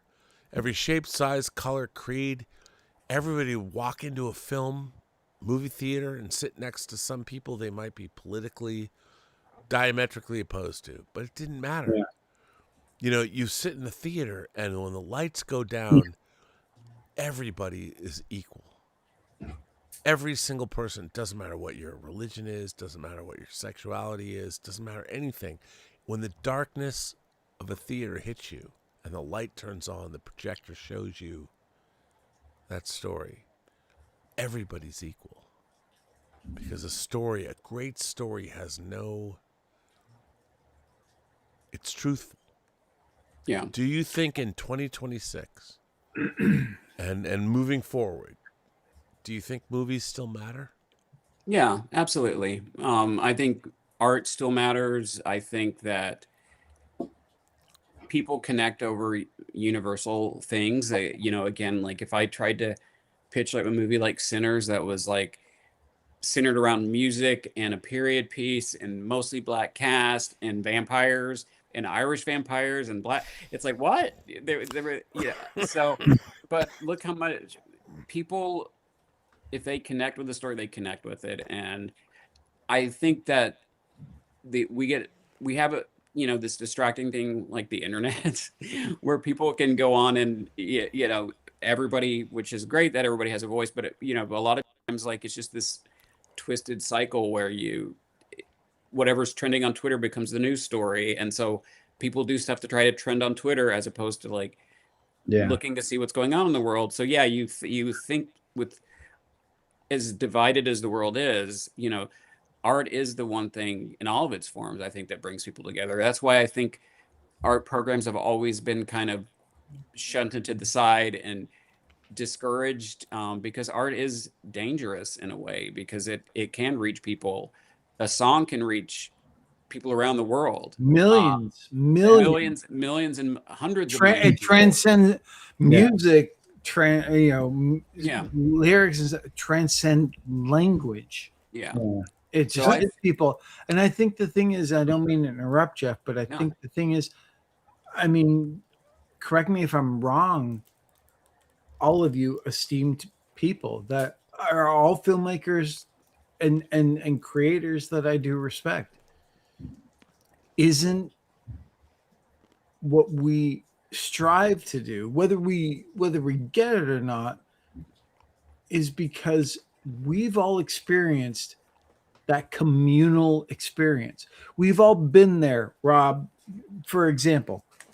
We've all, you and I have been there opening day of, say, Avengers Endgame. Maybe we all have opening day. And we've or Raiders of the Lost Ark or any of those things back in our day, that we've communally been so tapped into everyone else watching the movie and feeling it at that time. Isn't that what we all, with everything that we do, whether we get it or not, strive for? Dave, hang on a second. I would ask both Brett and Jeffrey this. We grew up in a world where we were seekers, and we looked outward to movies to help us define existence. You know, we looked outward to stories, whether it was novels or whether it was movies or whether it was whatever.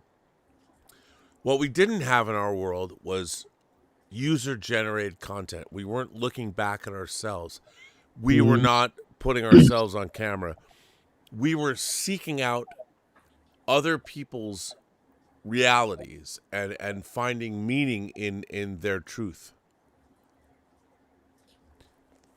What worries me is that I knew as a kid, like when I was 12 years old and I saw All That Jazz. I was blown away by this film. I was blown away by the technique. I was blown away by the concepts. I was also blown away by the fact that Joe Gideon's an anti-hero, and I was like, I want to be that guy.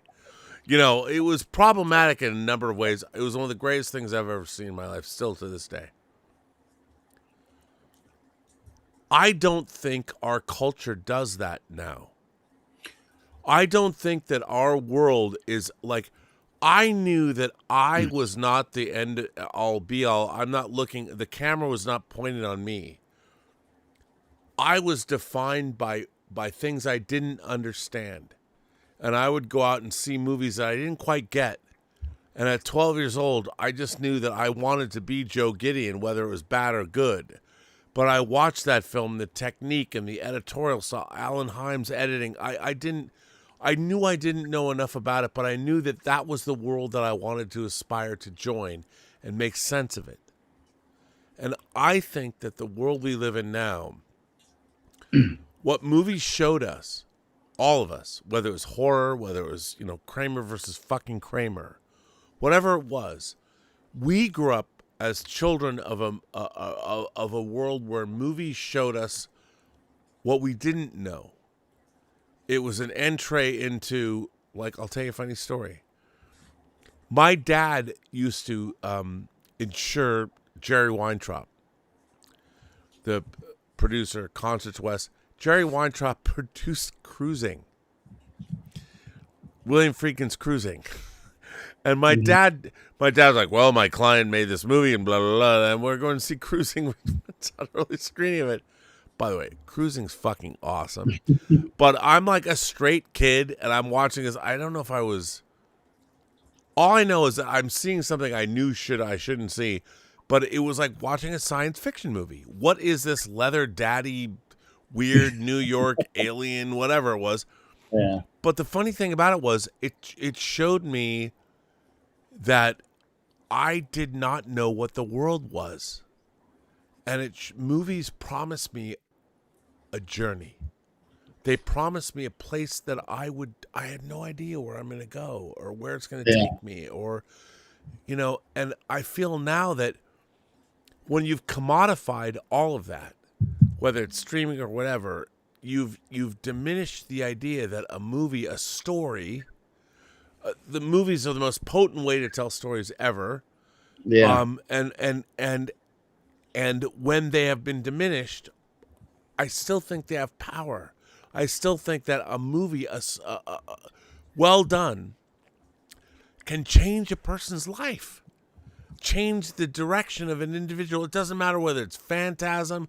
By the way, that movie actually did change my life. And J.J. Abrams. Mine too. I mean, mine too. I mean, and I don't mean it to be glib.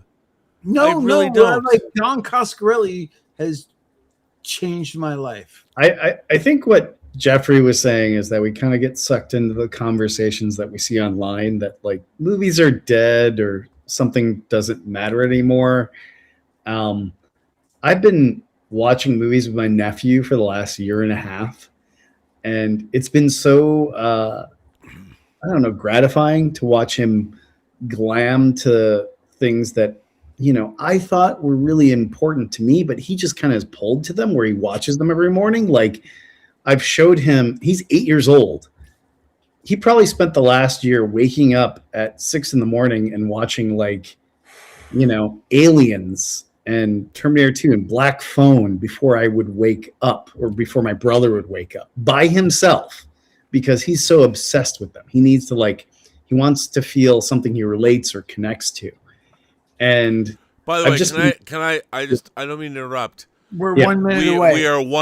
We are 50 seconds away from 2026. Okay. Yeah. Just saying, the younger generation, when they see it, they love it. I mean, I think the proof is in the pudding. And like people like mass go to, you know, Minecraft and stuff like that. They still like the mass theater going experience. One way or another. But I think it's even more than that. Like my nephew definitely is trying to connect to things, and I can feel it. And like he doesn't connect to junk; he connects to things that are good. He does. It's just like he feels it, and like he gets loyal to it in a way that I'm not fostering it. He just does it because he likes it so much, you know. And he's seeking out things he shouldn't watch because he's interested. Like you were saying, Rob. He's like, you know, we'll say something like the other day. I was like, oh man, the Matrix is going to blow your mind. He's like, what's the Matrix? And I'm like, exactly. He's like, by the way, here we go, guys. Happy New Year. Happy New Year. We are now officially in the Pacific time zone in 2026. Happy New Year. Happy New Year. My God, you guys. I mean, we made it. We made it.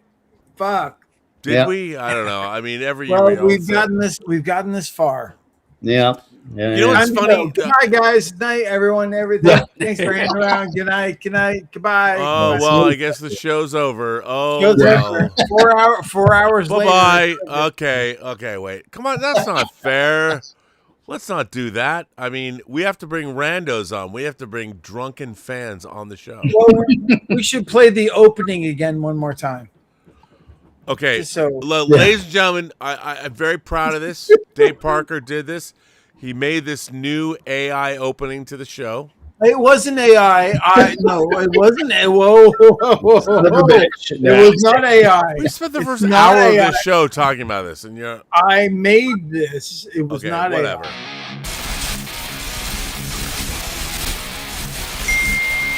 They can't even hear it. Pretty cool, they though. But everyone the else night is calling. The drinks when are you talk, poured, movies on the screen, inhibitions at the door. Rips and reels, the stories they unwind. Witness the madness in their twisted minds. I know, here's cool. And Parker, Burnett, and Parker. Crank up the sound, it's party time. Midnight metal. Pretty dope, dude. There we go. Really cool. 2026. I mean, not as cool as my funk song about HAL 9000 though. Actually, it's cooler. Really? Because our names are mentioned in it. Okay. Well, to be fair, I just want to make a song about you just want to make it about you. No, it wasn't about me. It was about HAL 9000. I know, but but ours was about us.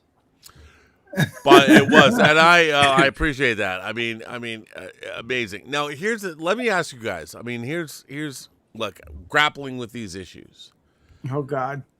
No, but the going back to the AI, going back to the 2026, going back to our future.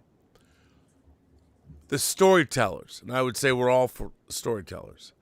How important is the originality of storytelling going to be moving forward? What do you guys think? It's the only way to make a movie. Yeah. There's no way around it. Yeah. I mean, people, basic, the basic fundamentals of a story, they say every story's always been told, but every person that tells a story is different because they bring their own life experiences and their own perspectives to whatever they do, and whether they're writers, directors, actors, and or crew. So I think originality is always going to stand out, because yes, there's this wiring in our brain that likes comfort, and so we will watch things over and over, like Scream. But when something original comes along, it strikes a notice it, and people talk about it.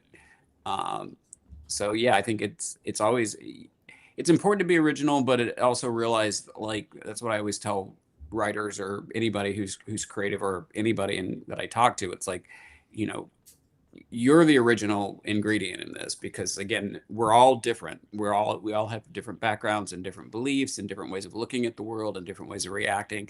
So that's where the originality comes from, is from us and what we put out. So I think that's always going to be important. It's the only way to stay satisfied, even if your work doesn't connect with as many people as you want it to. We put some part of ourselves, bleeds onto that page, when we write, and when we act or direct or sing or do anything and put ourselves out there. Even podcasting, I guess these days too, it's like, you're putting yourself out there in a way that's raw and scary, and you just hope people connect with it. So 100%. Yeah. I mean, even just going through making our last movie or the last few months, I'm just like, there's no strategy in any of it. It's just me and my brother trying to make something we love. That's all it is. That's the only way I know how to make something, is I just got to care about it.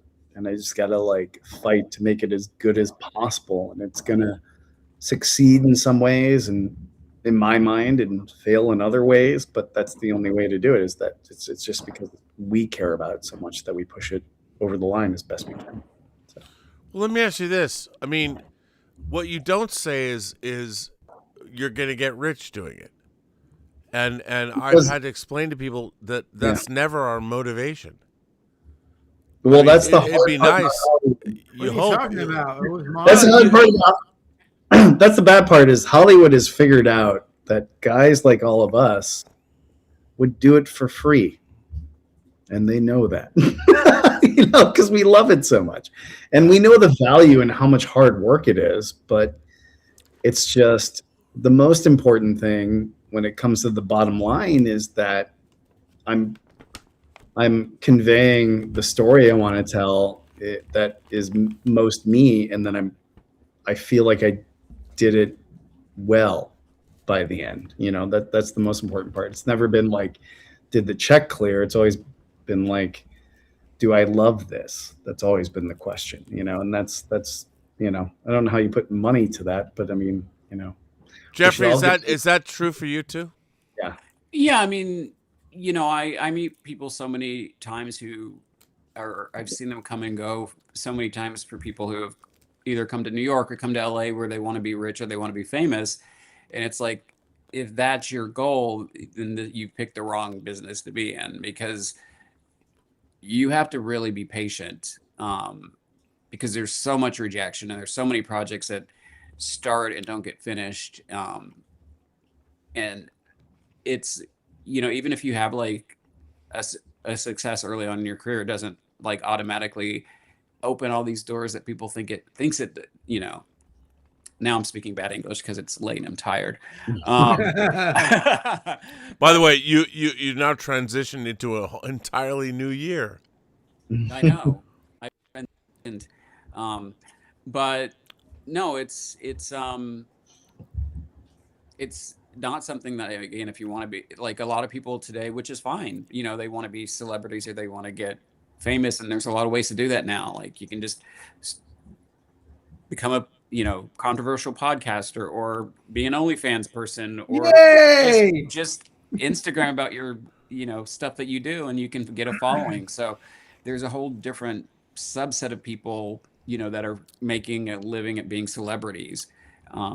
But I think for people that want to tell stories, like that desire or something that you want to do, like, I'm glad I'm not growing up in this day and age, because there is so much out there. Like, it's great in a way that there's so much technology out there that you can shoot a movie on your phone now, in 4K, which is crazy.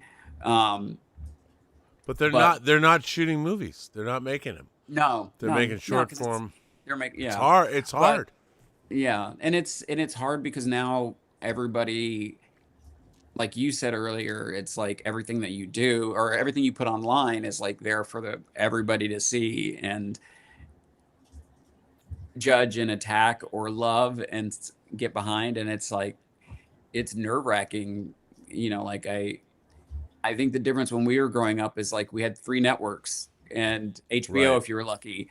And so the world was kind of watching the same thing. So we had a more global communal experience. And now it's like when I was growing up, like a hit movie or show would get like 30 million viewers, 20 million viewers. And it was like, because that's what everybody had access to. And now there's so many ways to get like entertainment out there that it's like, yeah, if a show gets 2 million viewers, now it's a hit, which is great. But it's, it's great because there's an audience for everybody, I think, and everything that you can reach easier now. But even if you're making art for that niche audience, like it's coming from a place, I think, of passion, and trying to connect. Brett, do you feel the same thing? I mean, you made a film that had great success during a very tumultuous time. You wrote for things, but it wasn't gratifying. Now you get back to something you created. Has it energized you? Do you feel renewed? As one. Oh yeah, yeah. I mean, I got to shoot a movie again for the last 3 months. I got to like try to prove my theorem. Like I wrote a script, and then I got to go try to make it into something. And like Drew and I have been writing like crazy since we got back from the shoot, just because we're so excited to do it again. Yeah, I mean, there's nothing like actually having to go make your movie and dealing with all the highs and lows of that and go through that process to kind of reinvigorate you to like even just tell more stories, because it's so much fun, and it's so much like this movie is 100% my brother and I. It's like, it's us we produced, we raised the money, we storyboarded the whole thing, we built everything out, we did everything on this movie with a lot of really wonderful crew. But it proved to us going through it that like we love doing this more than we ever have. Like we did the last time on the first movie, but this time was like 10 times harder and bigger budget, and a union movie, which was different from time, and like practical effects. We had some in the first movie. We have like 10 times the amount we have in this movie. We have a puppet in this movie. We had puppeteers on set. We had a crazy whole system for that and all this other stuff. Fuck yeah, dude, that's fucking metal. Oh, dude, it's gonna be gross. It's a very gross sequence, but there's a puppeteered, gross, disgusting sequence in this movie. Yeah. But it was just so like, it was nice to just get our hands dirty and like make a movie, instead of being like, oh, we're in the pitch phase, we're in the phase where we try to get somebody to make something and all this other stuff. It's like, oh yeah, this is the part where we just like storyboard it and we shoot it and we shot list and we try to get 26 setups a day, and then we're moving on to another location, and then we're building this set and doing all this other stuff. It was great, man. It was just like, we came out of it and we're just like, we're good at this. Like we know how to do this. And we just want to do it more often, just because, but it's so hard to get to that point because it takes money to get to that spot. That's the honest hard part. So yeah. Well, listen, gentlemen, it's a new year. We don't want to keep you, all this time. I want to thank you both for being here. Amazing. Well, thank Jeffrey you for Reddick, having us. the creator of Final Destination. Brett Pierce, one of the one half of Los Bros Pierce, to create The Wretched Devourers. I mean, both of you guys, Jeffrey, you had a great year this year. Brett, you're gonna have a great year next year. Fantastic! Thank you for coming and being here. We're all gonna have a great year. This year. In 2026. So amazing, and to have you both back here. You've been on this show before, both of you. It's a real pleasure to have you. It means a great deal, and you Yeah. guys honor us, and the work you guys do is what inspires this channel. And thank you so much for everything you've done, and I can't wait to see what you come up with next. The Wretched Devourers and Jeffrey, whatever the fuck the next, because you know they're going to make another Final Destination movie. Like, that's going to happen. There's more. So yeah, just keep an eye out. Yeah. And by the way, Jeffrey, you're directing now, too. You know, I directed Don't Look Back, which was my feature. A few things that I'm interested in directing, but I'm kind of really focused this year on getting some of my scripts off get them off the ground as a producer. So amazing. Yeah. So both of I'm you excited guys for the year. So you guys are total inspiration. Thank you so much for being here. And now we're gonna let some randos come on. All right. You all have a great night, and everybody. Thank you guys so much. Happy New Year. Happy New Year. Bye, guys. Amazing. Thank you so much. Thank you, Jeffrey. Thank you so much. Thanks for coming in. And Brett, it's nice seeing you too. Yeah, all nice the best, meeting you guys. Right. And now, Brett, thank you so much. And we are, the Wretched Devourers. We can't wait. I mean, I want to make this the official channel of the Wretched Devourers. You can do that. Well, you're going to see an early letter, Rob. So you can. Yeah, I can't wait. I can't wait. Right. Thank you for showing up. I mean, I know you had other things to do, but thank you. You know, it means a lot. I really appreciate it. Thank you again. For coming. Thank you, man, guys, and Happy New Year, dudes. Happy New Year, guys. All right. Thank you so much. So we let Brett go, and look. So Dave, I know, buddy. Happy New Year. What do you think? We're in a new year, dude. It's now the rain just started coming in. We made it. You can't leave it. You can't leave until we have some randos. I'm not leaving. I'm gonna like.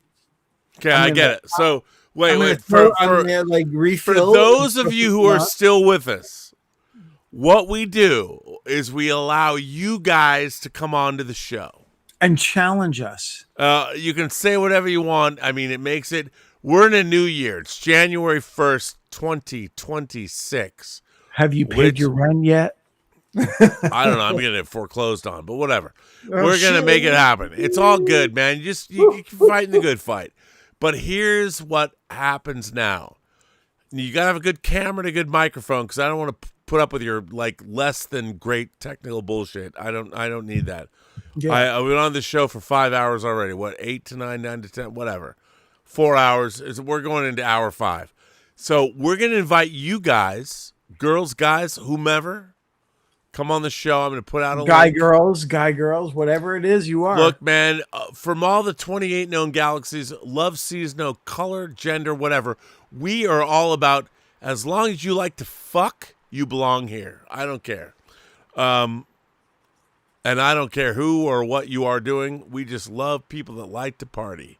Thank God it's late enough. My brother's not watching now. Either way. So how it's going to go is, I'm going to put a link to get into the show, into the live chat. You guys, you got to use Chrome as your browser, and I would ask you to have a good microphone and a good camera. If you don't have a good microphone or a good camera, I am now 4 hours, 5 hours. I've been drinking. I don't want to have to deal with he can't even deal with it. I can. I'll do it. I'll try and make it happen. But so I'm going to set this into the channel. Jeez, Dave, that's hey, look. In a world. What? No, I'm going to put this in the live chat. I'm going to set the link up. You better have a good camera and a good sound system, because if you don't, I'll 86 your ass. So here it is, guys and girls. Here is the link. The link. Be fascinating. So, as the Evil Dead say, be fascinating. Don't be sloppy drunk, because we're not to the point where we're slurring yet. So Major Chai says I'm not sober enough to set us all straight. Oh hell yeah! Who wants to be all straight? Really? Not me. All right, clearly. Oh. No, it's all good. No one wants to be all straight. My brother isn't watching, right? Probably not. So either way, hang on, we got some. Well, you're going away. Oh, Major Chai Chai in the house. Dave, Major Chai Chai is still here. Oh, let's talk. I'm gonna bring Major Chai. You know what, Dave? You know what? I'm gonna bring Major Chai Chai in, and we're gonna have a little bit of fun. A little bit of fun. She and I are drinking the same beverage. Are you? A little Basil Hayden. Okay, well, ladies and gentlemen, boys and girls, let me just bring in Major Chai Chai. Hang on 1 second. It'll take me a minute. Just hold on. I gotta edit the shot. As I will. Hold. Wait, I've got a book. I've got a book I want to plug too. I want to Okay, maybe just give me a chance here. Just let me just change it up. Just come on. Okay, Dave, you're really harshing my mellow. Hang on.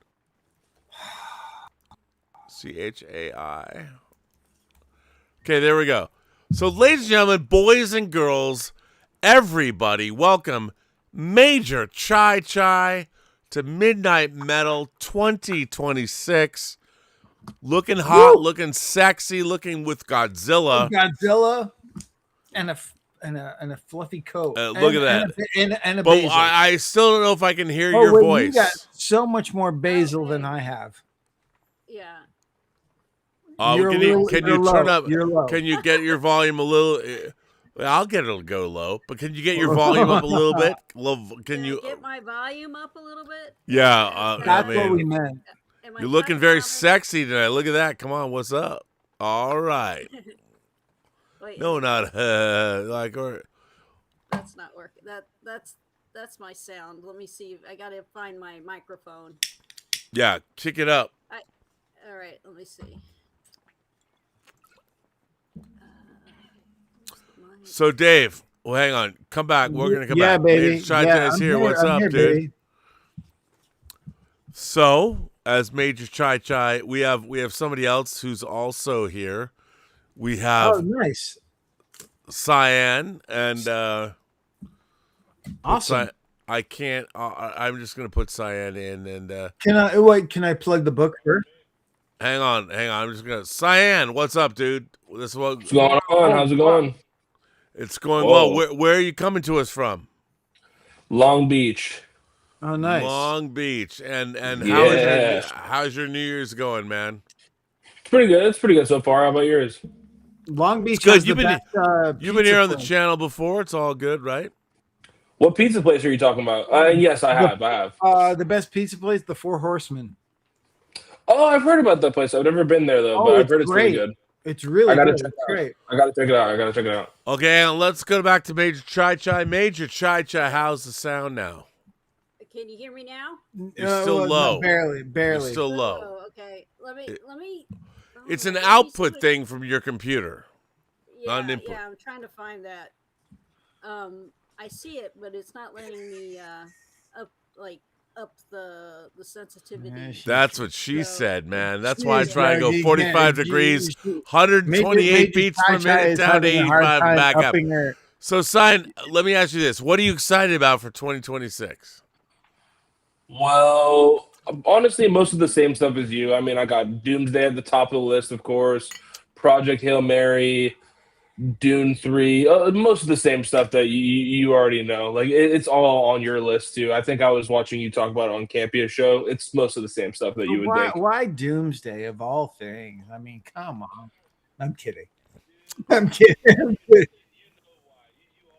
I don't know. Unlike Rob, I don't know why, and I don't know why. I don't want to know why.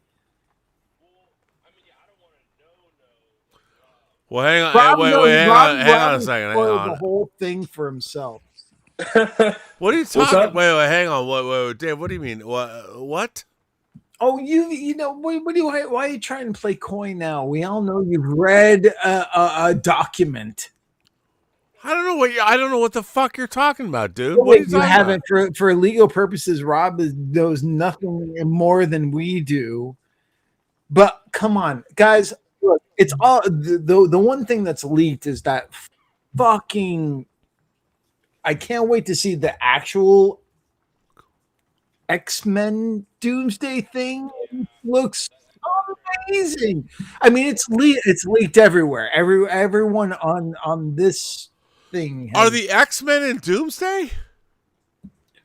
You probably know more. Well, you know more than we do, but yes, of course we know that. I mean, they were on Chair Watch. We know that, so it's like that's not a surprise. Dude, I don't know anything. I don't know what to say. You don't know anything. Hang on, wait. I gotta put you in because we can't hear. Cyan, I can't hear you. Hang on one second. I'm gonna put you in so you can hear. We'll pretend that you don't know that Tobey Maguire is not in Doomsday. Wait. No, I know. I'm sorry. No, hang on. One second. Why do you guys think the fact that Longshot shows up in Doomsday is okay, crazy. dude. Okay. Longshot does not show up in Doomsday. Sure, wait. Rob. Rob. Wait. I don't know who shows up in Doomsday, dude. The fact that the Micronauts are in Doomsday is amazing. Dude, you know, it's funny you say that. Godzilla, the Marvel Godzilla is in Doomsday. It's incredible. Oh,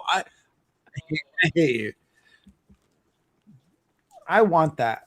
And you know the real surprise is that Rom Space Knight is in Doomsday. Do I have to bust out my ROM Space Knight omnibuses too? Actually, that is not true. Do you know who Doctor Doom's right hand man is? Rom Space Knight. Galador, the Dire Wraiths, all the characters from Camelot 3000. They're in Doomsday. No, they're not because that's DC. But let me tell you, I am perfectly willing to go on the record. I will say this. No, I want every internet site to pick this up. The fact is that Dr. Doom has used ROM Space Knight, and all of the Dire Wraiths are what control the multiverse. I want people to understand this. When I read the great ROM Space Knight versus Doctor Doom Avengers Doomsday script, I love the fact that it was ROM Space Knight that becomes the new hero of the MCU. It's ROM that they integrate because, in the ROM comic, they had the X-Men, they had the Avengers. Are you buying this? Oh yeah, I totally 100%. I mean, sure? just like, well, and I Sign, wait, let me ask Sign. Are you buying the fact that ROM Space Knight is Doctor Doom's? I mean, are you buying this like, the Space Knights of Galador have nothing on Silver Surfer? Just because you're in on it, I'll say I'm in. I'm in on it. All right, I'm right there with you. Yeah, I want every internet site to understand. Well, I think the real revelation is that Sauron from the Savage Land is in Doomsday. Well, he's he's like a green dragon. Yeah, I mean, he and Spider-Man fight. Well, the cool thing I thought about Doomsday, to be honest, was Khazar. Because the first Marvel direct sale books were Micronauts, Khazar, and Moon Knight. Right. And they fucked up Moon Knight, but they have not fucked up Khazar or Micronauts. So, I hear that Dracula from Tomb of Dracula is also in Doomsday. Well, yeah, because Dracula was a character in an X-Men annual. Yeah. Oh, yeah. He turned. In Doomsday, he turned Storm into a vampire. How'd you know that? I can't say. Okay. Well, dude, I was supposed to. This went to a crazy place. I was supposed to not sign. To be honest, I was supposed to not tell. Dude, I was supposed to not tell anyone that Storm. Man. It's not good, man. I know. It's all good, dude. It is what it is. You're so busted, man. It is what it is, Actually, I heard that Dazzler is coming back and is a pivotal part Of Dude. Doomsday? of Doomsday. Yeah, Of Doomsday. well, you know who's playing Dazzler? Oh, Taylor Swift. Yes. Yeah. Oh, yep, just like the Deadpool and Wolverine theorist. Oh yeah. well, they cut it out because they wanted it, because the Russos were like, no, save that for Doomsday. Well, the whole thing is song sung blue. I mean, you know, it was supposed to be Taylor Swift, but Taylor Swift and Hugh Jackman, that was what actually broke up his marriage. Their affair. Well, yeah, because I heard that Taylor hated Hugh Jackman, and that's why she wouldn't be in Deadpool and Wolverine, because she hates Hugh Jackman. But he loves him. Serious? I can't tell if you're fucking around. He hates him, but he loves him. He loves him. In a German accent. Okay, fair. So, yeah. Okay, by the way, I hope all the internet sites report this as all news. Look, if we start trending after this, I mean, it would be amazing. That would be the Sign, just so you know. Yes. None of this is true. We've made it all up. I hope everyone. Or is it?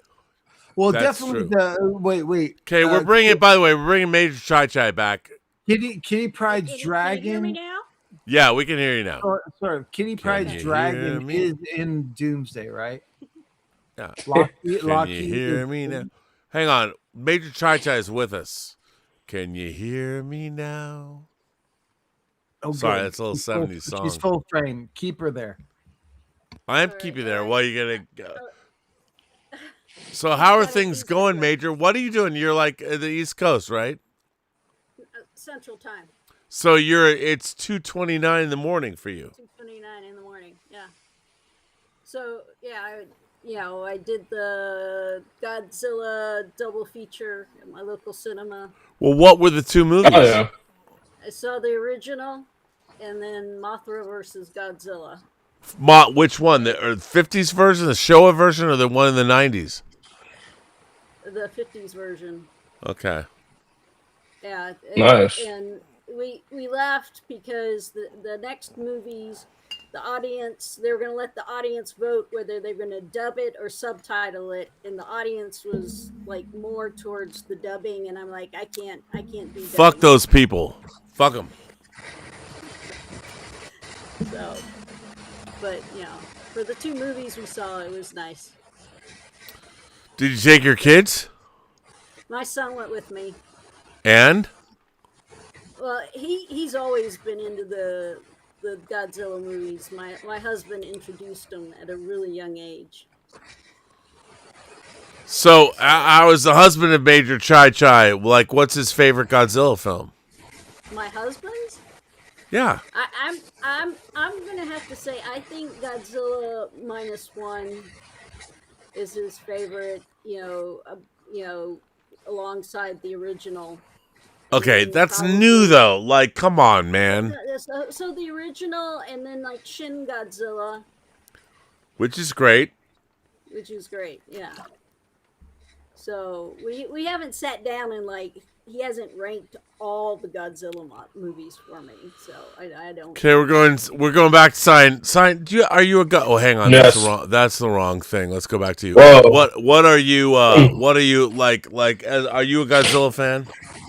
Yeah, I'm a Godzilla fan. I mean, I'm not a Godzilla aficionado or anything like that, but I do like Godzilla. Do you have a favorite Godzilla film?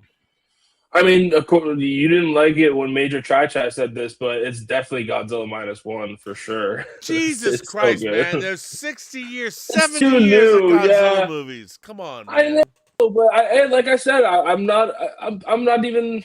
I haven't seen that many, so I'm not the right person to ask this question. All right. But hey, Godzilla's dope. I understand. It's all good. It's good. Godzilla's dope. I mean, Shin Godzilla is probably my second favorite. Yeah, I love Shin Godzilla, but those are the last two Godzilla movies made. Exactly. See, like I said, I'm not a great person to ask this question. It's all right. It's all right. You're here. What are you looking forward to most in 2026? Definitely Doomsday, for sure. I know that's not the cool film head answer, like the cinephile answer. That's just my honest answer. What Okay. is the cool cinephile answer? I feel like that would be the Odyssey. I feel like everyone is just, and that's cool. Like I'm cool with that. That's probably like my second most anticipated movie, or maybe like third. But Okay. yeah, Fair. Odyssey's gonna be dope too. Dave, can I just Yeah. say?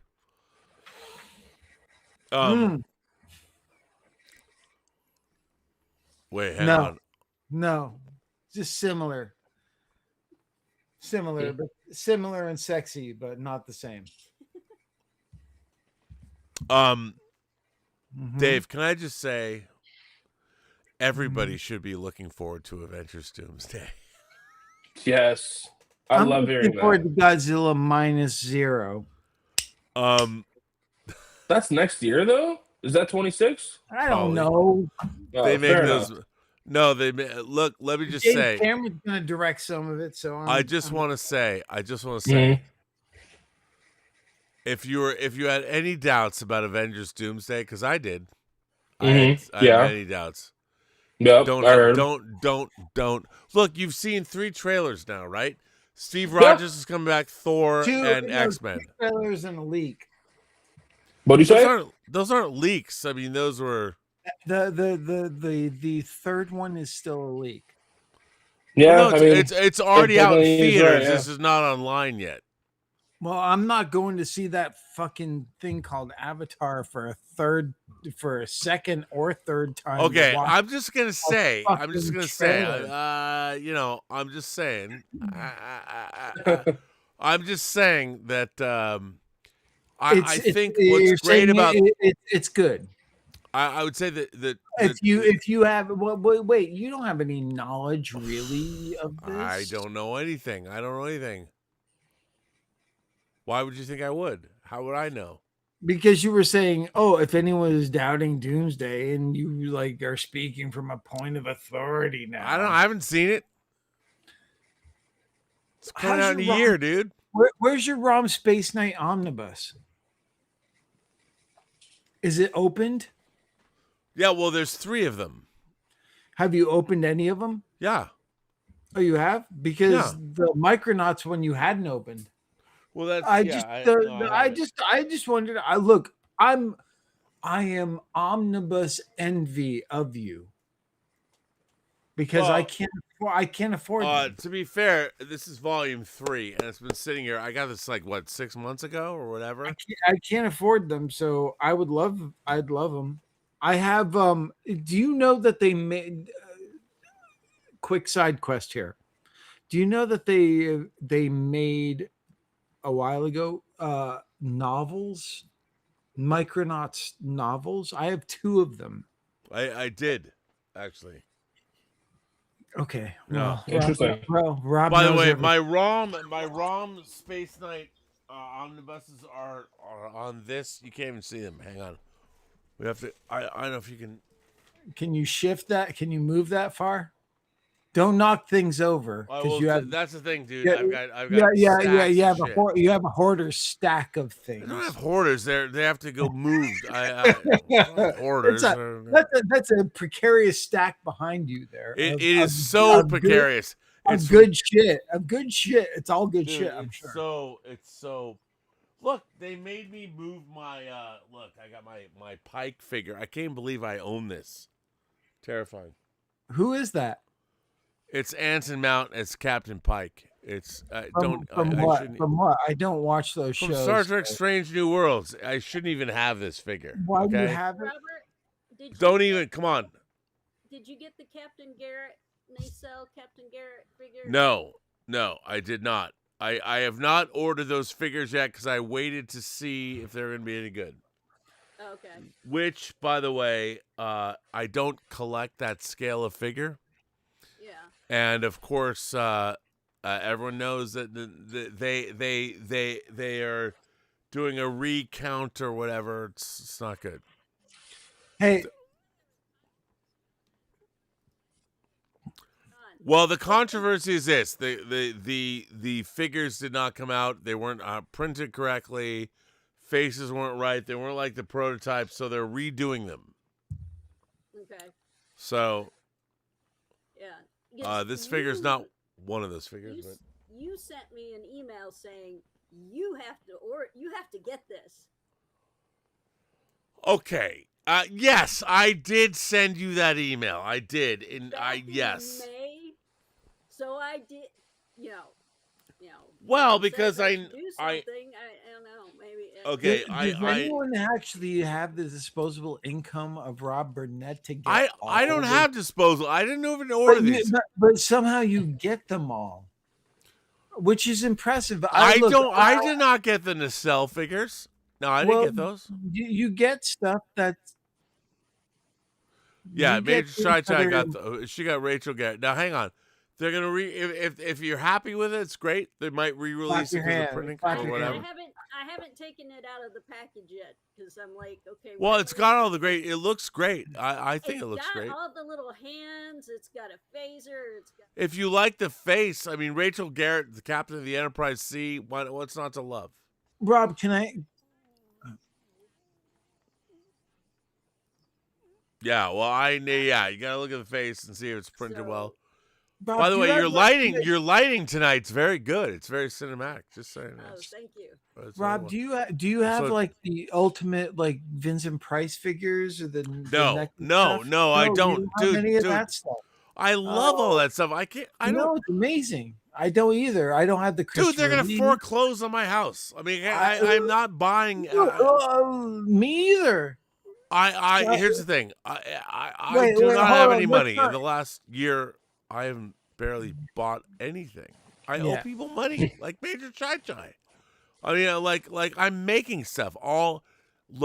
Hopefully, the stuff I've made will make some money. It's good. Cyan, what do you collect stuff? I wouldn't say I collect. I mean, I have a lot of comics because I read a lot of comics, and I've like gathered a collection because of how many I read. But I wouldn't say I am a collector, if that makes sense. You know what I mean? Like I have a lot of comics. They're not a collection. You have comics, but you don't collect like figures or any of that. No, yeah, unfortunately not. That would be dope though. It's mostly like a space thing. Like I move a lot, I feel like, and then I just wouldn't be able to like move these figures around all the time, and just I don't have enough space for things like that too. Yeah, it's just probably. And I'm just curious, what's your background? What do you do? Well, I work. I don't want to say like on stream. I can always tell you in private, but I guess I could say I work in like the tech industry. Okay. And then I mean, I got into movies the way I am now around like 2019. So like, I have a bunch of movie posters I've collected. I could say that, but I just haven't like put them up yet. I need to get them all framed, but I have a bunch of movie posters I have collected. Is your collection more like modern movie posters, or it's modern? These are truly movies that when I go, they actually hand them to you. Like I'm not gonna sit here and act like I've gone out of my way and like purchase them.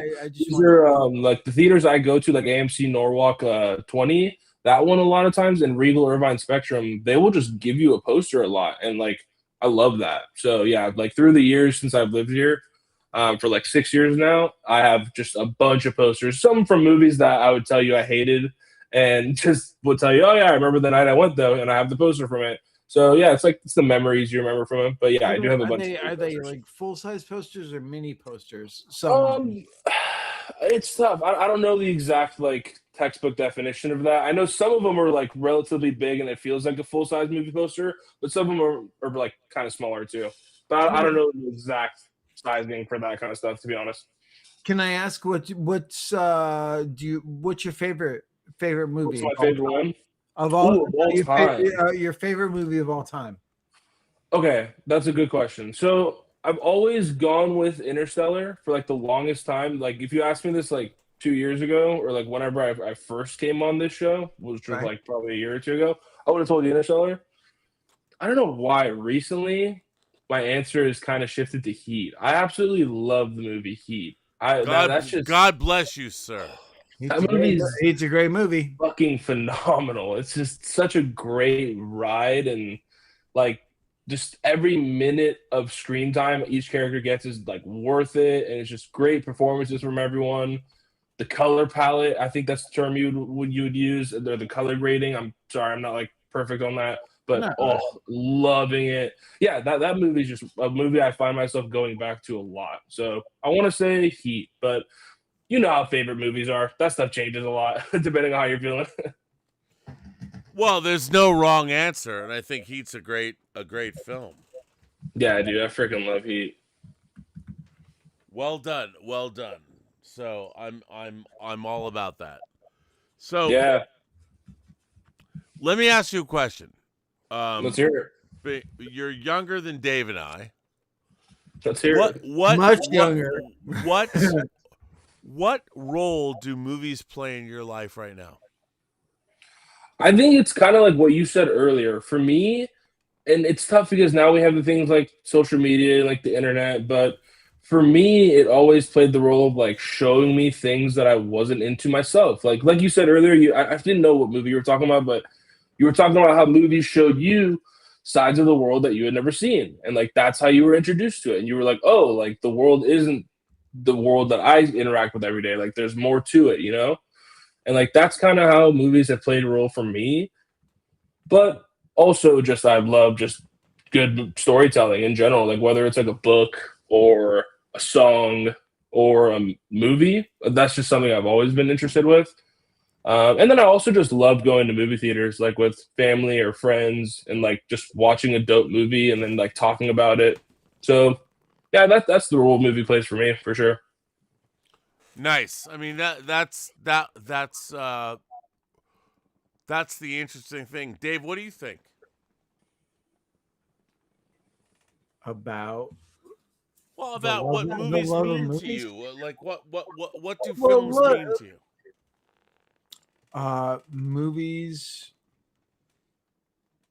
movies mean to me. And do they still have a place in modern life? By the way, I leave that question to you. Give me a minute. Yeah, movies, of course, mean a huge place to me, and I think movies are the. I mean, for me, but again, everyone has to realize that movies for me are something that I have strived for and sacrificed and give so much to make and everything. Um, Movies are the best and worst addiction that I could possibly ever have. I have never I've never done hard drugs or anything like that, but if you talk to people who have, it's very similar. This is absolutely the desire and the passion to want to make movies is and do this is definitely an addiction that might even be stronger than anything that you might get. It's sort of because it's very hard to describe that want, but it all stems from being in that audience, being in that theater with other people and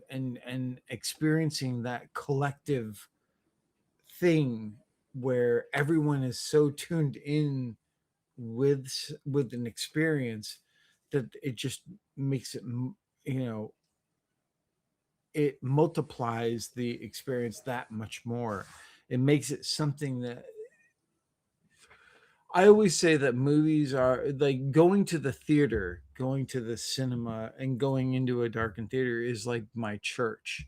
Um, and it's the equivalent of a religious thing.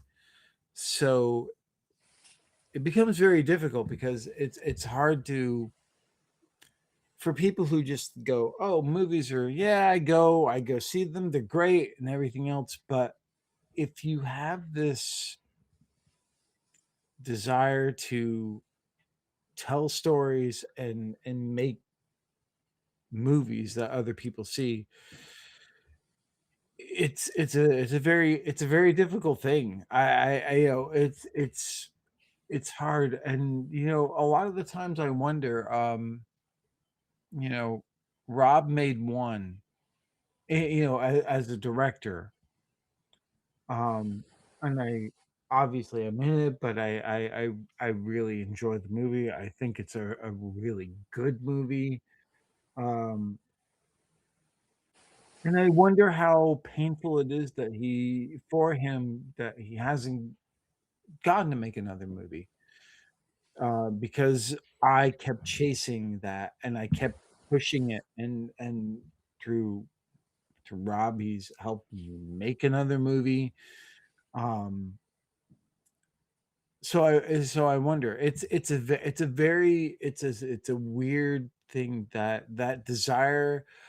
I think a lot of people will what they'll understand is the desire to create something. Um, Hmm. I think the hardest part is realizing that you have to be focused and create something and then just sort of let it go and not worry about what everyone else sort of thinks. The film the film love and experience, and it for me it was something that just it hit me as in a very early age, that magic, that experience of seeing a whole audience just either laugh or scream or cheer at an experience that really got me into this. Um and and then Rob holds up something that, look, in a strange way, I would love to bring that to light. I think it's the thing. I think it's, so much of the desire is to bring these things that you get to experience in a different medium, whether it's reading a book or a Bill graphic Sienkiewicz cover. I'm just saying. or a comic or a piece of music or something that you go, I want to turn this individual for other people to experience. And the hard part of all of this is not being able to, or being limited with what you can do. Well, Makes you it know what? very it makes it very tough. Rob, I was like, I don't know if you were here when I said it, but No, I just got back. the thing that I questioned was, it was like, you made you directed a movie that I think is very good and that a lot of people really love.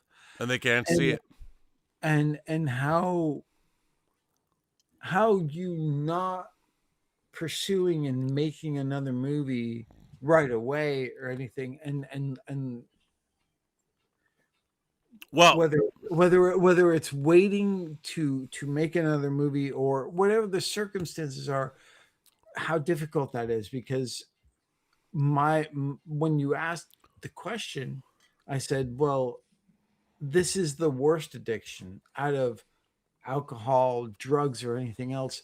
The desire to tell stories, to make movies, to move an audience I mean, is kind of the toughest addiction, and it's hard to get over. um, it's really interesting to be on social media. It's funny.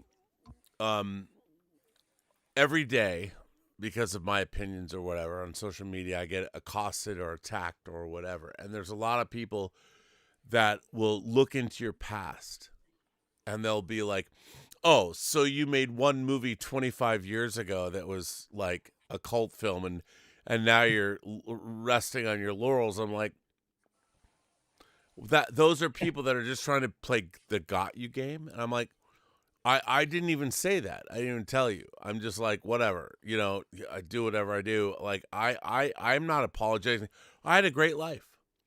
Would I like to have made more movies? Yeah. And am I still trying to do that? Sure.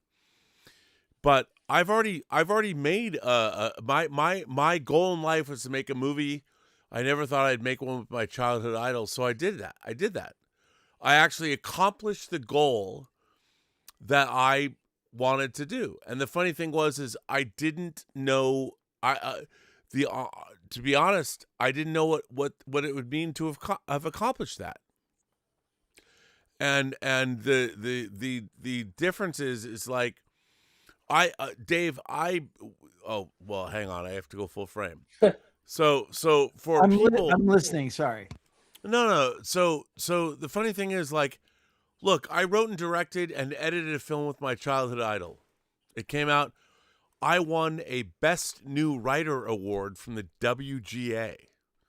We won Best New Directions Film at the AFI Film Festival. I got to go to the Sitges Film Festival in Spain. A film festival I'd always wanted to go to my entire life. I randomly sent the film there, and we got in. And the world premiere of my movie was in Spain at a science fiction, the Sitges Film Festival. Angel Sala. I mean, it was the greatest sci-fi horror film. Yeah, it is the greatest. I think it's not only that, it's the greatest film festival in the entire world for me. And I've gone back there 5 times. Hills Run Red was there. You know, like you and I, you got to go to share a limo with Herschel Gordon Lewis. I mean, it's so amazing to me that, like, and it's funny because anybody can say whatever they want to on social media. I don't give a fuck. People will go, "Who the fuck is Herschel Gordon Lewis?" Yeah, the thing is, who is H.G. Lewis is like, oh well, for me, that's it's a huge thing because people don't realize this is the progenitor of. Well, here's the thing. Gore. We like our experiences. That was 2009. You know, we're there with the. I have a picture of me with the star of Orphan. I'm wearing her face. You know. We had Orphan there. We were hanging out with Jean-Michel Colette Serra, who is a massive director now. We're hanging out Victor with Garcia. My brother Victor Garcia. He's so. I mean, one of the nicest guys who's now a dad. You know, I mean, it's. I talk to Victor all the time still. Yeah, I mean, you know, it's so funny to me that, like, I don't care. You're on social media or whatever, but I look, would I have liked? I want to make more movies. I still do. You know, and by the way, I think all the AI tools I've been given will allow me to make more movies because I can convey my vision. And the fact is, my movie made no money. And it had no, and no one listened to me. If they listened to me, we'd all be rich, but they didn't. And the funny thing was, they should have. And everybody should listen to me because I've spent my life. Here's the thing: I've spent my life immersed in the business of Hollywood. My life, and everyone else has not. They have not spent nearly the time that I have. I just dropped a fucking interview today with Neville Page, who was the conceptual artist and technical. I mean, I just sit there and I'm like, look, I don't ask for recognition. All my shit, all the interviews I've done for 5 years, all my Designing Hollywood interviews, Academy Award winners, are dropped on the John Campea channel, the last channel that anyone will watch them on. And I still do them. But I'm like, whatever. You know, X-Men. How many special features did we do?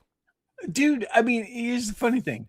The special features, look, people don't realize this. And I like to say it. At the end of Deadpool and fucking Wolverine, that interview with Hugh Jackman is from us. Which I conducted. You know, I was on the set. I did the background. It's our shit. It's your background. You created those backgrounds. We edited that shit and we did the background. It's like, if we're going to sit there and whack our own polls, it's like, yeah, I mean, you and I are represented in not credited in a $1.5 billion theatrical feature. You know, which is. And look, I got to look at that and just go, look, I know we're not getting credit or anything like that, but we're still there. You and I know it. We know it. And that's the exciting thing. It's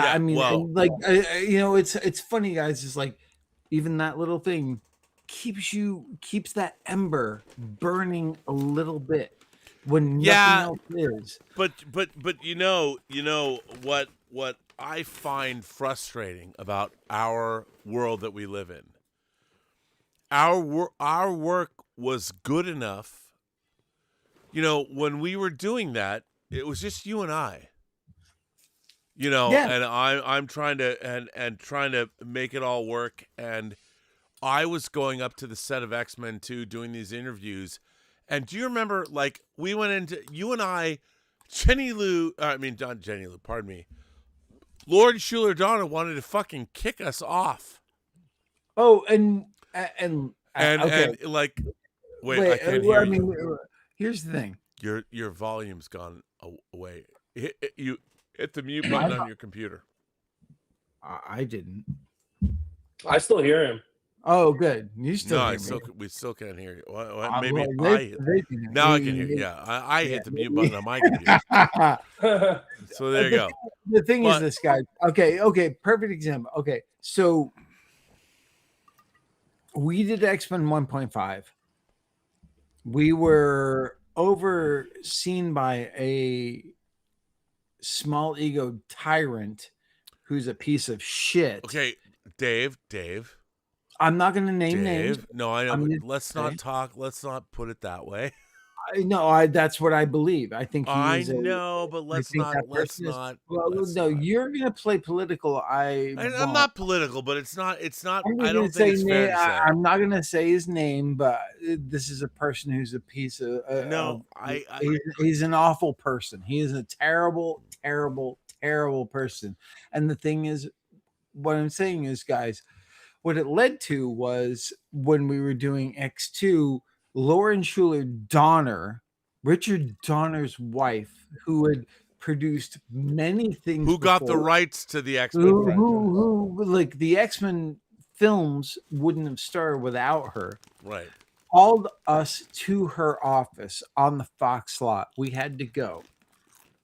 And we went for a meeting, and she expressed her absolute justified displeasure of not being really featured on X-Men 1.5 when it was a DVD era extra thing.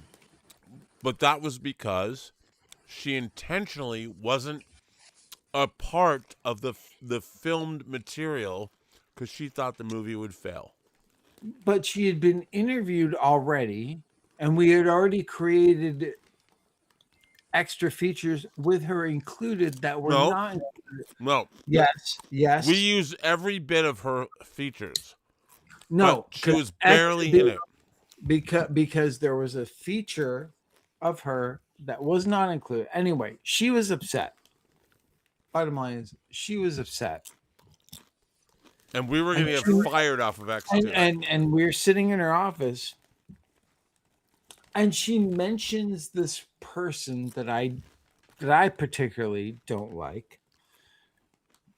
And Rob was justifiably playing nice. Trying to keep the job. $150,000 job. And I was brash and didn't care. And I said, after she had mentioned this person, I said, I told you that if he ever came into my edit bay again, I would fucking leave and I would punch him. And she went, I'll hold him for you.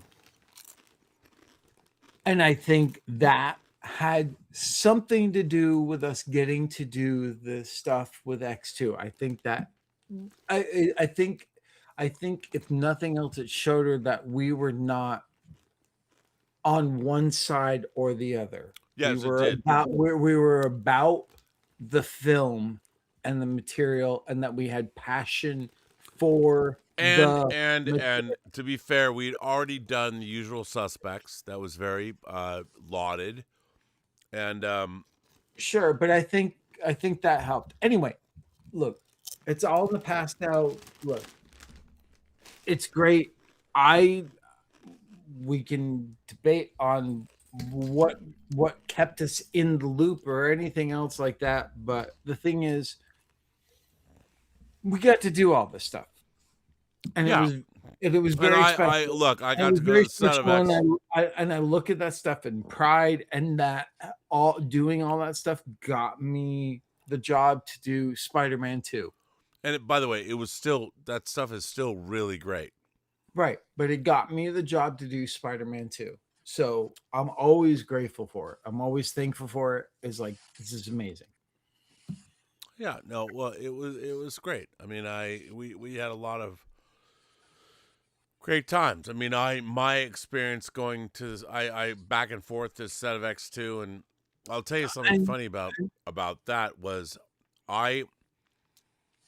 my experience with Thornton Schuler Donner went beyond that, and I told her, I said, you know, I worked on Free Willy, right, which she was the producer of, and I said, I told the story of the day the LA riots happened.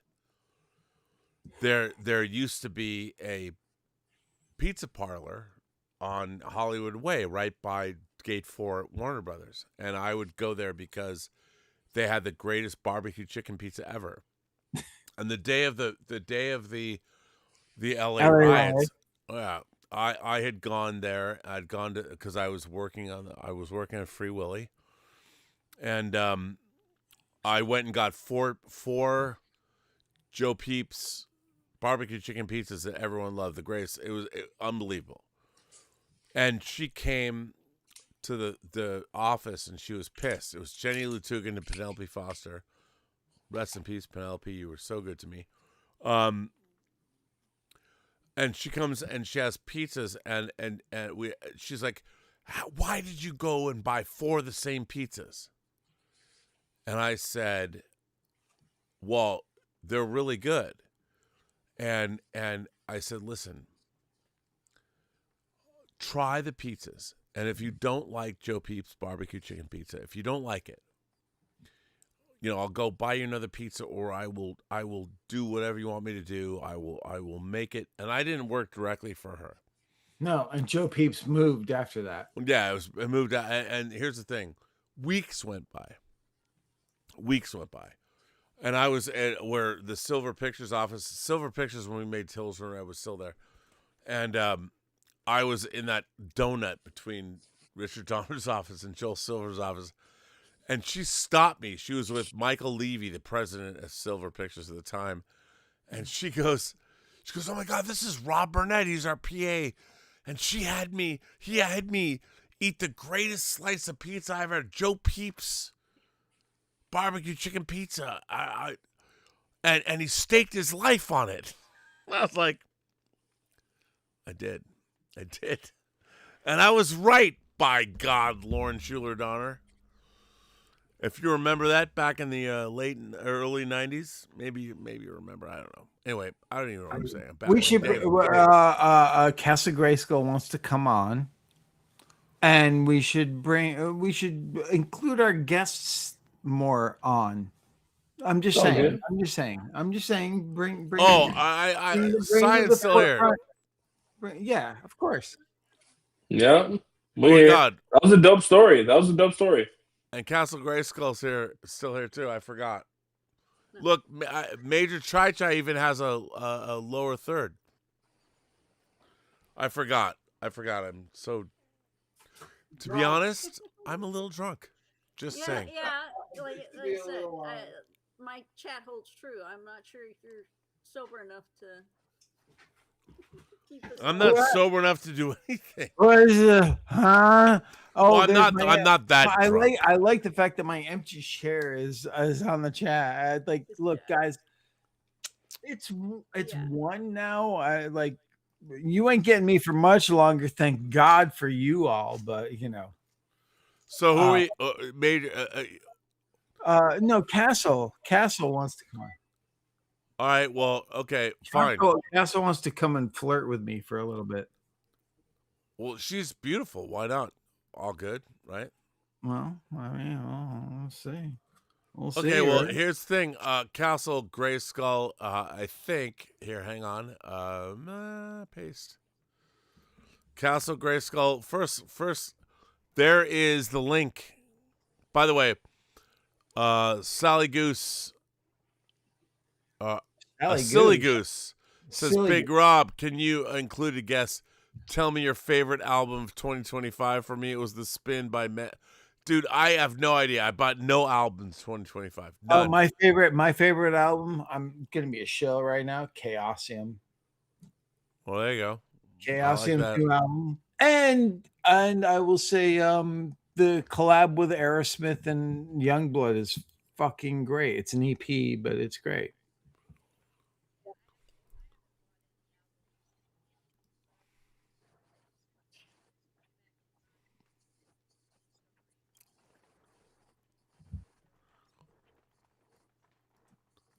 Oh, from Gremlins.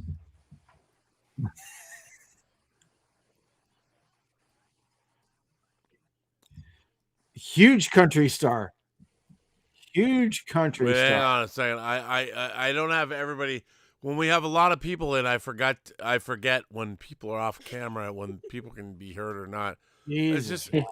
It's just a difficult thing. I mean, When you get a little drunk, it's a hard thing. No, dude, it's not. No, it's not like that. Come on. No, dude, it's seriously. Come on. Okay. For real. So yeah, that Hoyt Axton was a singer-songwriter, primarily a songwriter, and I've been listening to a lot of his stuff. And who else? Waylon Jennings is somebody else I've been listening to quite a bit this past year. Oh, they've released some unreleased Waylon Jennings stuff too, because Really? a friend of mine is really good friends with his son Shooter, who's been remastering and releasing Waylon Jennings, or his grandson. It's actually, I think it's his grandson. Has been releasing some stuff from Waylon, because like Rob, if you don't know, like Prince and stuff like that, Waylon recorded a lot of stuff that was never released. Oh, I know. Oh, you do? I get it, Dave. Yeah. You do get it. You get it. How are those chips, pal? They're fucking fantastic. No, but they're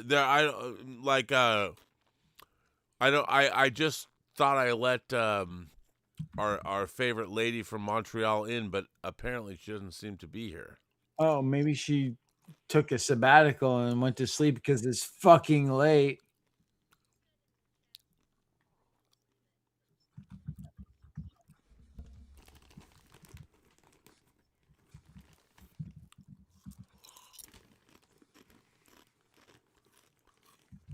No, she needs what she needs is to use Google Chrome. I'm just saying. Anyway, so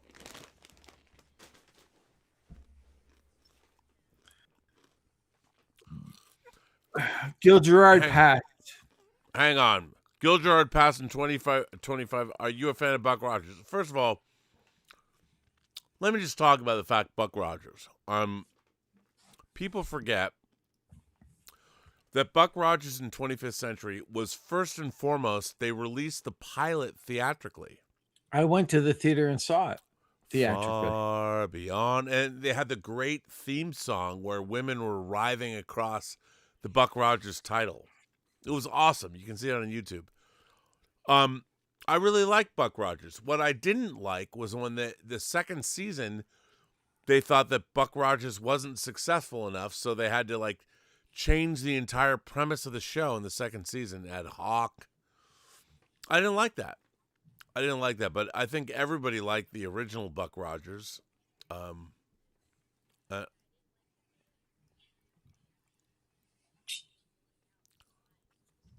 on a second. You tell us why you didn't like it. Well, you talked about it. They changed the format and they are moving out. Kind of making it more explorer type, but it didn't. I don't know. To me, the idea was Buck Rogers was the fish out of water, and his impact there on Earth, you know, Totally. bringing. And when you shift it to, we're going to go and search for whatever, I can't remember whatever it is that I think they had a mission to find something. Yeah, the Lost Tribes of Earth from Battlestar Galactica. It was all like intertwined. So, yeah. And so now it's you shifted the fish out of the water type thing to, well then what's his role then really, you know? The real question is, what's Castle Grayskull's role? Because here she is. Oh shit! Where is she? We're looking at you live, Castle Grayskull. What's going on? Oh, well, I'm seeing the top of her Probably head. just my That's fingers. Hold on a second. Oh, there's your fingers. Hold on Come a on, we second. want to see you. Blurry finger. Oh, There you go. Okay.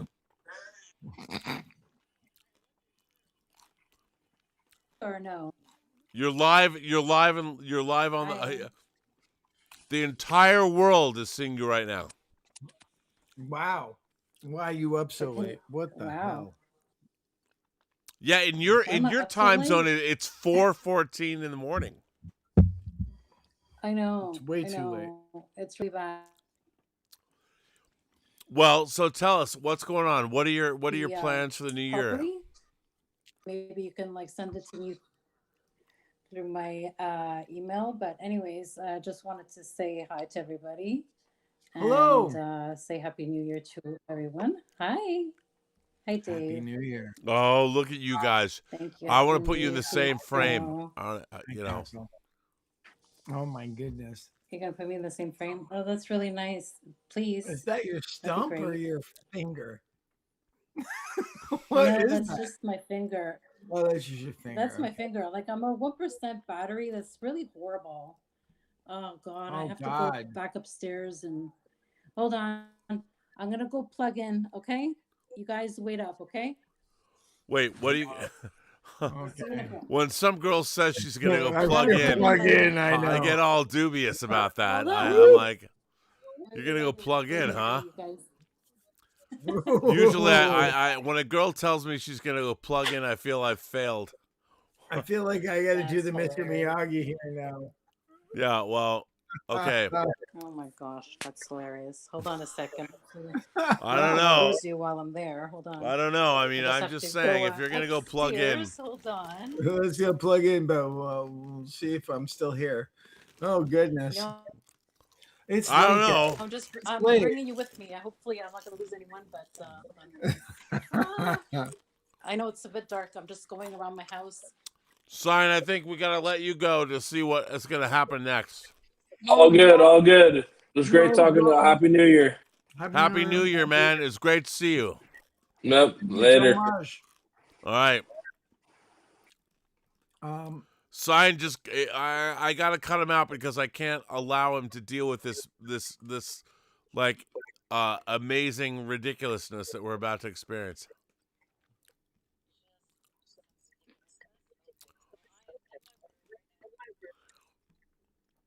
Okay. Nice fan. Well, you are live. You're live on Midnight Metal. I mean, Castle Grayskull. The entire world is looking, and you've got your love interest, Dave Parker, right here for you. Oh my goodness! Come on, baby. Wish. Let's go. What can you only wish? Tell us. Talk dirty to us. Well, I mean, I can only wish that I would have a little bit of Dave in 2026, but you know. Wait, you want to have a little bit of what, Dave? We lost you there. A little bit of what? A little bit of what? Dave, come on. For 2026, that'd be great. Oh. Goodness. What would you do with Dave Parker if you had him for an entire day? You can't do this on What live. would I do? Yeah. What wouldn't she do? No, I want to hear what you would do. I think she'd do some interesting things you might even not think about. No. I have a very vivid imagination. Well, I would like to, get to know him a little bit better. So. Oh, really? Just It's to all ask about him personality? What? That'll kill it right there. Come on, man. You gotta. Don't get him to know him better. Just take what you want from him. That's right. Just use me. Just No, use me. I'm no. just a puppet to be used. Yes. No. Just a meat sack. No. No, you're not a meat sack. No. You got a piston. You got some shit to do, son. Look at her blush. Look at her blush like that. Oh my goodness. Come on, Castle Grayskull has fantasized about half of your sword with half of her sword. The power of Grayskull compels you. Come on, what's up? Yeah, exactly. What you need to do is get both sides of your swords together. You got the power, right? Sure. Yeah. Okay. No, but you know what it is? Because, like, we had a conversation previous, and you're like, you didn't seem to be, like, all that, like, gung-ho, and, so I just, like, I'm leaving you your space, whatever. Who, me or you? So, I'm being very respectful. What do you mean about gung-ho? I'm not gung-ho enough. I'm not ho enough. Like, I'm not ho enough for her, is what she's saying. It's just like, it's like how we say it in French. It goes, le courant ne passe pas. Well, I mean, Like, look, current if you're in Montreal and Dave's in LA, I mean, how gung-ho can you be? That's it's right. not like he can rush over to your house and ravage you at 2 a.m. and make you forget reality. No, but you know what it is? It's just like, we You had ever that see Black conversation. Christmas, baby? and You ever see I Black don't know, Christmas? maybe he wasn't in the right headspace, or maybe he was in the right headspace. So I just like, I don't want to, push in or Push out, give it I'm in. just like, You know what? With a thumb or a forefinger pushed in the right place, it can make you explode with excitement. I'm just What are you talking about? A finger? Come on. It's gotta be a strap on at least. Come on, Rob. Okay, you want to go to pegging? I'm all for it. All good. Well, I know you're all for it. I am all about that, but I don't think we're there yet. We're not there yet. I mean, I'm just saying. This is descent. Thank God it's so late. My brother is not watching this. I hope he isn't watching this. That is way too much. See, is it way too much when it's 1:20 a.m. on the Pacific? Because I follow the Hellraiser. It's 420 here. It's crazy. I follow the Hellraiser thing. Is there are no limits. That's right. It's never enough, as Frank Cotton said in Hellraiser. There are no. I actually kept my makeup on, and I kept my nice hair on, and all that stuff. Yeah. I'd gone to a I like party. those glasses. I like those glasses too.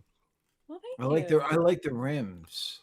Thank you. We have somebody else who's joined us who, by the way, can hear everything we're saying, just so you know. Who's that? Fearless. I think he wants to get in on this. By the way, if I know this man, he's from Scotland. Oh boy. Is Major still there? No. Oh, hi, Major. Major Chai is still here. Sister. Everyone's enjoying our flirtations. Hang on, man. Just so you know, if it's not Scottish, it's crap. We know. Hang on. Major Chai. Major Chai. There she is. Major Chai's. Yeah. She's looking quite. Major Chai is looking quite lovely tonight. Quite fetching. Oh, thank you. Yeah. I think you suffer from what's the word? Impaired judgment there, Robert. I've never, ever in my life suffered from impaired judgment. Yeah. Never, Rob. Never. I see. But I have to say, Fearless, you've got an epic beard. Yeah, hang on. Fearless is awesome. Hang on, let me just put him in the show. And by the way, everyone, here's Fearless. Say hello to the people at home. My God. Hello, audience. So are you in Scotland for real? Yeah, I am. The sun has not come up yet? It's come up a wee bit. It's nearly 9:30 in the moment. Jesus Christ. But I have to say that Fearless is quite the intellect. He's written some great works and has a lot of really great points of view. So when he shows up, He's like E.F. Hutton. When Fearless talks, you must listen because he is quite the extraordinary intellect. Even though he's young. He's a young guy. He's got a lot of very smart man. Very smart man. It's life experience and all that. You know, I mean, I've basically told you about some of my background, Rob. Basically, of everything that happened. You just basically get on with it, you know. Hey, Fearless. Yeah. Seriously, if you were going to seduce Castle Grayskull, give me your best line. Give us their best line. Give me your best line to seduce this Montreal goddess. Well, Dave, unfortunately, I wouldn't be the right type of person to seduce Castle Grayskull, but I'm more likely to seduce you. Oh, you do more seduce me? All right, give me the best line that you would seduce me. Not that I'm your type, but I'm just saying. It's like it's a free for it's Okay, free for look, you know what? We are all about the free for all, dude. All I can say is like I said, like in Hellraiser, there are no limits. Oh, he needs a little bit look, of man. If you want to call me your fucking daddy bear, I'm all about it. Dave. If Rob was hairy enough, he'd be a daddy bear. But I'm not hairy enough, and I'm not. He's not a hairy bear. I'm not. He's not. Look, hang on, wait. The one thing you'd like to hang on. What would you say? The one Dave, thing. I would like to know something. Now that you've called me a goddess, I mean, I don't know, but does that mean anything, or like, am I getting my hopes up? Oh, Dave. What does that mean? If I'm getting your hopes up? I don't know. Fearless is getting his hopes up. I mean, I don't know. This could be all really interesting here. Wow, and gosh, I got Castle. You know what? Keep hope alive. Always keep your hopes up. Come on. What is that? Hang on a second. It's whatever you want it to mean. But I need to know. Like, are you interested or not? Interested in? I mean, like becoming. Dave. Yeah, of course. Dave. Of course. I think that Fearless has got the. Come on. What's going on? Well, he had a big drink and he was waiting. But Rob, you can't put pressure on someone because, he might not I might not be like his thing. Oh, I think you are his thing. I mean, I don't know. You can't talk for him. I'm not talking. Fearless is on screen. He can talk for himself. I do have daddy issues. That's all I'll say. Outstanding. Outstanding. Jesus. So I'm a daddy.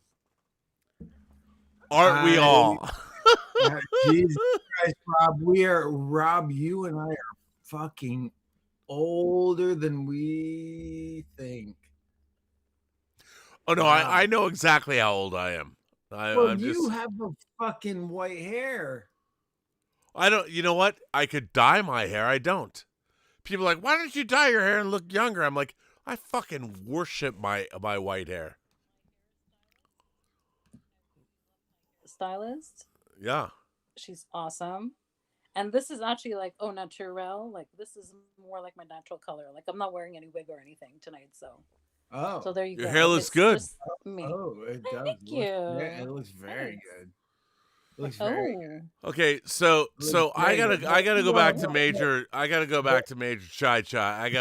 She's ex-military. I like. Okay, please make it make sense. Hang on, everyone. Hold on. The mediator of all this. Wait, Dave. Major Chai Chai needs to make sense of all this. I mean, there's all kinds of crazy. And she. You know what? I think Major Chai Chai. I think I have trust in her. I trust her. I think she can make sense of all this. What's going on here? Please tell us, Major Chai Chai. What do we've got? We got Fearless happening in Scotland. We've got Major. Well, we've got Castle Grayskull and Dave Parker, and there's a tug of war going on. There's not over Dave Parker. Dave Parker. Fearless just called me daddy. He's not tugging war in any shit, dude. Oh, I think he is. I think he would be. I want to send you to Scotland and film it all just to put it on the dark web. I mean, I'd fucking rock his world, but I know you would. I mean, I know. So yeah, we need to. I wanted to talk about, like, I don't know, movies and shit. Well, so do I, but we're gonna make these movies apparently after tonight. All right.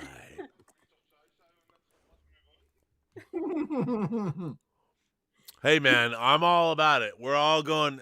Hang on. Well, the thing is, wait, everybody. Like, if you're not on screen, you can see. I feel terrible because it's gotten to the point where there's so many of us on. I have to program everything. It's difficult. Yeah. It's especially okay. when you're chemically impaired. I'm impaired. I am. I will freely admit it. I am impaired.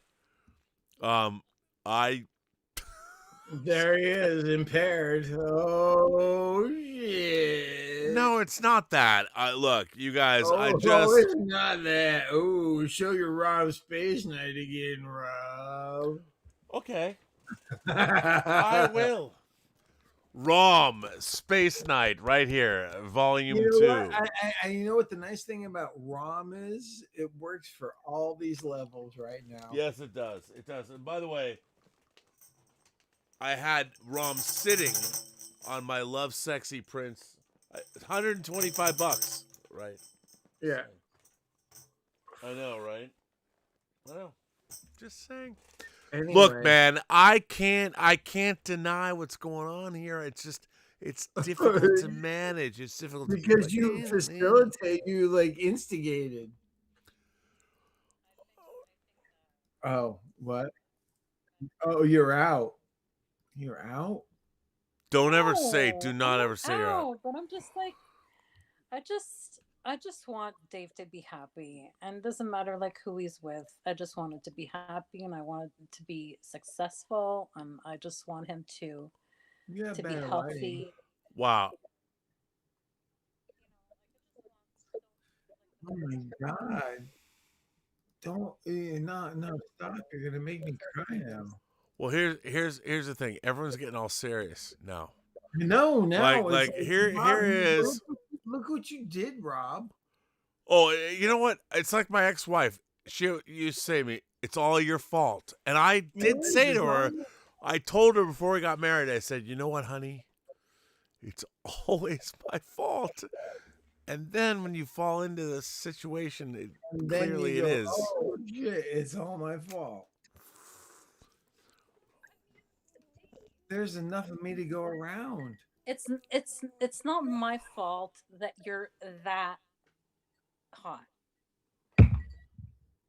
So there you go. Well, there's the first time I've heard that in my life, so thank you. Come on, Dave. I mean, you're pretty fucking hot, dude. Come on. What are you saying, Rob? I am saying that Fearless Fearless is Dave hot? Is Dave Parker hot?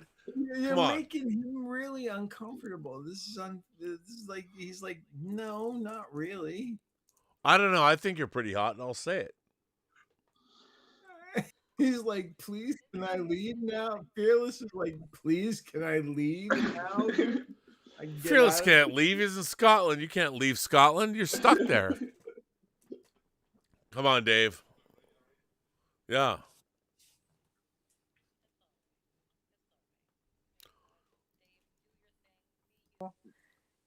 Be okay. Be happy. Wait.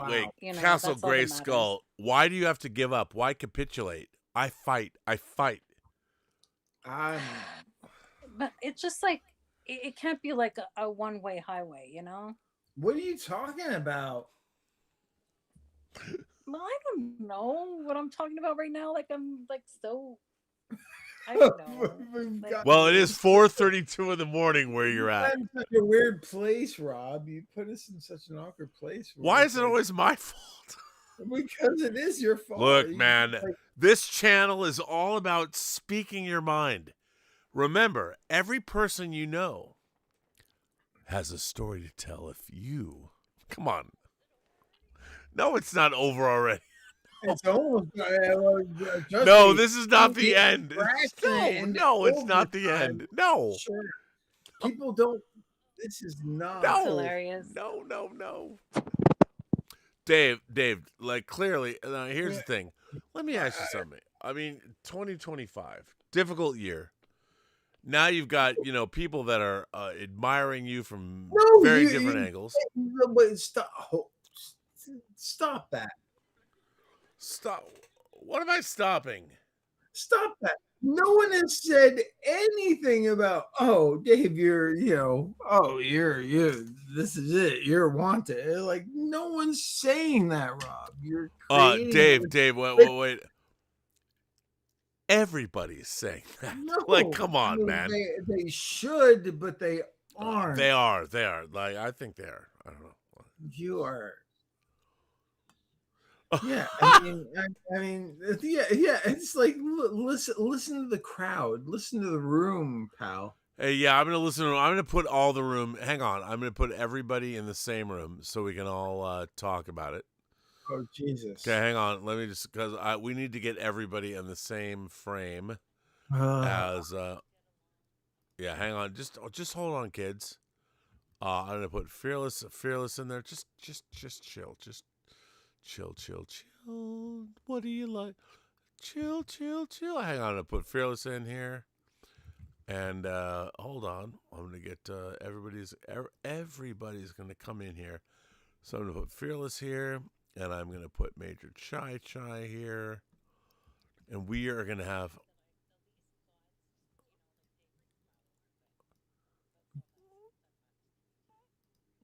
You always make me smile. What are you talking about? What are you talking about, Cass? Oh my God, I don't even know what to say. Stop. What are you doing to me? I'm an old man. My God, I guys, I just. Hate you.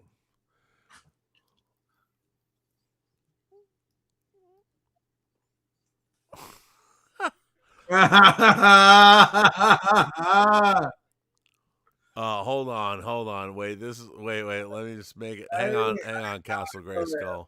Oh, Jesus. No, Dave, it's all gonna be good. Just hold on. Yeah, it's all gonna be good. No. Oh, really? Yeah. Doesn't matter. He'll hit it. Yeah? Okay, guys, here we go. What? Okay. Ooh. There it is. At least Rob's still in the. We got Fearless, we got Castle Grayskull, we got Major Chai. I wish everybody would jack up their sound or whatever, but what can we do? It's Major. It's my sister from another mother. Yeah. I'm so glad. Have you guys She's ever really met? Have you nice. guys just became friends on this whole thing? Yeah. We just met this year, and she's like the best person ever. And tonight, in her honor, because I was wearing blue for this party I went to, I actually wore the bracelet that she gave me. Oh, that's cool. You know, she gave me the Witch King of Agmar's. What was the party? gauntlets. What was the Just party saying, that you went you to? know. You never showed on the stream. Oh, but I have them right over there. You're gonna see them soon. Don't worry, it's all gonna be part of And it. how about how's your Death Star? Oh, I've got like Multiple Death Death Stars all Stars. over the place.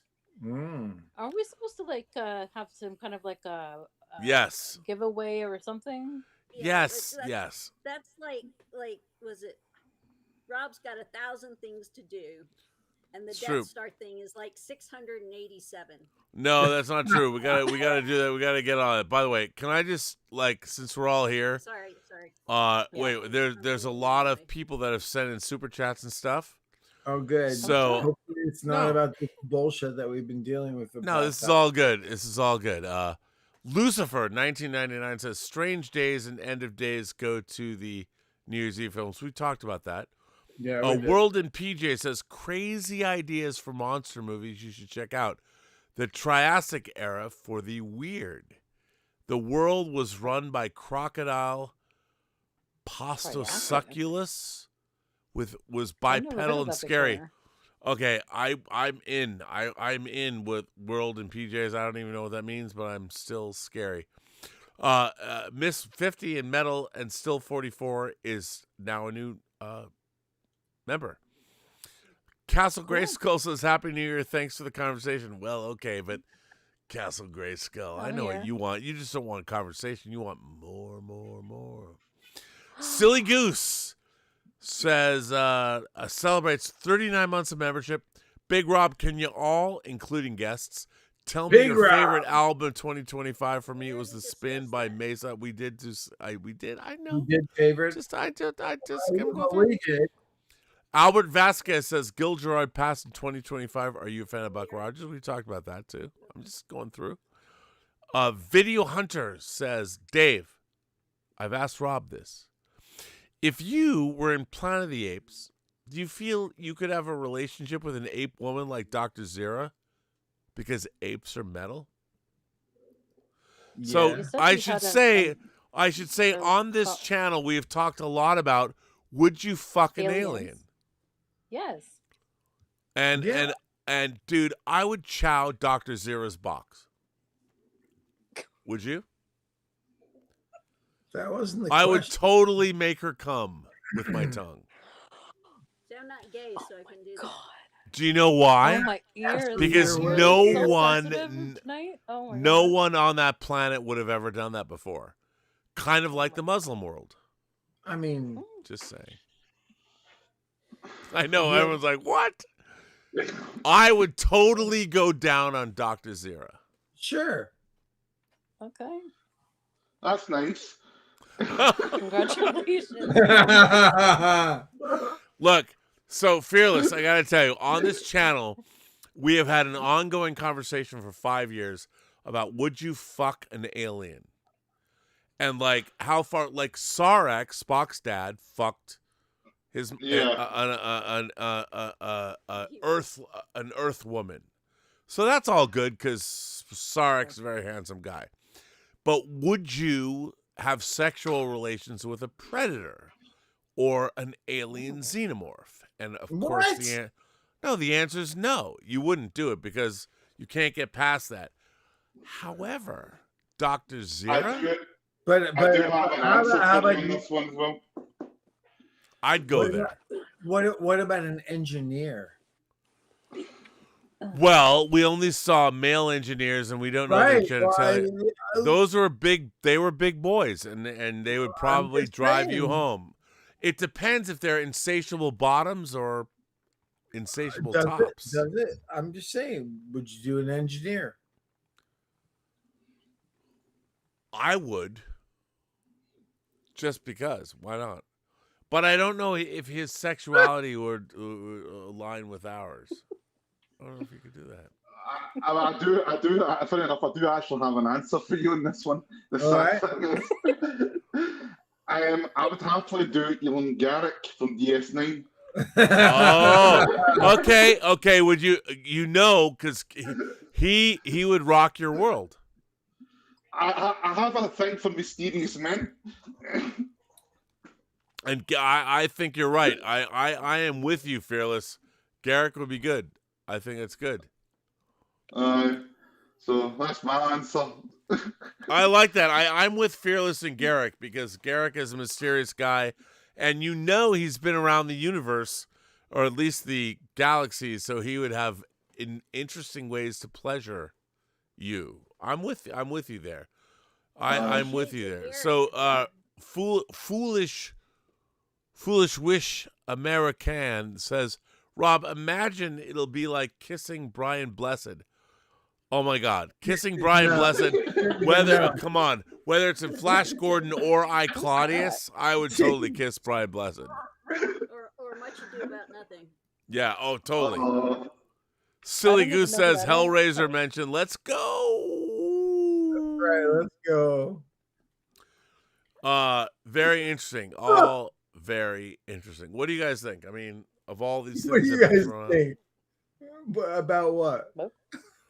I don't know. Like, how far would you go?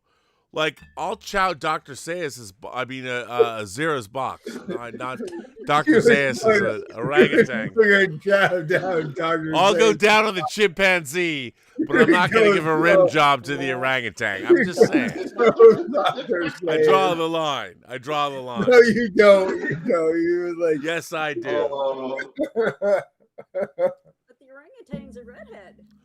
This is like shocking. Fuck, you're right. conversation But Oh my god. that's a conundrum. But he's a dude. I'm straight. I can't help it. Oh god. I'll Yeah. dabble.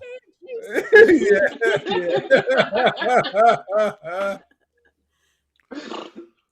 Oh god. Redheads, I can't. Wow. Is this over yet? Hey man, I didn't start this. You We did. didn't start. I You did not literally start this. started No, I this. did not. I did not. Castle, did he start this? No. Just a little bit, yeah. Just a I little did bit. not. You guys. Hey, Just the man. tip. He just started the tip, right? He just started a little bit. What? The tip? Just the tip. I never do just the tip. That's See, non-committal. I commit. Dude, that's all you got is the tip. Oh my god. Like, Terrible. okay. Well, Major. Well, yeah, Major. Well, would you like to talk about something else, maybe?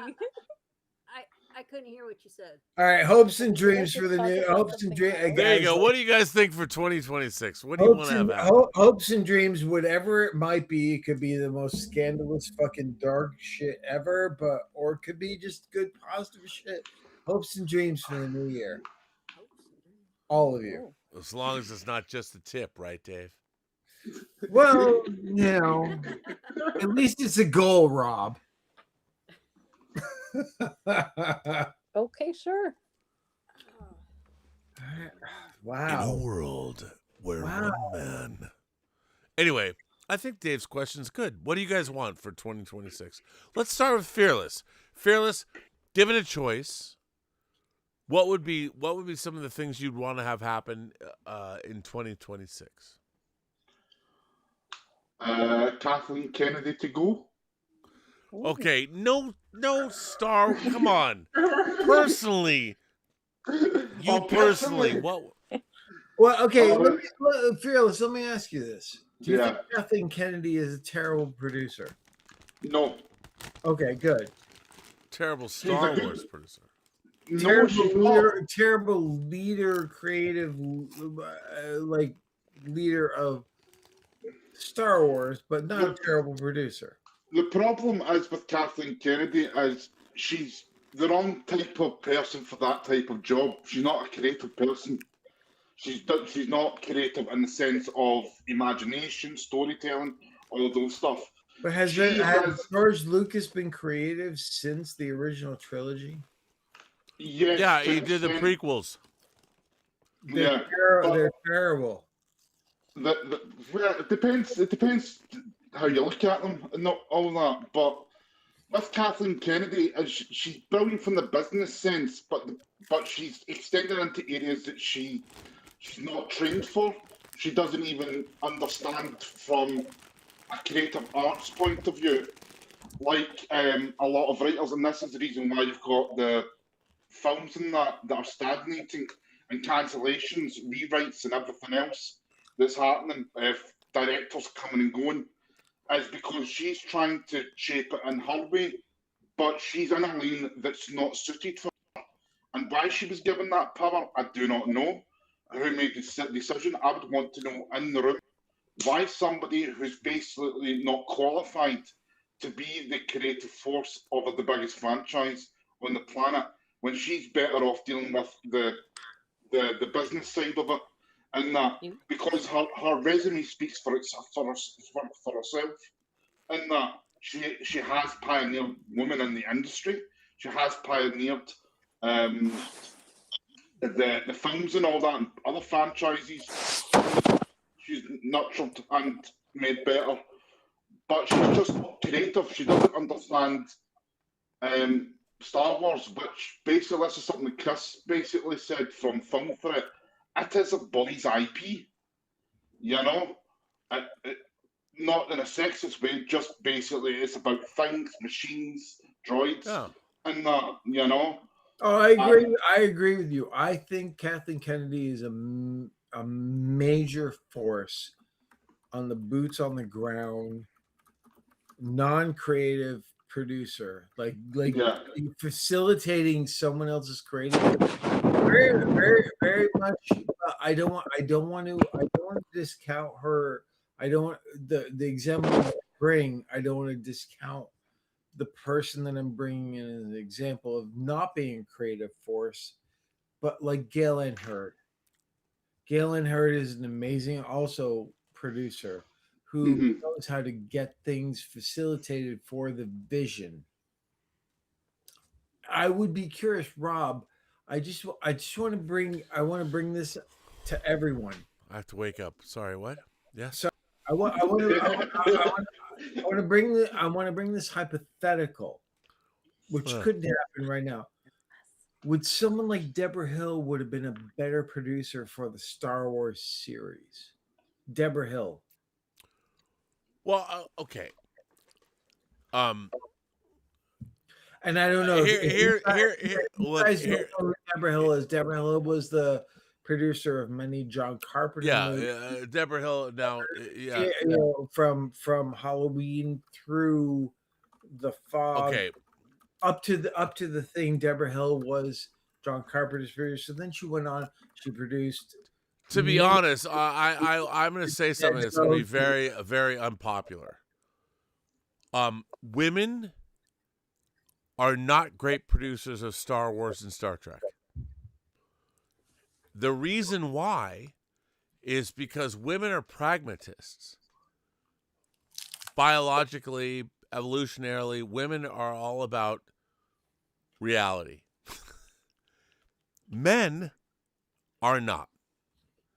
So when you're telling stories about flights of fancy, about nonsense, which is what every fantasy story is about, Star Wars, Star Trek, whatever, all of these stories are men trying to contextualize their own lives in a fantasy context. Now, that's not to say that women can have that, because they have Taylor Swift and her songs.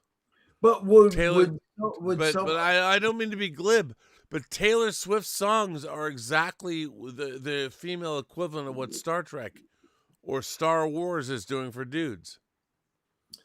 Well, would someone like Gail Ann Hurd or Deborah Hill be more suited as a producer for? They were suited because they were working for Star Wars specifically. No, because of their background. No. But they were great producers working for men, but working for men they understood. Deborah Hill understood John Carpenter, and who'd you say? Gail Ann Hurd. Gail Ann Hurd understood James Cameron. How do you wait? Hold on, Rob. Major Chai Castle. How do you feel about that assessment? What about women? In general, not just women. No, I don't want to make it a broad thing, because it's because there's always exceptions. But what I'm saying is, I think potentially over Kathleen Kennedy, Gail Ann Hurd, or Deborah Hill might have been female producers who would have been better suited for the Star Wars era if they had been around and had the opportunity than, say, Kathleen Kennedy, because I think they see things, they can manage the practicality and the creative visions based on them supporting the visions of the directors of their previous works.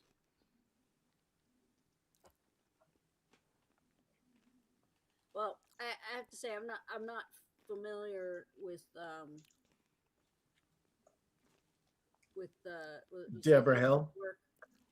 Yeah. So Okay. I can't evaluate it on that. Okay. But you know, it's we've seen what Kathleen Kennedy has done. You know, so it's like to me it'd be any change or a different person might have been better. Even somebody off the street might have been better than Kathleen Kennedy. I mean, I think the thing is that I think that Kathleen Kennedy is an incredibly strong producer as a producer. Mm-hmm. I think the problem is when you and that they could get the job done on a numbers sort of practical level of it. But the thing is, what I wanted to introduce with Galen Hurd or Deborah Hill is their creative influence. That definitely with John Carpenter and Deborah Hill, the creative influence was definitely there. With Galen Hurd, I would say is probably definitely there. Maybe not as much with James Cameron, but was definitely there. Look, that was sort of that was the thing that I was sort of curious about, because I don't, the thing is, whether Rob and I have actually had the experience or not of such a strong producer in that in that sense, that I don't want to discount it. I agree with you, but Dave, I have to say this. I have to go to bed. I can barely speak. I mean, I must. I have to turn in. Fearless, Major Chai, Castle Grayskull. Sorry, guys. I really wanted to hear. We'll pick, guys. Look, I can leave the channel on. No, I just have to go. No. If the three of you guys are willing to come back and have this discussion, I think absolutely. I think this is a really interesting. Look, I want to do. Can we do this? Let's just get discussion tomorrow night. I'm all good. All I know is that I'm so hammered, I'm going to fall asleep on camera again. And I need to sleep. I need to stop drinking. I need to go to bed. I get it. I understand it. I understand. Rob, Chai. This is this show has been going on for 7 hours. I know, which it was supposed to be 4. Thank you guys. That was never going to happen.